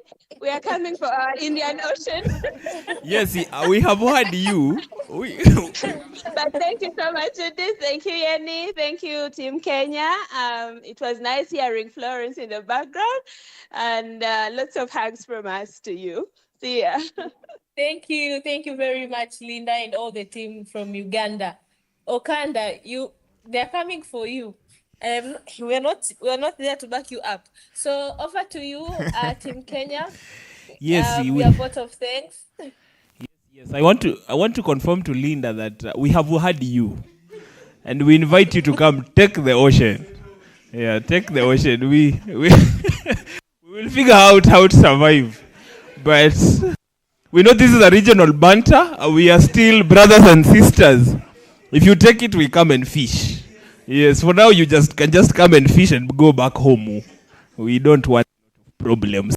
Okay, so thank you very much. By the way, that was so kind. Thank you to the what was the name of the young man who gave the vote of thanks? Judy, what was his name? The guy who's Oh, he's from Uganda. Oh, okay, we have forgotten the name, but that was so kind, and we appreciate. We're going to take the opportunity by its horns and make sure we leverage on it. Right about now, I want to invite Bridget to give the vote of thanks from our end. Right, welcome, Bridget. Okay, thank you, Okanda. As has been mentioned, my name is Bridget Rugube with the SDG Kenya Forum, and I will be standing in for our Executive Director, Ms. Florence Evio.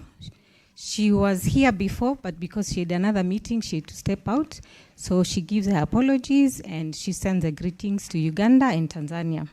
So as we come to the conclusion, I must say it was an interesting conversation we had today.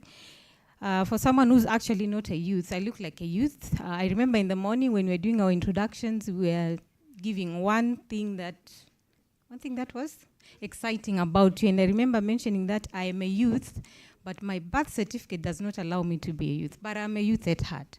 So it was actually interesting listening to the youth in Uganda, Tanzania, and here in Kenya, as we reflect, what do these UN reforms mean to each and every one of us? Not only the youth, but everyone globally. The changes are coming, they are happening each and every day. We are seeing new things coming up. We have climate change, we have wars, we have unemployment issues. We have so many issues that are coming up. So what does it mean for not only everyone, but for the young people? So yeah, just to thank Jenny, UNI Finland, for organizing the meeting for us. We actually thank you for coming up with this concept and the program, as well as the speakers that shared their expertise and their knowledge. We really appreciate that. And then I also want to take this opportunity to thank UNA Uganda, Tanzania, for sharing their best practices, their lessons learned. I think we've been working together on this project for several years now. So there are things, us as Kenyans, that we've actually learned from Uganda and Tanzania, and we're looking forward to continuing with the collaborations and the partnerships. And then to the speakers of the day, Yeni Aziel, apologies if I pronounce it wrongly, Helena and Kapwani, we really appreciate the insights, the expertise, the knowledge, and the ideas that you brought to the table. I'm very sure when some of us were coming in this morning, we're not really sure what are some of these UN reforms. I remember talking to Okanda, I was like, by the way, which are really these UN reforms we are going to talk about? So we're just speculating, but I think up to this point, most of us, we've learned one or two things about what really these UN reforms mean at the global level, and then bringing it down to the region, and then to the national level, and then what it means to us as young people. Okay, I'm putting myself in there in the us, even if I am, I'm not the youth. Anyway, and lastly, just to appreciate the young people in the rooms in the 3 countries. We really appreciate and value your ideas, the innovative solutions that you're coming up with each and every day. I know young people usually say they don't have the opportunities, we are not giving them the spaces and the platforms, but I would say, like as a word of advice, bring yourself to the table, keep pushing and pushing, even if the door seems as if they are closed. So continue making your voices heard, continue pushing your agendas, continue bringing those solutions that we need, because you're the future of tomorrow. So on behalf of the SDG Kenya Forum, thank you all so much. We always say it's not all the time you invite people and they show up. So we really value you taking the time to sit through from morning up to this point. I know it's not easy, but I know all of us, at least we learned one or two things. So thank you all so much. And of course, thank you to Okanda for being our moderator for the day. And I'm sure you're the one who's doing the report, and also for the report. We look forward to the report. Thank you all so much. Back to you. All right. Thank you very much, Judy. Judith also for the incredible work. I think I'll finish this with the words of the second Secretary General of the United Nations. It's called Doug. The other name is very hard. He said that the United Nations was not formed to take us to heaven, but at least to get us out of hell. And I think as we continue to reflect on the reforms and what is supposed to be done, let us also reflect regionally, but also continentally. What we need to do as a personal responsibility to each of our countries, We wish all the best to the young people of Tanzania and the great work that you're also doing, standing for justice and also just the great work that you're doing. Young people in Uganda, we wish you well in the upcoming election, and we pray that God will grant you peace as you go through that season. God bless you so much. And to the young people of Kenya, Viva. All right, back to you, Judith. Thank you very much. Thank you all very much for your kind regards, and we've received them all, and we are sending our regards to all of you, to Team Kenya and to Team Uganda, and the fact that we've been working together for so long now that we feel like we are somehow in the same office but just different geographical location. Yeah, so thank you very much for being here and for the insightful discussions that we've had today, and for all the speakers and coordinating from your end, making sure that this session is running smoothly. We really appreciate all that you did, all that you do to make the Accelerate Progress SDGs in East Africa project running very smoothly. So thank you so much, and we are eagerly waiting to hear the plans, that the discussion around the progress of SDGs in your countries after today's discussion. So until then, hasta la vista. Kwaheri ya kuonana. Bye. All right, bye-bye. Bye-bye. Thank you so much. Okay. Those are Ugandans. Kwaheri. Kwaheri. We love you guys. We love you. But we also looking forward for a friendly match. A friendly match with Uganda. I don't know the scores. But Tanzania still owes us a friendly match as well. So we look forward. All right. Maybe you can mute us. Now we get into family business.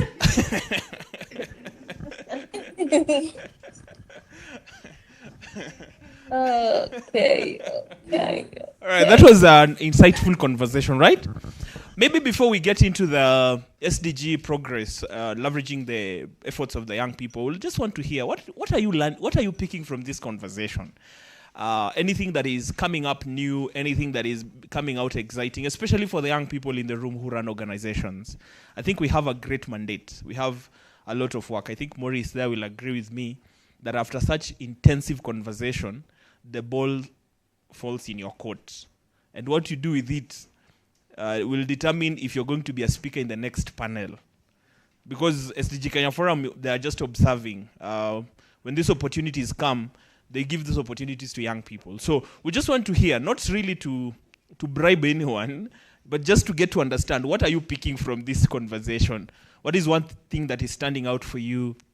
What is one commitment you're making as a young person? And then I'll be inviting Stacy to give us a short presentation so that by exactly what time?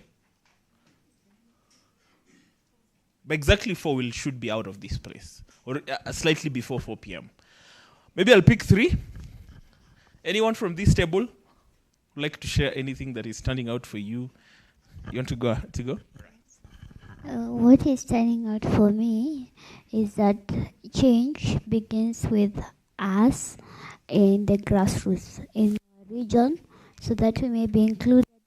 For us to advocate and go to bigger platforms and the UN, we have to first start with the grassroots. We also have to let the other youths get to understand, which involves us participating with and interacting with them, for them to get to learn more, so that when we are engaging, they also get something.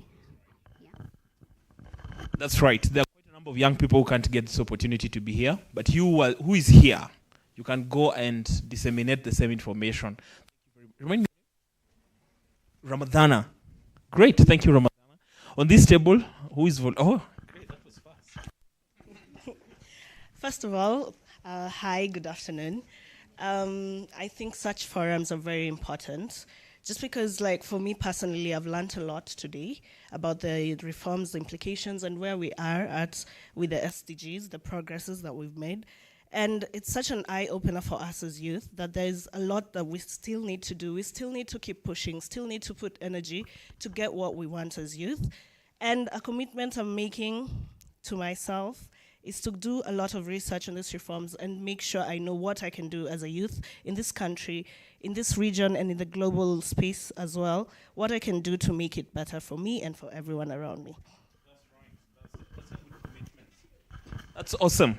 I think research is becoming a big thing. One of the things that I've fallen in love recently is doing research. And if you can have a young person doing research on this, doing research and present practical data solutions, especially as far as these reforms are concerned, you can stand a chance maybe to give a keynote at the next General Assembly next year. Anyone on this table? You want to go? All right. There's a... If you don't find it funny, I'm finding it funny. So just a disclaimer. There's a thought that's crossing my mind, and it's making me laugh, and though it's not very nice, might it be that the ones who came up with these things, you know, it was all those years ago. Perhaps they knew they wouldn't be around by then, you know, the way we pray that we go after old age, right? So maybe they knew, and then they put for us very nice things, not very practical, especially for African leaders. And they knew, like, the youth of that day will have to deal with those problems, you know. That's fine. You know, so I think then if that might be the case, then it means it's a challenge to us, because if God allows us to follow that path, it means we will still be here. So we'll still be feeling the brunt of it all if nothing is done in the next 5 years. So how about as youths? Let's take as much spaces as possible and do our bit. Just remembering, always remember, those that came up with them might not be there, but we will be there. And maybe our children will be there if we will be parents by then. So, yeah, I know Gen Z's marriage and children are a fear factor.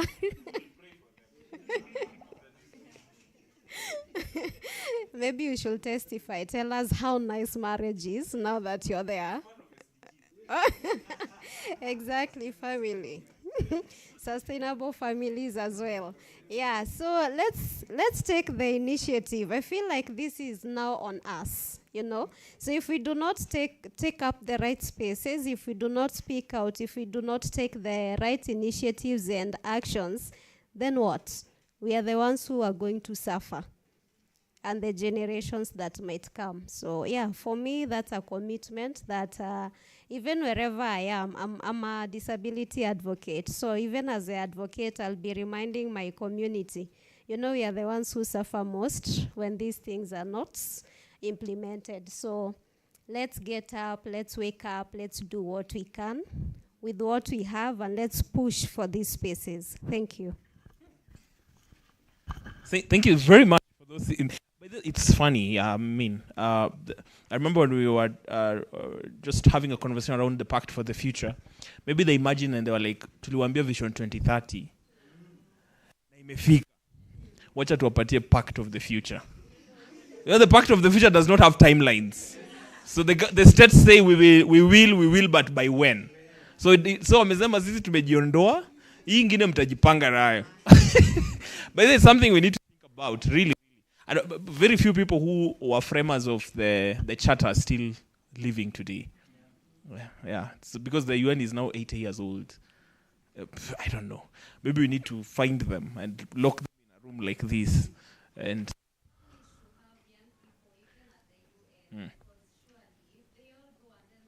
then what? Great. Very much. I see the room is fired up. Now, I want to give Stacey the opportunity to give a presentation on SDG progress. And I know there's quite a lot of data that has been done. That has been done. I'm getting more into Ugandan blood. They are confusing me.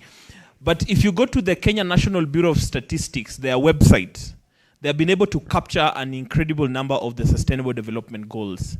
And they have for a number of indicators. So quite a lot is there, but we want to invite Stacey to give us an aerial feedback on what that looks like, and then we will be getting back to you to tell us what exactly are you doing and how can we do it better, but also how can we leverage SDG 17 to make this a reality.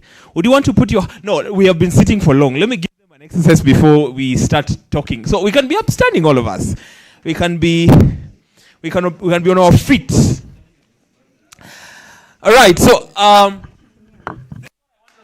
want us to write the word coconut by our bodies, parts of our bodies. Parts of our bodies. That's the right English. So coconut is spelled as all right. So when I say C, you do this. When I say O, you stretch up a bit. When I say C, you go to the other side. And then what is the other letter? The N. Huh? O. The other letter is O. So O again, you will stretch up like this. O is not like this, my friend.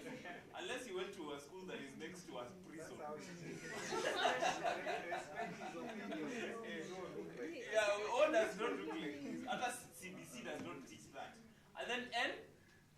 So N will go down, try to stretch yourself. And then what is the other letter? U.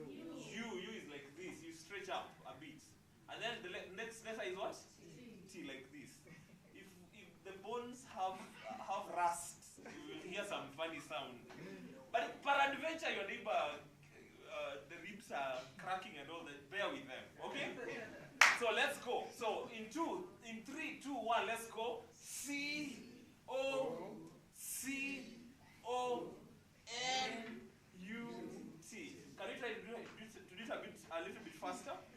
As we say the words, so the letters rather, okay? So in 3, 2, 1, let's go. C O N U T. You guys are incredible. You can have your seats. God bless you. All right, welcome, Stacey. Let me get you the mic.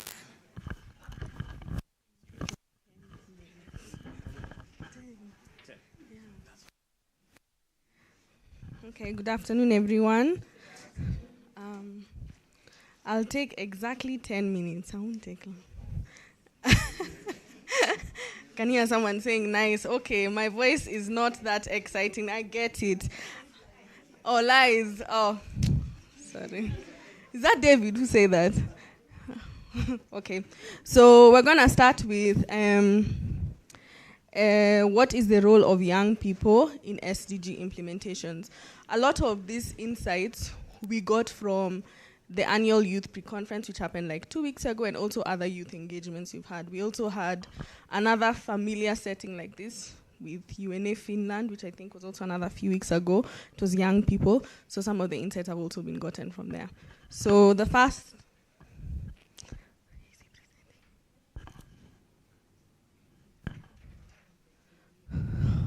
Okay, so the first one is youth are central to Kenya's SDG progress. They drive innovation, climate action, gender equality, entrepreneurship, and community-based solutions. I think this has been discussed a number of times. We are asking to be part of the decision making. We are asking them to also be co-creators, which is the second point. And then we play a crucial role in accountability, monitoring government commitments, and contributing to VNR and VLR. Who participated in the last VNR? That's like 0.2%. Is it 2%? 0.2% of the group of us who are here. So like we've all said in our reflections, there's a huge call on us to participate. Who has their voter's card? This is my question. Who has their voter's card? Ah, amazing. That's like what, 64? So we are being pushed to participate. It's important you participate as a young person. That's how you get your voice heard. Another thing I want to say is accountability and monitoring. I don't know whether many of you know that one of the main reasons why we have such a frugal financial climate currently in the international space is because of accountability. The reason why Trump cut USAID is because there was no accountability. So it's so important for us to monitor and account for where money is going. If you are asking our government to do that, we must do it ourselves. The second one is for the annual, the annual multi-stakeholder conference last week, we launched the Race to 2030 campaign, and we identified that youths are mobilizers, they are spreading awareness, they are shaping narratives, and they are driving community-led SDG actions. Youth leadership emerged across sectors. These are climate resilience, gender equality, innovation and jobs, and governance, and seen through breakout labs. The last one is about reverse adaptability model. I think I talked about this, and I think it's similar to some of the insights that were given. In the example of how the UN and all these immigrants come to say, okay, I call them immigrants. I don't call them, what do you call them? Expatriates. I don't call them expatriates, because when we go there, we are not called expatriates, we are called immigrants. So I assumed equality. That is the equality. So when they come here, they adapt very easily. In fact, many of them are starting startups. If you look at the top 10 tech startups in this country, the founders are not Kenyan. So I think it's important that as youth, we create a youth ecosystem that then forces them to adapt to our culture. I think also something to note, and I don't know whether Maurice said this or someone said this, we could be here listening to, and I don't know why it wasn't brought up, but it was earlier this year when UN said that only 11% of their reports are read. So I'm going to open the floor. Do you think that's an issue with us, or do you think that's an issue with them? How many of you think it's an issue with the youth? We don't read.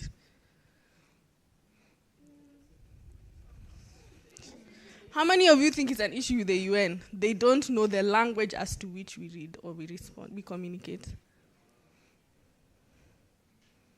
So no one is putting up their hands. So you think, is it us or is it them? Put up your hand if you think it's us. Us. Put up your hand if you think it's them. Okay, I'm with Diana. I think it's them. I think communication is different now. Personally, I'm not going to read a 30-page report. Yes, Maurice. It's not a must for you to read a 30-page document because there is already in the world relevant tools for you to break that 30-page document into an existing language that you specifically want.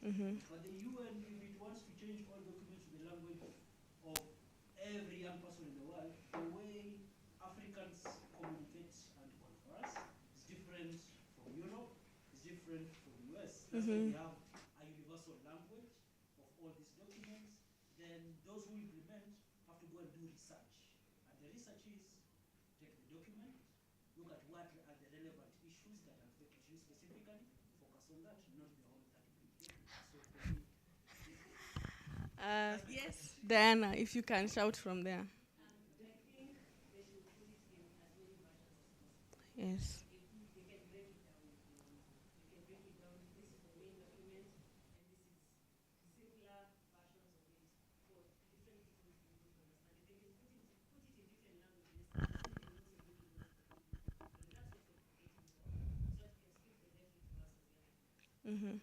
I can see there's already tension in the air. Moving swiftly.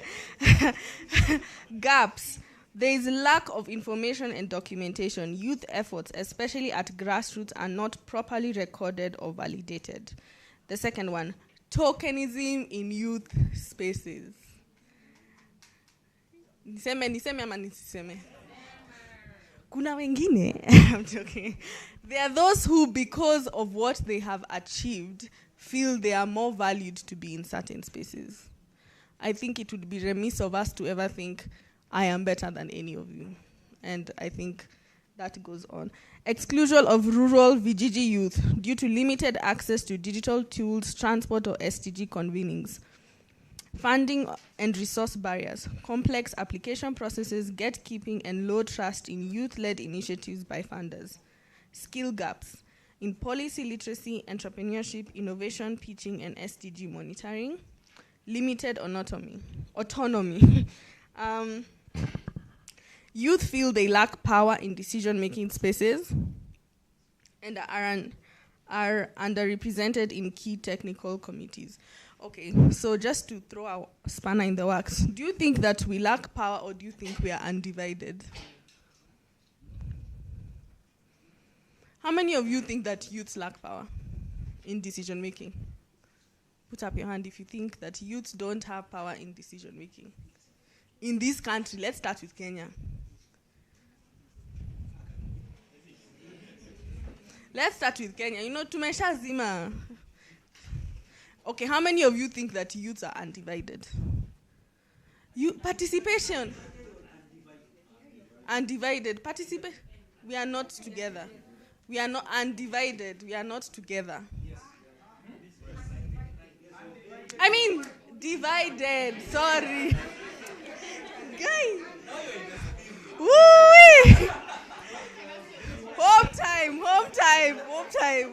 Wacha ni end session saizi. Ay, guy. Home time. Nimeona kama ni home time. Okay, how many of you think? I can see. How many of you think we are undivided? We are divided. How many of you think we are divided? How many of you think we have power in decision making? So can we maybe shift the conversation more into unity rather than having power? Because we do have power. Yeah. If we can stop a financial bill, we have power. And did that scepter go back to Parliament? Anyways, diversion. From opportunities, growing partnerships between youth networks, civil society, private sector, and government offer new influence pathways. Technology and AI opportunities, regional integration, social media and digital platforms, care economy and transformation, upcoming policy cycles. So finally, to the recommendations, we need to ensure meaningful youth participation, not tokenism. Youth should be included based on capacity and commitment and not popularity. Engage rural and grassroots youth to ensure inclusive. Now I want to ask a question. And this is, I'm just throwing again a spanner in the works. Do grassroots organizations have to come to Nairobi to meaningfully participate? Okay. So they shouldn't come to Nairobi. Okay. So next time we have an issue of transport, logistics, tuseme, you don't have to come to Nairobi. We tell them that? Okay. So simplify application processes for grants, programs, and government opportunities, strengthen youth skills and capacity in policy literacy, climate-focused recommendations include sustainable farming, climate education for youth under 18, gender and care economy recommendations including workplace daycare systems, flexible schedules, technology to support unpaid care. Innovation and enterprise recommendations including expanding innovation hubs, showcasing youth success stories, and leveraging opportunities in AI and digital services. Representation recommendations, including placing capable youth in interagency, technical working committee, and policy tables. Yes, so that was 10 minutes. Does anyone have anything they want to add, or they feel they need clarification?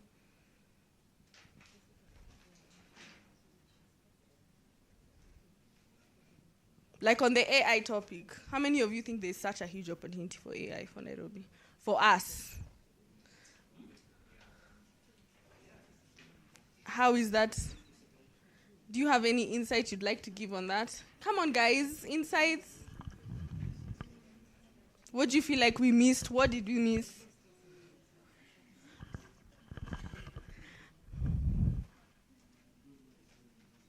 All right, thank you, Stacey. Thank you very much. A round of applause for that wonderful presentation from Stacey. And she has left us with a number of questions that I want us to reflect on. Because most of the time, every time I've led conversations around sustainable development goals, it looks like this humongous animal that is at some corner that we need to fight with until we kill it. But SDG is actually embedded within our daily living. So we want to have a conversation around what Stacey has just talked about, but also share the experience and best practices for learning purposes. What are you doing and what do we need to do? And let it be a bit practical so that we can capture it and also we can be able to cross-pollinate those ideas and go home, practice them, and also exactly do the same things that other people are doing to make an impact. So I just want us to reflect on what she has said. Now that we have come to the conclusion, and I think the landscape of this conversation need to shift entirely. We should not get into rooms and say we want a place for decision making. Like, it's so surprising that the number of young people who have taken voter registration, who have taken part in getting the voter's card, it has not even hit 100,000. Do you guys know that? Hatujafika 100,000. Like, it's so crazy because we ask ourselves, why are we because systems are not broken just by words of mouth. They have to be broken, to be challenged through already established systems you get. And of course, voting, you can't run away from voting. Whether you like the president or you don't.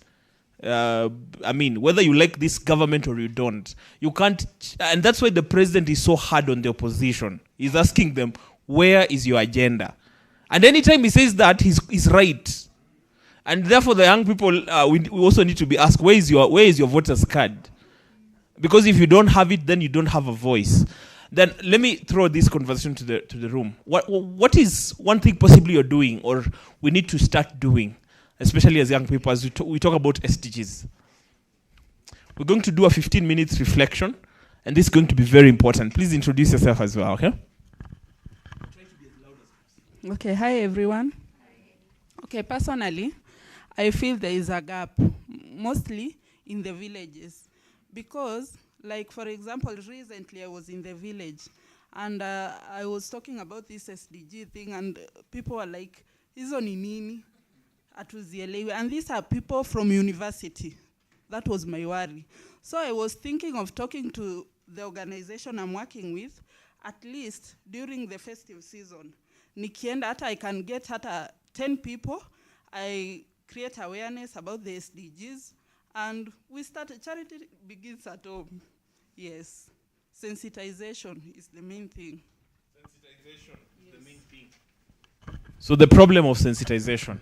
Do you know the percentage of young people in rural, the rural population of the young people in Kenya? It's actually 70%. 70% of young people live in the rural area. Someone can check. See, mukona chat GPT. Go check. Just type and write. Just type the percentage of young people living in rural areas in Kenya. Mtu atuangalia rakaraka. Atuambie kama hiyo statistics iko sawa ni ya uongo. Nowadays we have real time data. Anyone who is there? Hey, kwani chat GPT yenu ni ilienda Dedan Kimathi University of Science and Technology. Yeah? 68, right? So pretty much is closer to 70% thereabout. Because that was the data that was taken during 2019. So it's roughly around 70% thereabout. So if this conversation is only happening in the rural area, it means there's a lot of work we need to do. Okay. Thank you so much for that. Sensitization. You want to? When I came in, I was thinking of how many counties do we have? For example, if I was the one planning the event, personally, I was thinking of what if we take people per county who are vibrant, then they go create awareness in the village or in the counties.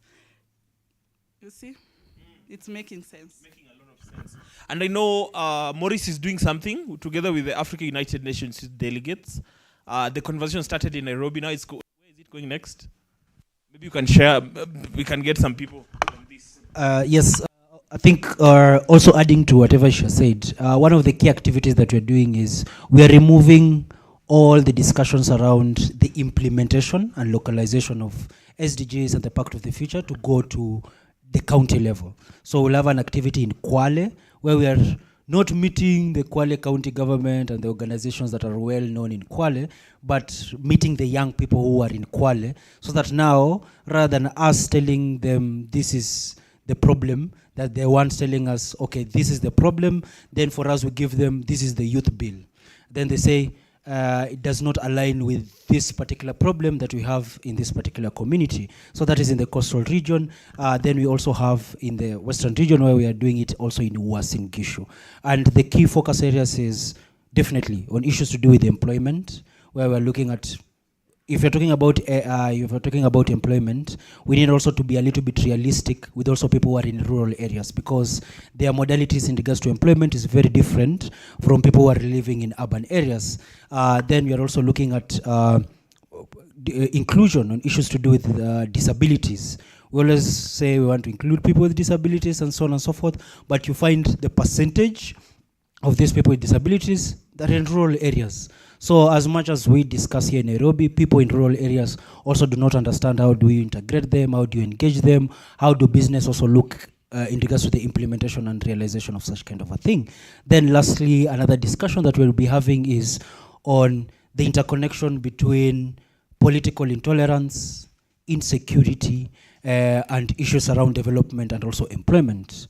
Young people, the highest who are not employed, used as a tool in regards to political intolerance, which brings issues to do with insecurity in a community. Then when you come and sit down and you talk to them, they tell you, sina job. Sasa kama sina job, na nilikuwa naenda kuendesha pikipiki, na kuna mtu ameniambia atanipatia thao, na nipatie mzinga, na mimi unaniita nikuje nikae kwa conference nikae na niongee na kuna kitu inatokea. So how do we make sure that that is the reality that we have right now, especially the highest percentage of young people?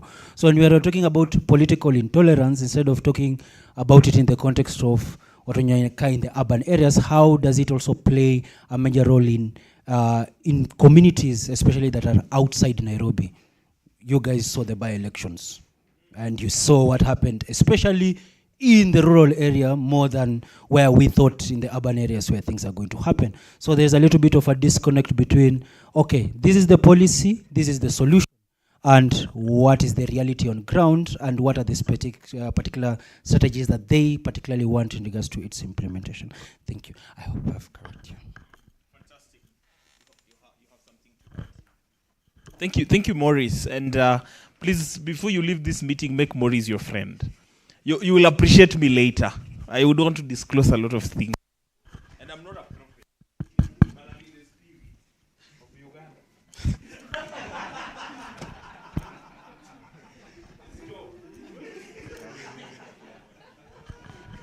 Uganda. Thank you.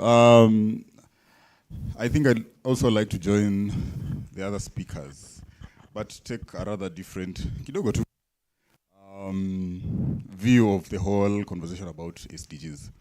From where I sit, I think we need to give ourselves a little bit of credit for what we've done and what we've been able to achieve. I mean, in terms of the milestones that we've had in terms of implementation of SDGs. And the reason I say that is because when you look at the timelines that are set from a global perspective, I was talking to him a minute ago and I was telling him, you cannot compare Kenya as of the time we began the conversation about even MDGs, the Millennial Development Goals, then we came to SDGs.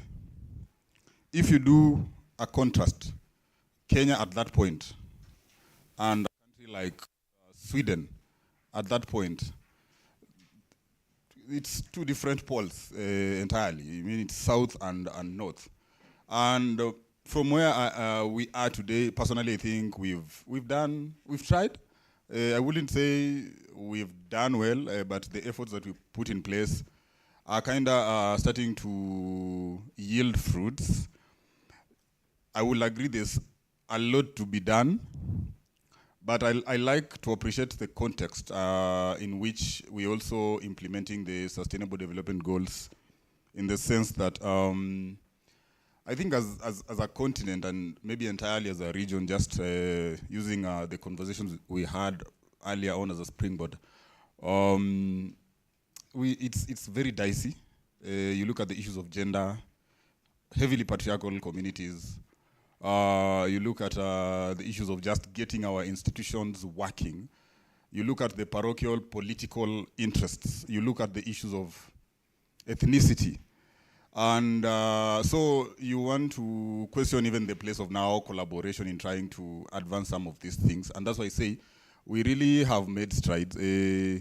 I work with an organization that is also so heavy on gender. And even as late as this week, you sit in meetings locally in counties, and the things you hear people say, unashanga sana, about the place of women in society and girls and so on and so forth. And so for me, the fact that we can actually sit here and have these conversations in itself is progress, because we will keep on asking ourselves questions and questions and questions until one day we now actually living the reality.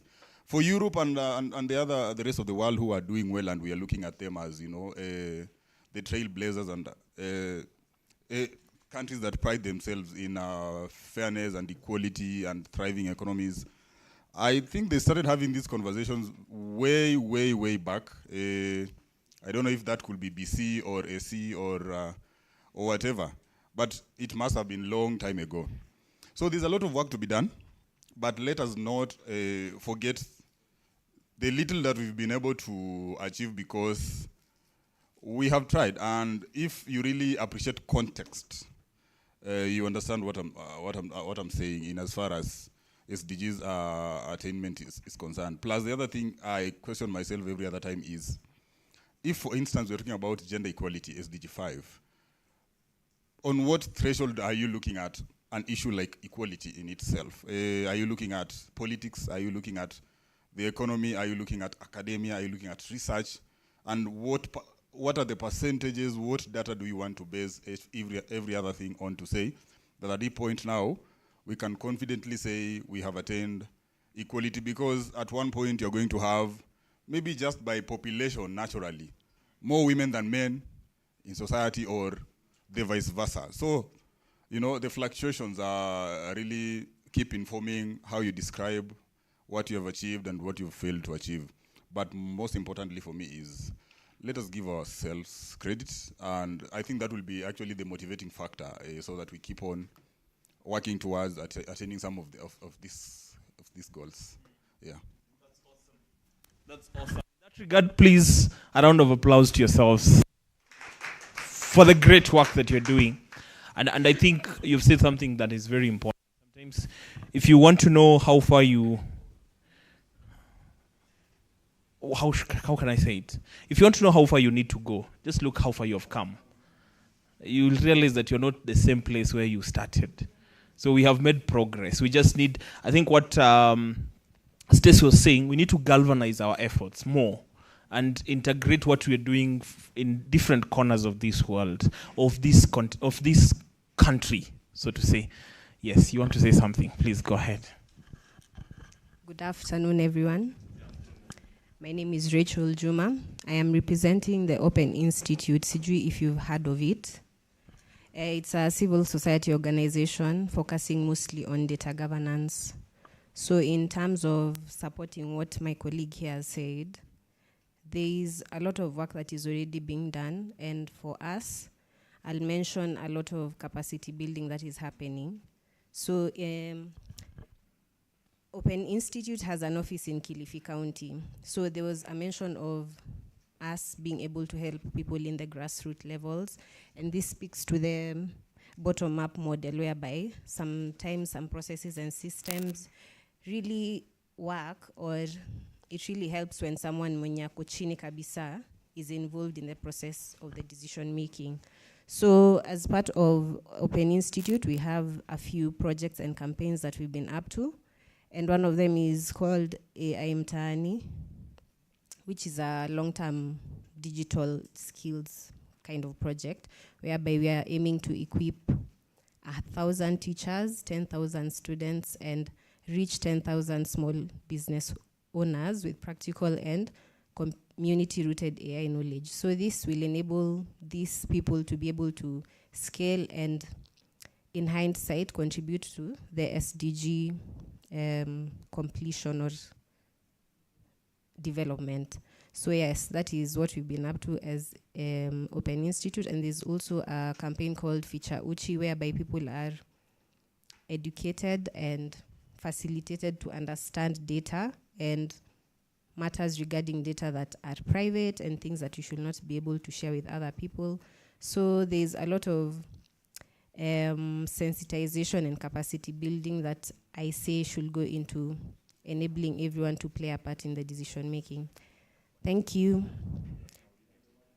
Thank you. Thank you very much. That's actually a real work that is happening on the ground. Now, as we wrap this conversation up, I just want to get some, as we go forward, because we should be concluding. We can speak until cows come back home. I want us to get some recommendations. What should we do between now and going forward? So no stories, just what should we be doing? What are you doing? What can we do? And how can we put our efforts together going forward? Brian, I've seen your hand. Okay, I didn't want to answer the question what you're doing, but I think for forward, let's try and give money. We want money as young people to be able to go and implement these ideas. Let's be honest. You can sit down and talk about these things. We've already talked about them, by the way. If you could go to minutes and reports of previous meetings, all these things zimekuwa mentioned in one way or another. So going forward, what we need is, can we get money financing, at least probably 10,000 euros? I'm looking at you, Jamila, to fund our ideas and because we have brilliant. I had Feature Uchi, I had another person from the counties as well. Us at what we do at Policy Action Initiative, we are running something similar on NetSafi, where we've been able to go to Tana River County. How many people know Holloway it is? I know it's one of those counties, and yeah, there are very few people and very big sizable land. By the way, watu wako Nairobi hawana shamba, wanafaa ende waishi huko. It's very spacious land and has good river.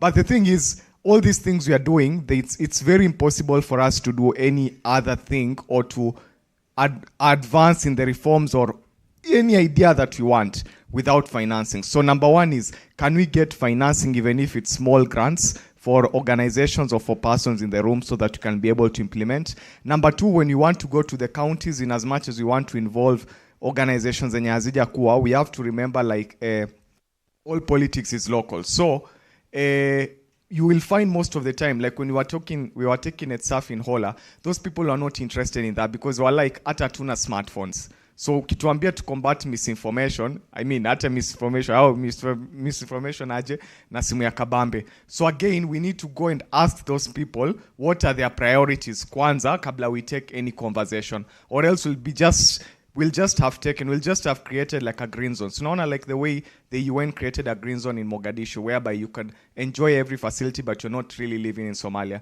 So we'll have that same thing. We'll just take the bubble in Nairobi, huko, spend some time in a very good fancy hotel, collect our allowances and go back. Collect allowances? I don't think it happens many times. And go back. So I think now we need to look at advancing priorities. Let's look at priorities from the ground. Let us invest in data. We did a research looking at participation of young people in electoral processes. We surveyed 1,100 people, young people across 7 counties. The results were shocking. Many young people don't want to vote, are not interested in voting. So even by the way, when the results came out from the IBC the last time, I was like, they validated the research that we did, because we found out that only 70% of young people are interested in voting, and many of them, when you dug deeper into if the elections were held today, would you do, especially women, the young women were not interested kabisa. So again, in as much as we want to collect data, let's now switch to more quantitative data that can at least, because quantitative data, we survey people and we go to the ground. We are not doing an online survey, or we're not doing a qualitative, which many people like because it's easy and it's a good way also to get money, because you can spend somewhere and do some benchmarking and finish. So I think Those three things for me are our ideas going forward. But ya muhimu sana, money, money, money, money, money. We can do nothing bila pesa. Pesa ndio muhimu sana. Tutafute pesa tu timize ahadi zetu zote zenye tumeongelea hapa. Asanteni. So who should give you money? Okay, so now number one, of course, is the consortium that is spearheading us. That is the wonderful team from SDGs Kenya Forum. But also as well, SDG Forum can also act as a conduit to get to these development partners. Embassy of Ireland, last time I saw them, the lady, European Union, so many donors out there, but they need a conduit. Because if I am to walk to Embassy of France, they cannot give me money. But if we could have a conduit to help us get this money, it's very possible. So they can be like a middleman for us to help us to get, so that we can now be able to implement, so that tusikuje hapa next time kuongelea the same things, tukilalamika serikali na serikali haitatoka by the next 5 years pia. So tusikuje kulalamika, but pia tukue na vitu za kuonyesha, so that we can now come and say, like the way my sister said, Fichauchi, now we be like, we are not looking to 10,000. We've already done the 10,000. Now we want to expand to Tanzania. So let's do that here. Yeah, I know. This, you see, when you talk about embassies, nowadays embassies don't even fund. Nowadays they like fueling and pushing the government agenda. So I guess that's a whole political narrative. Let me see. Let me go to you. You want to respond to money? Amesema nataka pesa. Just to, it's disheartening, but it's the reality. The funding climate is not it will be fixed. Trump akitoka, the Democratic Party that will reach, they'll bring back USAID. You'll be very surprised, majority of the people who supported him were actually Democrats. And not only that, what has happened afterwards? You see, we're pre-industrialization, they're post-industrialization. Post-industrialization is the end of democracy. People want to become more nationalist. So when I hear people saying they want money, from where? Who will give you the money? They're being, even simply to just put it like very simply.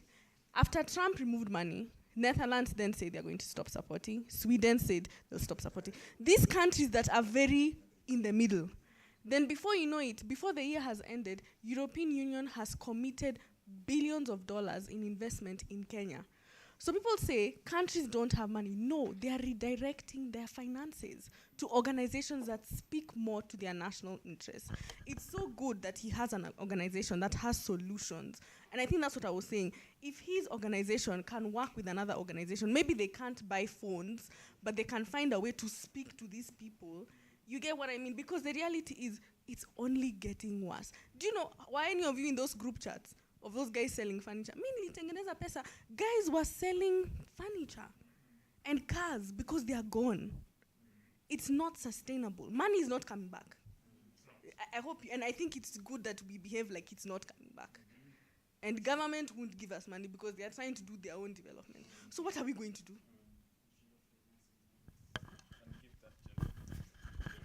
Thank you. And to add on that, we are doing a project on transforming education in the Global South. And one thing we've been talking with some of the leaders in the Global North, and they're telling us that unless the Global South recognizes local resource mobilization, no funding is going to come from the Global North. The Global North have their own problems. They are currently, so they are not going to give money further to the Global South. So unless we recognize some local resource mobilization strategies, nobody is going to give you money. And then the other thing I always tell the youth, you cannot say I give you money without a plan. Where is the plan? So it is very important. And then the other thing is, let the youth start thinking in another dimension. There are those things that the older generations did that cannot work currently. There are those strategies that worked in the future that cannot work now. For example, you just realize, one thing I realized about Finland, I've been following Finland. Finland invested much more in education. A well-educated person in values and character is a person who thinks of sustainable and also thinks beyond the border. That's why they are, if you look at what has helped Finland is investing in education. Actually, they invest much more in teaching their children values and sustainability more in their educational systems and curricula. And that is what has helped them. If Kenya can adopt that, sisi bado tu ni ile, bado mapambano. Thank you. Great. Can I allow him to also speak? At least he has not spoken. Thank you. I think for me, I'd just like to ride a little bit on what Brian had said, just to try and emphasize my point. I think for around 6 months, we did a study on political participation among university students in Kenya. And the primary demographic that we were dealing with was 18 to 22 years. And one thing that we realized is that young people are just either misinformed or uninformed, like people just don't know. You ask them about political party manifestos, they just don't know. You know, you ask them about different things, they just don't know. And one thing I'm realizing is that we have misguided zeal, because we even did a particular section, and we put it on the report, on participation in the anti-finance bill, protests and all. And you ask how many people had read the finance bill in part before going to the street. Then you ask them how many read the bill in full. Then you ask how many people did not even read the bill. And you realize the numbers are interesting. People actually had not read the bill, but people were actually in the streets, demanding for change. So what am I trying to say? I think, just to respond also to what Stacey was saying, it made my mind shift, and I was like, I think the problem is with young people in part, because people don't actually take that extra step to do their homework and due diligence and read. So for me, a practical recommendation would be, as we live here, let's all adopt one SDG, na tufanye homework yetu vizuri. Because myself, I'm in the peace and security space. We took part in the reviewing, what's it called? When Kenya was reviewing its foreign policy, we went for the validation meeting. We had to sit down, we had to read the entire document. But I think sometimes as young people, again, in conclusion, and also just to pick on what I learned from the study, young people depend so much on people interpreting information for them, which for me I think can be risky, because that's where misinformation kicks in. Because if Eugene, this particular demographic rely on someone to interpret information for them, you just have your own skewed way of interpreting this, and then you sell it out to them. So for me, my advice, my recommendation would be, let's do our homework. Let's pick an SDG, let's go read. So that even as we step into these spaces, we are knowledgeable. Yeah. I think as Kenyan youth, we love calling ourselves comrades. Comrades power. Comrades ria. Comrades tialala. Tutafukuzwa kwa hoteli. Now, one of the problems, if you look at the comradeship mindset, is that comrades will fight what you're fighting against. So if Babowino said, let's abort Safaricom, comrades will abort Safaricom, without even not knowing why are we aborting, so long as he has said we abort. But the problem with comradeship is that when the war is over, comrades start fighting against themselves. Because first of all, they do not understand why we were fighting in the first place. And I think we need a lot of deliverance. Your hand was up. Yeah, this really is the conversation around. The conversation about sustainable development goals is, sometimes to me it's funny. I have a kid brother who joined the University of Nairobi in September. So I realized at some point when they were on a strike, he was really, amebanga is too around. I had this copy of sustainable development goals, like the 17 goals, a copy of pages. I asked him to read it, and because I was so idle, I realized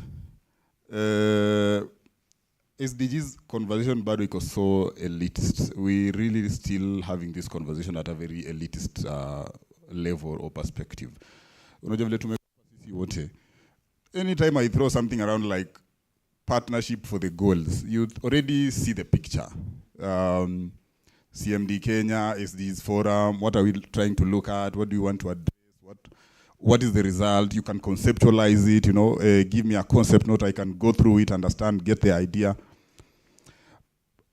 But ukienda ushago kwenu, kila mtu anajua ushago kwao. Like ukienda pale grassroots, you sit down with your grandmother or your grandfather. I mean, we basically live sustainable development goals on a daily basis. Hata hapa leo, we've existed in like almost all of the sustainable development goals. If you talk about gender, if you count the numbers of ladies and men in this room, fair representation, the food that we had. So I feel like we need to go chini and not to go again do another conference type of setup. How do we, it's actually a question, how do we further localize this conversation so that ukienda kuambia mtu something about clean water and sanitation, huko kule kuna ile mto inapita huko ushago kwenu wenye people plow around and wametupa weed ndani zina flow na maji, it's, you know, the rivers are drying up, and that's the real conversation about sustainable development, because what essentially mtu kama huyo anafanya is that they are, you know, destroying the ecosystem, and generations that will come 5 years later will be unable to benefit from the river as much as generations that have lived today have benefited. It's the same thing. Edwin Sifuna was countering Francis Atwoli when he said that we need to put up structures in the national park, and he was questioning, you've grown up and benefited of the parks, so why do you want to propose something that will, you know, limit the generations that will come after us from benefiting from the same resources that you actually go to benefit for free?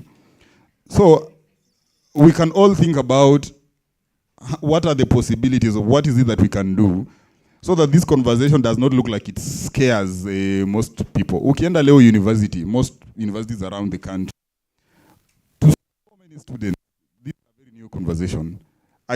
What is SDGs? So for them, by the time they wanaanza unpack, waanze kufikiria, it's actually our daily, you know, lived realities. Tutakuwa tuko na another 3 years closer to the deadline that is global. But huku kwetu we have like 75 or 78% of the population wenye hawezi kuambia anything about sustainable development goals, and their understandings as well as poor as it was when we started the conversations in 2015. So you can do it. Look at ways in which you can trickle down the conversation mashinani. Alafu pia usiongeleshe mtu about SDGs with this elitist perspective. They won't get it. In fact, what you do, utawa stigmatize. Because like from my brother's example, I realized alikuwa na feel, mzee, mbona nipea hizi vitu ningangane nazo? Like, what is this? Perhaps ningemwambia, hii chakula wewe unakula ukitupa hapa, hizi vitu wewe unafanya around, hizo vitu zote, hii maji unaacha ikiran. There's some things that you are infringing on that piece of paper that you are reading.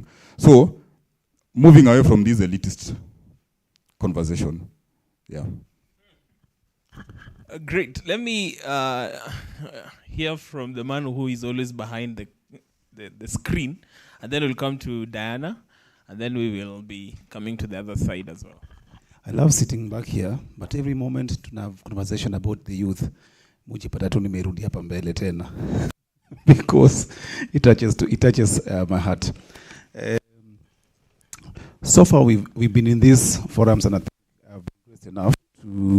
I've been guest enough to cover these conversations, these issues over quite some time, and I've always been a champion of the youth right now.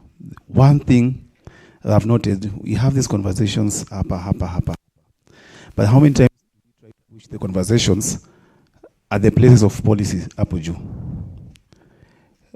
Because I've always been a champion of connecting these generations. I've always said, you can have this conversation here, but if the guys at the top, they really don't feel that they trust you, then this conversation just go on and on. Because I've always said, at the end of the day, they're the ones who hold the systems. They are the ones who hold the systems. The Gen X, they're the ones who hold the systems. So how do you take these conversations to where they are? Someone said, Nani before she left, she said, don't just wait to be invited to the table. How do you force yourself to that table? In a wise way. Not saying, invite us. No, no, no, no, no, no. Why are you having these things without us? Nothing without us. How do you say it? Nothing for us. Trust you me. Trust you me. I've worked in government. They will plan it without you, and they will use money. They will take pale na kwa maguns na wataipitisha na utaangalia tu hivi. Now, trust me, and it's going to happen like that. Then now, what do we do? Wisely, how do we fix ourselves into this thing in a wise way?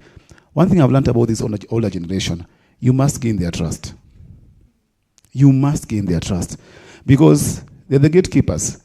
They feel like you're coming there with this mandamano vibe. They're like, yo. Because again, even them, they're running organizations, they're running so many things, protecting money also coming from outside. So to them, you're not just coming to bring a change or something. You're risking kukata line yao ya finances and all that. So, Okanda, even I talked to Okanda about this. Manze, every time there's just, like, I think the goal should be, what is the next event? What is that big event SDGs is organizing with another? How do you just slide some of us there? And when you get inside there, you get an opportunity to hold the mic and speak wisely. How do you speak to these people that they say, man, can you come and in this next forum? Slowly, you say, I also have another one here called Okanda. By the time they realize, you started 10 of you inside, now you're 60 of you inside. You're just shaping the conversation. Then they trust you, then they start letting you into these systems and how things are moving. So, we are good having this. But please, tuingieni kwa hizo spaces zao, na msiingie na maandamano. Asante. Yeah, because activism must always meet diplomacy, and diplomacy must always meet activism. If those two don't marry, there's no conversation, it's just noise. Thank you so much. My name is Diana Kaburu, and I like what the man behind the screen, didn't get the name. Faraji. Okay, that's a nice name. I like what he said about that. No, Miss Jessica, I'm trying to Faraji. Ama nitembe zaidi. But I want to bring back what Stacey was saying earlier about unity. I think that's the main key that we should have. I think we had another forum in this, even what Faraj is saying. They've been the team recording this, and I'm sure he's had these conversations over and over. However, one thing we need to embrace, so we are different as Africans, and we're different as youth. We've seen what Finland has done. But by the time Finland is doing what they're doing, they're already the best in education. They already had free quality education by that time. We are years behind, as Stacey has also said, like pre and there's post, So as Africans, there's a way we do our things. When you're going to collect statistics, we are trying to do as Europeans. We're trying to do, yes, because I get we're colonized, yeah? So we are trying to go with our papers, na unakalisha mzee chini, unamwambia hebu niambie sasa huko kwenye maji inachukuliwa kutoka wapi. There are many different ways we can be able to do it. How about talk to a chief who already has that information, instead of one who's like, na maji inatukanga wapi? Ama you meet a young person who's privileged from the rural area, anajua tu maji inakuanga kwa nyumba, hajaifikiria, beyond that. We need to think as Africans. Let's not just speak from what the books say. And I'm saying that because I once spoke to an old guy I met, and he was one of the first people in University of Nairobi as a black person, post-colonialism. Actually, it was before we got independence. And their books were written from Europe. And they're giving you statistics about Kenya. And one of the people asked, why is our statistics from Europe? Why isn't it written from our people here locally? And he asked those questions 2-3 times, and he was chased from that class. So he doesn't know what happened to him. He never saw him again. I'm not trying to bring conspiracy theories. What I'm just trying to say is we need our own. And by our own is here in this room, there's someone who can create an app where we can all put what we do. So that not every time I have to remember, what's your name you talked about? Brian, you talked about. So if I need to call them, I only know because I was in this room. So someone who was not in this room cannot even have that contact or that network. But if you have a platform from like what even SDG already has what we all do, can we be able to have such a place where all our information is in one place so that we don't have to keep every time, I have to remember what he said about what, what different things that they do in their different places. So the same thing as young people, we have different ways that we operate. We have the social media. As much as yes, tunataka kuingia kwa baraza la wazee na we say, okay, yes, we are here, we want to talk to you. Yes, a few of us have the privilege of doing that, and a few of us have the privilege of reading the 30-document page that Maurice was talking about. Some people, as he said, his brother anashindwa sasa unanipatia document yote nifanye nini. And as much as I agree with, yes, we need to read for ourselves. Not everyone can. Not everyone is interested. There are people who it's just a gift. Unapata Morris by the atakusomea documents, you how many pages, you're just like, where? You just somehow you interpret for me. And if you have platforms that we can trust, then we tunatoa that one for political coming in. So it's just all of us bringing what we do together. I don't have to go again to Tana River, where, who said about Tana River? Yes, Brian. I don't have to go and see those large tracts of land. He already has that data. There's no need for me going back.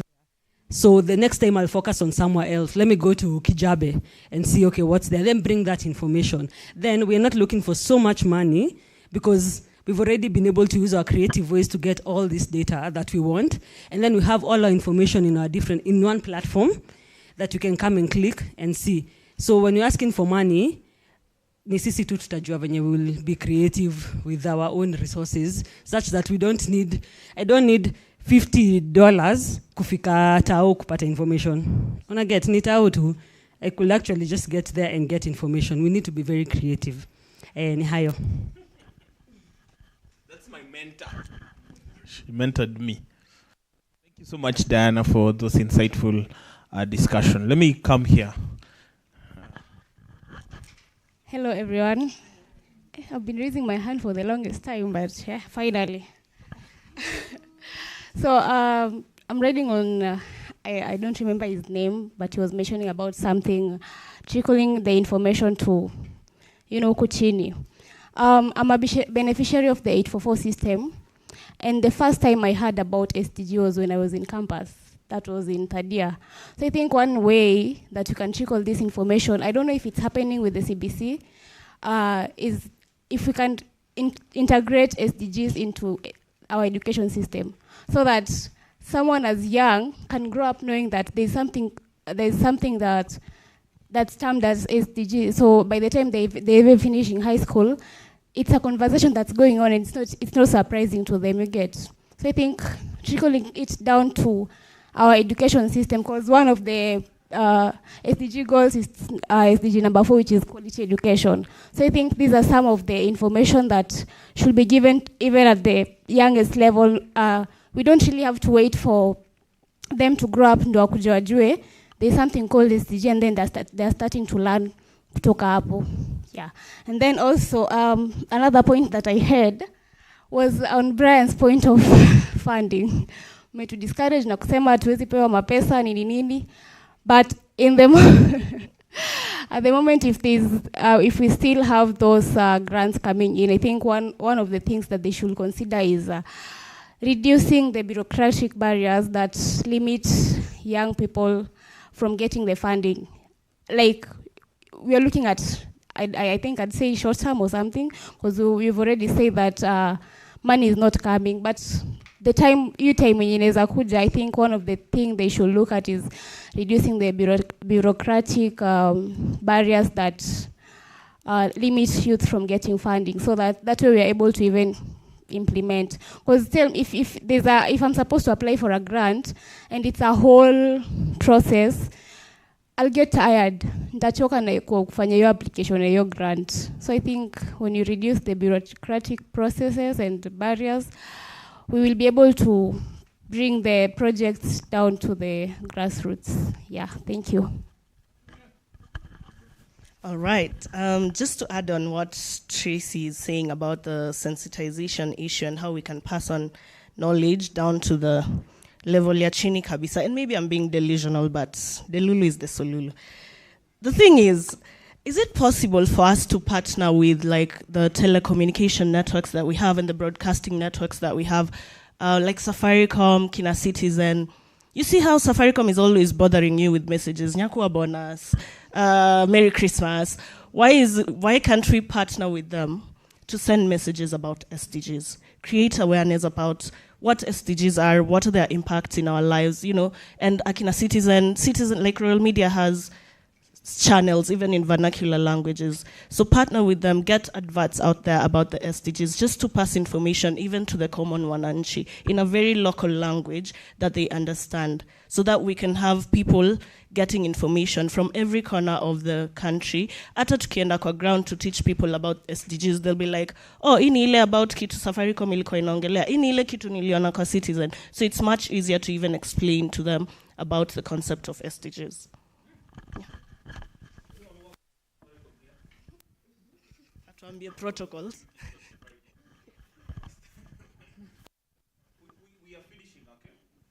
Okay, it's more of the same thing that I wanted to say, but in matters of sensitization, if we can see the number of people who are in here, you have known SDG for a very long time, some 5 years, some 4, 3. I'll say I've known SDG for around, let's say, 2 years now that I came to understand about SDG. But the problem is, you know the information, you have the information, but you have not shared to the person next to you. You have a friend group around you. I would assume everyone in this room, there is someone you know that does not know about SDG, but you have the information. Why? Because maybe you do not want to share, maybe you are selfish about the information. But see, we are working this is something that, si ati mimi niki-achieve, itakuwa a very bigger percentage in Kenya. If both of us, every one of us, we achieve it the same way, itakuwa like a great deal of it. So, as we sensitize, start with the person next to you, start with your parent, start with your sister or your brother on that. I also wanted to say something about what Stacey said about partnership. If you cannot find money or grants from the UN, from the USAID, all that, about partnering, it's something I've seen. Like, if there's another organization that you can partner with, it works. If, let's say, for example, you are 2 different organizations and you want to implement something in an area, and they have the funds, or they can chip in, it's working. So, yes.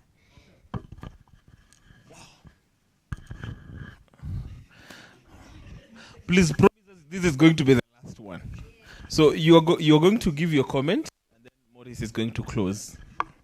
We need to go home, right? Yeah. That is also part of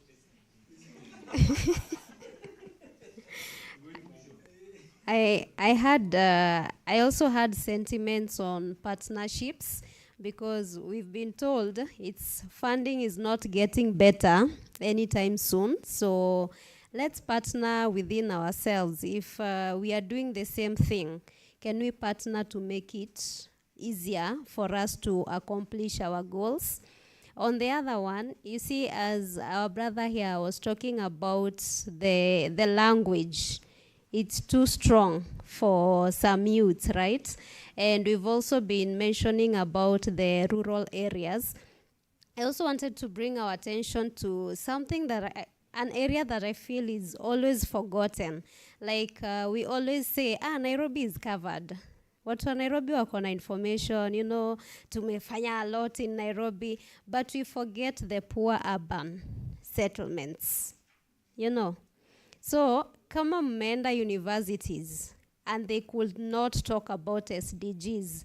Now imagine someone in Mathare, Kibra, you know, and such. Yeah? So, utapata, this information is, we are going to say it's in the urban setups, and we should now go to the rural, but we have forgotten these very important people, and aren't they the majority? Sistlands ndo majority. And how many people can you, utoke tu sahi hata tufanye tu aka short survey, tumetokea tushuke tu gari pale, hata tusende mbali, OTC. It's almost kwa CBD, right? Simamisha watu randomly, and then waulize hata SDGs ni nini. The big percentage won't be able to give an answer. So I think tunapeleka information to maybe a select few, and that is where the problem is, because even in these poor urban settlements, hakuna smartphones. as much as we don't want to look at it that way. In Nairobi, yes, hakuna smartphones, hakuna Wi-Fi. They can barely afford it. Nyumba ya mabati atalipa 500 to 1,000, 1,500 rent. Nataka aongeze smartphone, aongeze Wi-Fi and all that. Alafu ajue ati kuna SDGs, aende kwa the Kenya SDGs forum page. They don't even know some of these organizations exist. So we really need to look at taking this information not just to the rural areas, but also these settlements. And finally, yo, Delulu, that Solulu can end you up either in jail or paying a very hefty fine. Have you seen? There is a credit company that has just paid a young person some very good money because koti imepitisha. Why are you sending me texts and calling? Did I give you my info? First, number one, where did you get my information? So that person took the company to ODPC something, yeah? And it passed that, yeah, if this person is not the one who gave you info, welcome to hizo ma messages and all that, we need to understand, number one, where did you get their data? Number two, you don't have consent to be texting and calling them about your company. So nimeona comrades wameanza kusema Safaricom next. And other companies they are targeting akina Betika and the likes. Hawa tu kutumia those messages every time. The law has shown you can sue. So hapo tukue very careful. We don't have consent to send them all these nice information. So if they sue, sijui kama ni SDGs forum nataka kuweka on the lights to do this, they can really sue and itapita. Thank you. The world is becoming very sensitive to everything, you know. And it's just interesting because, by the way, do you know, there are people who have your data that you have never even seen. Even Netflix nowadays, Netflix knows all the movies you like. I mean, and quite a lot of your information. But that's a very good sentiment that we need to take into consideration. Amen. The money part. Amen. I think for me, I just wanted to give out a couple of points. As much as you're also looking into engaging with the SDGs, it's also quite important to also understand the national processes that are ongoing. Because for me, let's say, you can know about SDGs, you can know about the indicators, you can know all these particular things, but if that is not something that the government is focused on, if it is not their priority, it's just hearsay. And the reason why we always say you have to align with the priority of government, because it's the one that attracts investors, it creates that particular environment for a certain activity or an action to work on. So something that I wanted to share, number one, is in regards to finances. Right now, Kenya is in the process of developing its core focus national financing model. If you guys can take time, look at the particular process. It is under, I'll say this really slowly so that you guys can write down. It is under the medium-term debt management strategy. I know you guys know about this. We had issues about debt and every single thing. And one of the core things that was brought out under I'll repeat again, the medium-term debt management strategy. One of the key things that was brought out is, can we have our own national financing model? Not only just for government projects, but also for core projects like businesses. Can we look at the business environment in Kenya in regards to paperwork and also the different engagements? It can really help. They're still in the process of developing it. And if we also want to have our voices there, it can be quite important. You can write to the Senate. Just write something and send it to the Senate. Then they're able to see if they're able to adopt or something of the sort. Something that was quite important that was mentioned is, yes, we can talk about all this, but if you do not have politics in it and also political goodwill, we're developing solutions in a gap. And one of something that came up in my mind is the National Youth Council. I don't know if you guys have sat down and did a little bit of research in regards to the National Youth Council. Walisema watafanya elections tuko December. No, I'm just asking. They said they'll do elections. We are in December. Nothing. It has happened. So one of the key things that we also need, the National Youth Council is a political office for young people. Hapo ndo tunaongea politics, hapo ndo recommendations zetu zinakuwa adopted, hapo ndo the review in regards to the implementation of different processes, especially at ground level and national level. That is the office that has political goodwill for the purpose of young people. So if we do not follow up in regards to where are they active? If I ask people here in their counties, have they ever met someone who is a representative of the National Youth Council in their counties? Yes, if you have ever met, tell us. If you have never met, then they need to have a representative in every particular county. So that is also something that we also need to look into. Calls for elections, calls for representation, especially at county level. Tusikuwe na National Youth Council inakaa Nairobi. Unaona, itasaidia. Lastly, something else that I wanted also to add, the budget process. As much as we can discuss about the SDGs, implementation, and realities, I'm 100% sure there's so many people here who don't know the budget process, especially at county level. When does it start? It starts in September. We have CPROP. At first, I thought this is a lot of bureaucracy and it's a lot of noise until I started going to these meetings. Then I realized that these people always get a blank check of a very huge budget. Then in that particular process, that's how they divide. So if you have someone who is a representative of people with disability and you're not in that particular process of development, they will take the money that was to go to people with disability, then they will give it to another department that was present there that has requested for that money to be moved to that particular area. So that by the time the budget is being read, everything has already moved. So even if you say we want more classes, they'll be like, until the next budget process. So as much as I know it is too much, but for you guys, it will be quite important to also understand this particular process. Understand how does it go, so that you can also understand what is the core focus specifically for government, so you do not guess. Lastly, the business environment in Kenya, especially for young people. I was talking to someone to the Ministry of Finance, and he said something that he doesn't understand specifically for young people is we complain a lot about employment, but we have never took time to look at the employment strategies in Kenya, business development strategies in Kenya, and he said these things have not been changed since independence, which means how you get your loan, how you get your funding, how you get particular resources, especially for our young people. You are judged at the same capacity as an already established institution, especially when it comes to issues to do with banks, when it comes to also issues to do with documentations, registrations, and so on and so forth. This has been mentioned in the youth bill. I think we were having a discussion with Okanda, and they were saying they were going to develop an office of young people, specifically for registration, but it was not that particularly clear. So this can also be something that we can also look into, so that as you're also pushing for employment opportunities, development of business opportunities, you also understand the realistic environment, especially for your country, so that whatever we are discussing and or engaging are a little bit practical. Thank you. All right. Please be the last person.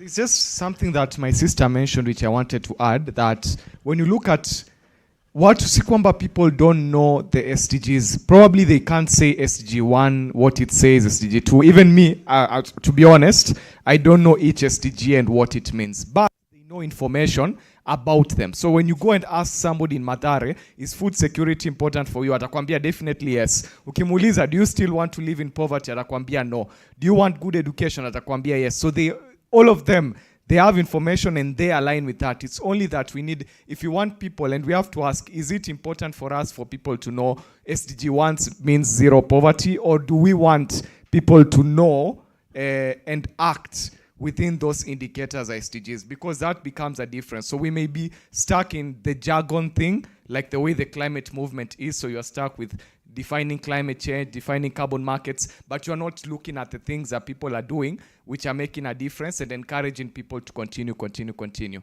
Another thing, like my brother has mentioned, is the government, there's something, the thing in Kenya is we have some opportunities that should ideally be working. Like, for example, AGPO should be working because AGPO was for young people to acquire tenders in government.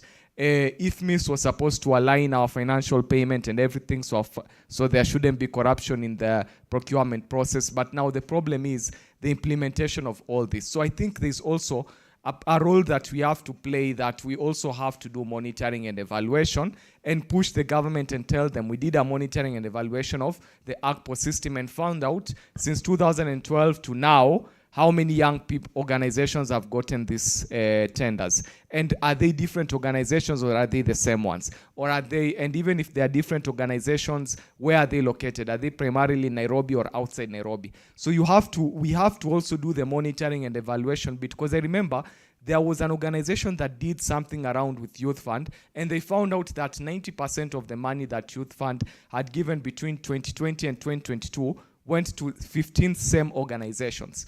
And I think it was Youth Agenda or one of those youth organizations. So we also need to do something similar in order now to hold the government accountable and tell them, in as much as we want to reform this, we want you to reform because this system isn't working and this is the data, and this can even push and put and more pressure for things to change.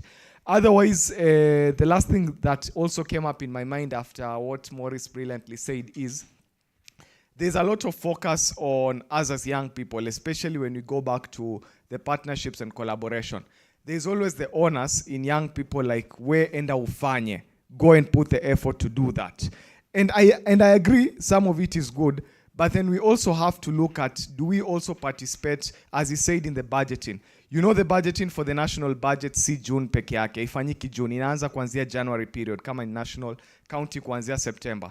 I don't know how many people know, but for example, Nairobi County today has finally, the parking fees has moved from 300 to 520. So that will affect your daily life. There's so much that is being done on the policy side, but we don't participate in it. We always like focusing on the big thing, either kama your computer misuse. But when computer misuse was also being discussed, hakuna mtu alikuwa amechangamkia hiyo kitu. So we also have to follow, and there are many organizations, Uzalendo Trust follows up, puts so many updates. So we also have to be following up what is happening in our county governments, what is happening in the national parliament, in the Senate, the executive orders that the president has been signing. We have to read the Kenya Gazette if we want to hold the government accountable, so that we raise the alarm when these things are being proposed. We don't be reactive, because even if you are reactive, no matter how much force you put, once ikipitishwa imepitishwa, haiwezi rudi. Finance bill tulilalamika lakini ilirudi tena. So let's not be reactive. Let's start from the process when these things are being raised, so that we raise the alarm, like the way the private sector does. KEPSA does a good job in lobbying for their partners whenever the government tries to do anything. So let us also be like that. Take that format and do the same. Thanks. Wow, that was a lot of conversation. Thank you very much to everyone who has contributed to making this day a very successful day. But most importantly, the things we have said, majority of us, we have capacity to do. So let's go and do it. Let's go and Nike it. Let's go and do it. I wanted to say something, but I'll spare it for the next event, so that we are way past time, and I know some of us, we have to really go. We are going very far, so to say. So we will bring this conversation to an end, Stella, unless there is any burning issue. Doing a report on what we have discussed. Possibly they'll have an opportunity to look at it, right? Yeah, so that we see what exactly have we talked about and what are we supposed to do concerning the same. Thank you very much. I've been your moderator for this day. I know it's been a very long day, but it was important that we be here. It was also interesting to know that all these people that we are pointing fingers at, they were young people. And majority of them said, we will change, we will transform, they're still saying that until today. I hope we will not be of the same caliber. But most importantly, we will just continue doing the small things we are doing as we move forward. All right, I'll bring this conversation to an end. As I mentioned, it's important I also mentioned this. I have authored books. I've come with 2 of them.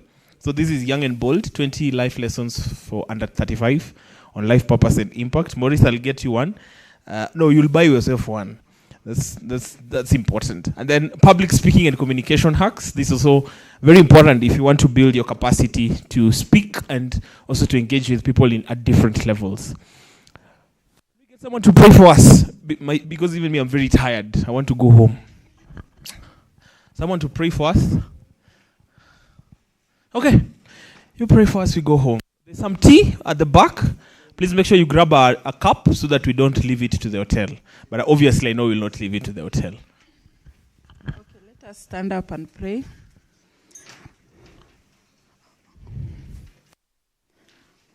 Everlasting Master, we come before you this wonderful evening. We thank you for the gift of life. We thank you for everything that you have done today, Almighty Jehovah. Jehovah, as we are going to leave this place, Almighty Jehovah, may we not forget everything that we have been taught, Almighty Jehovah. May you protect everyone as we are living here. It is in Jesus' name we do trust and believe. Amen.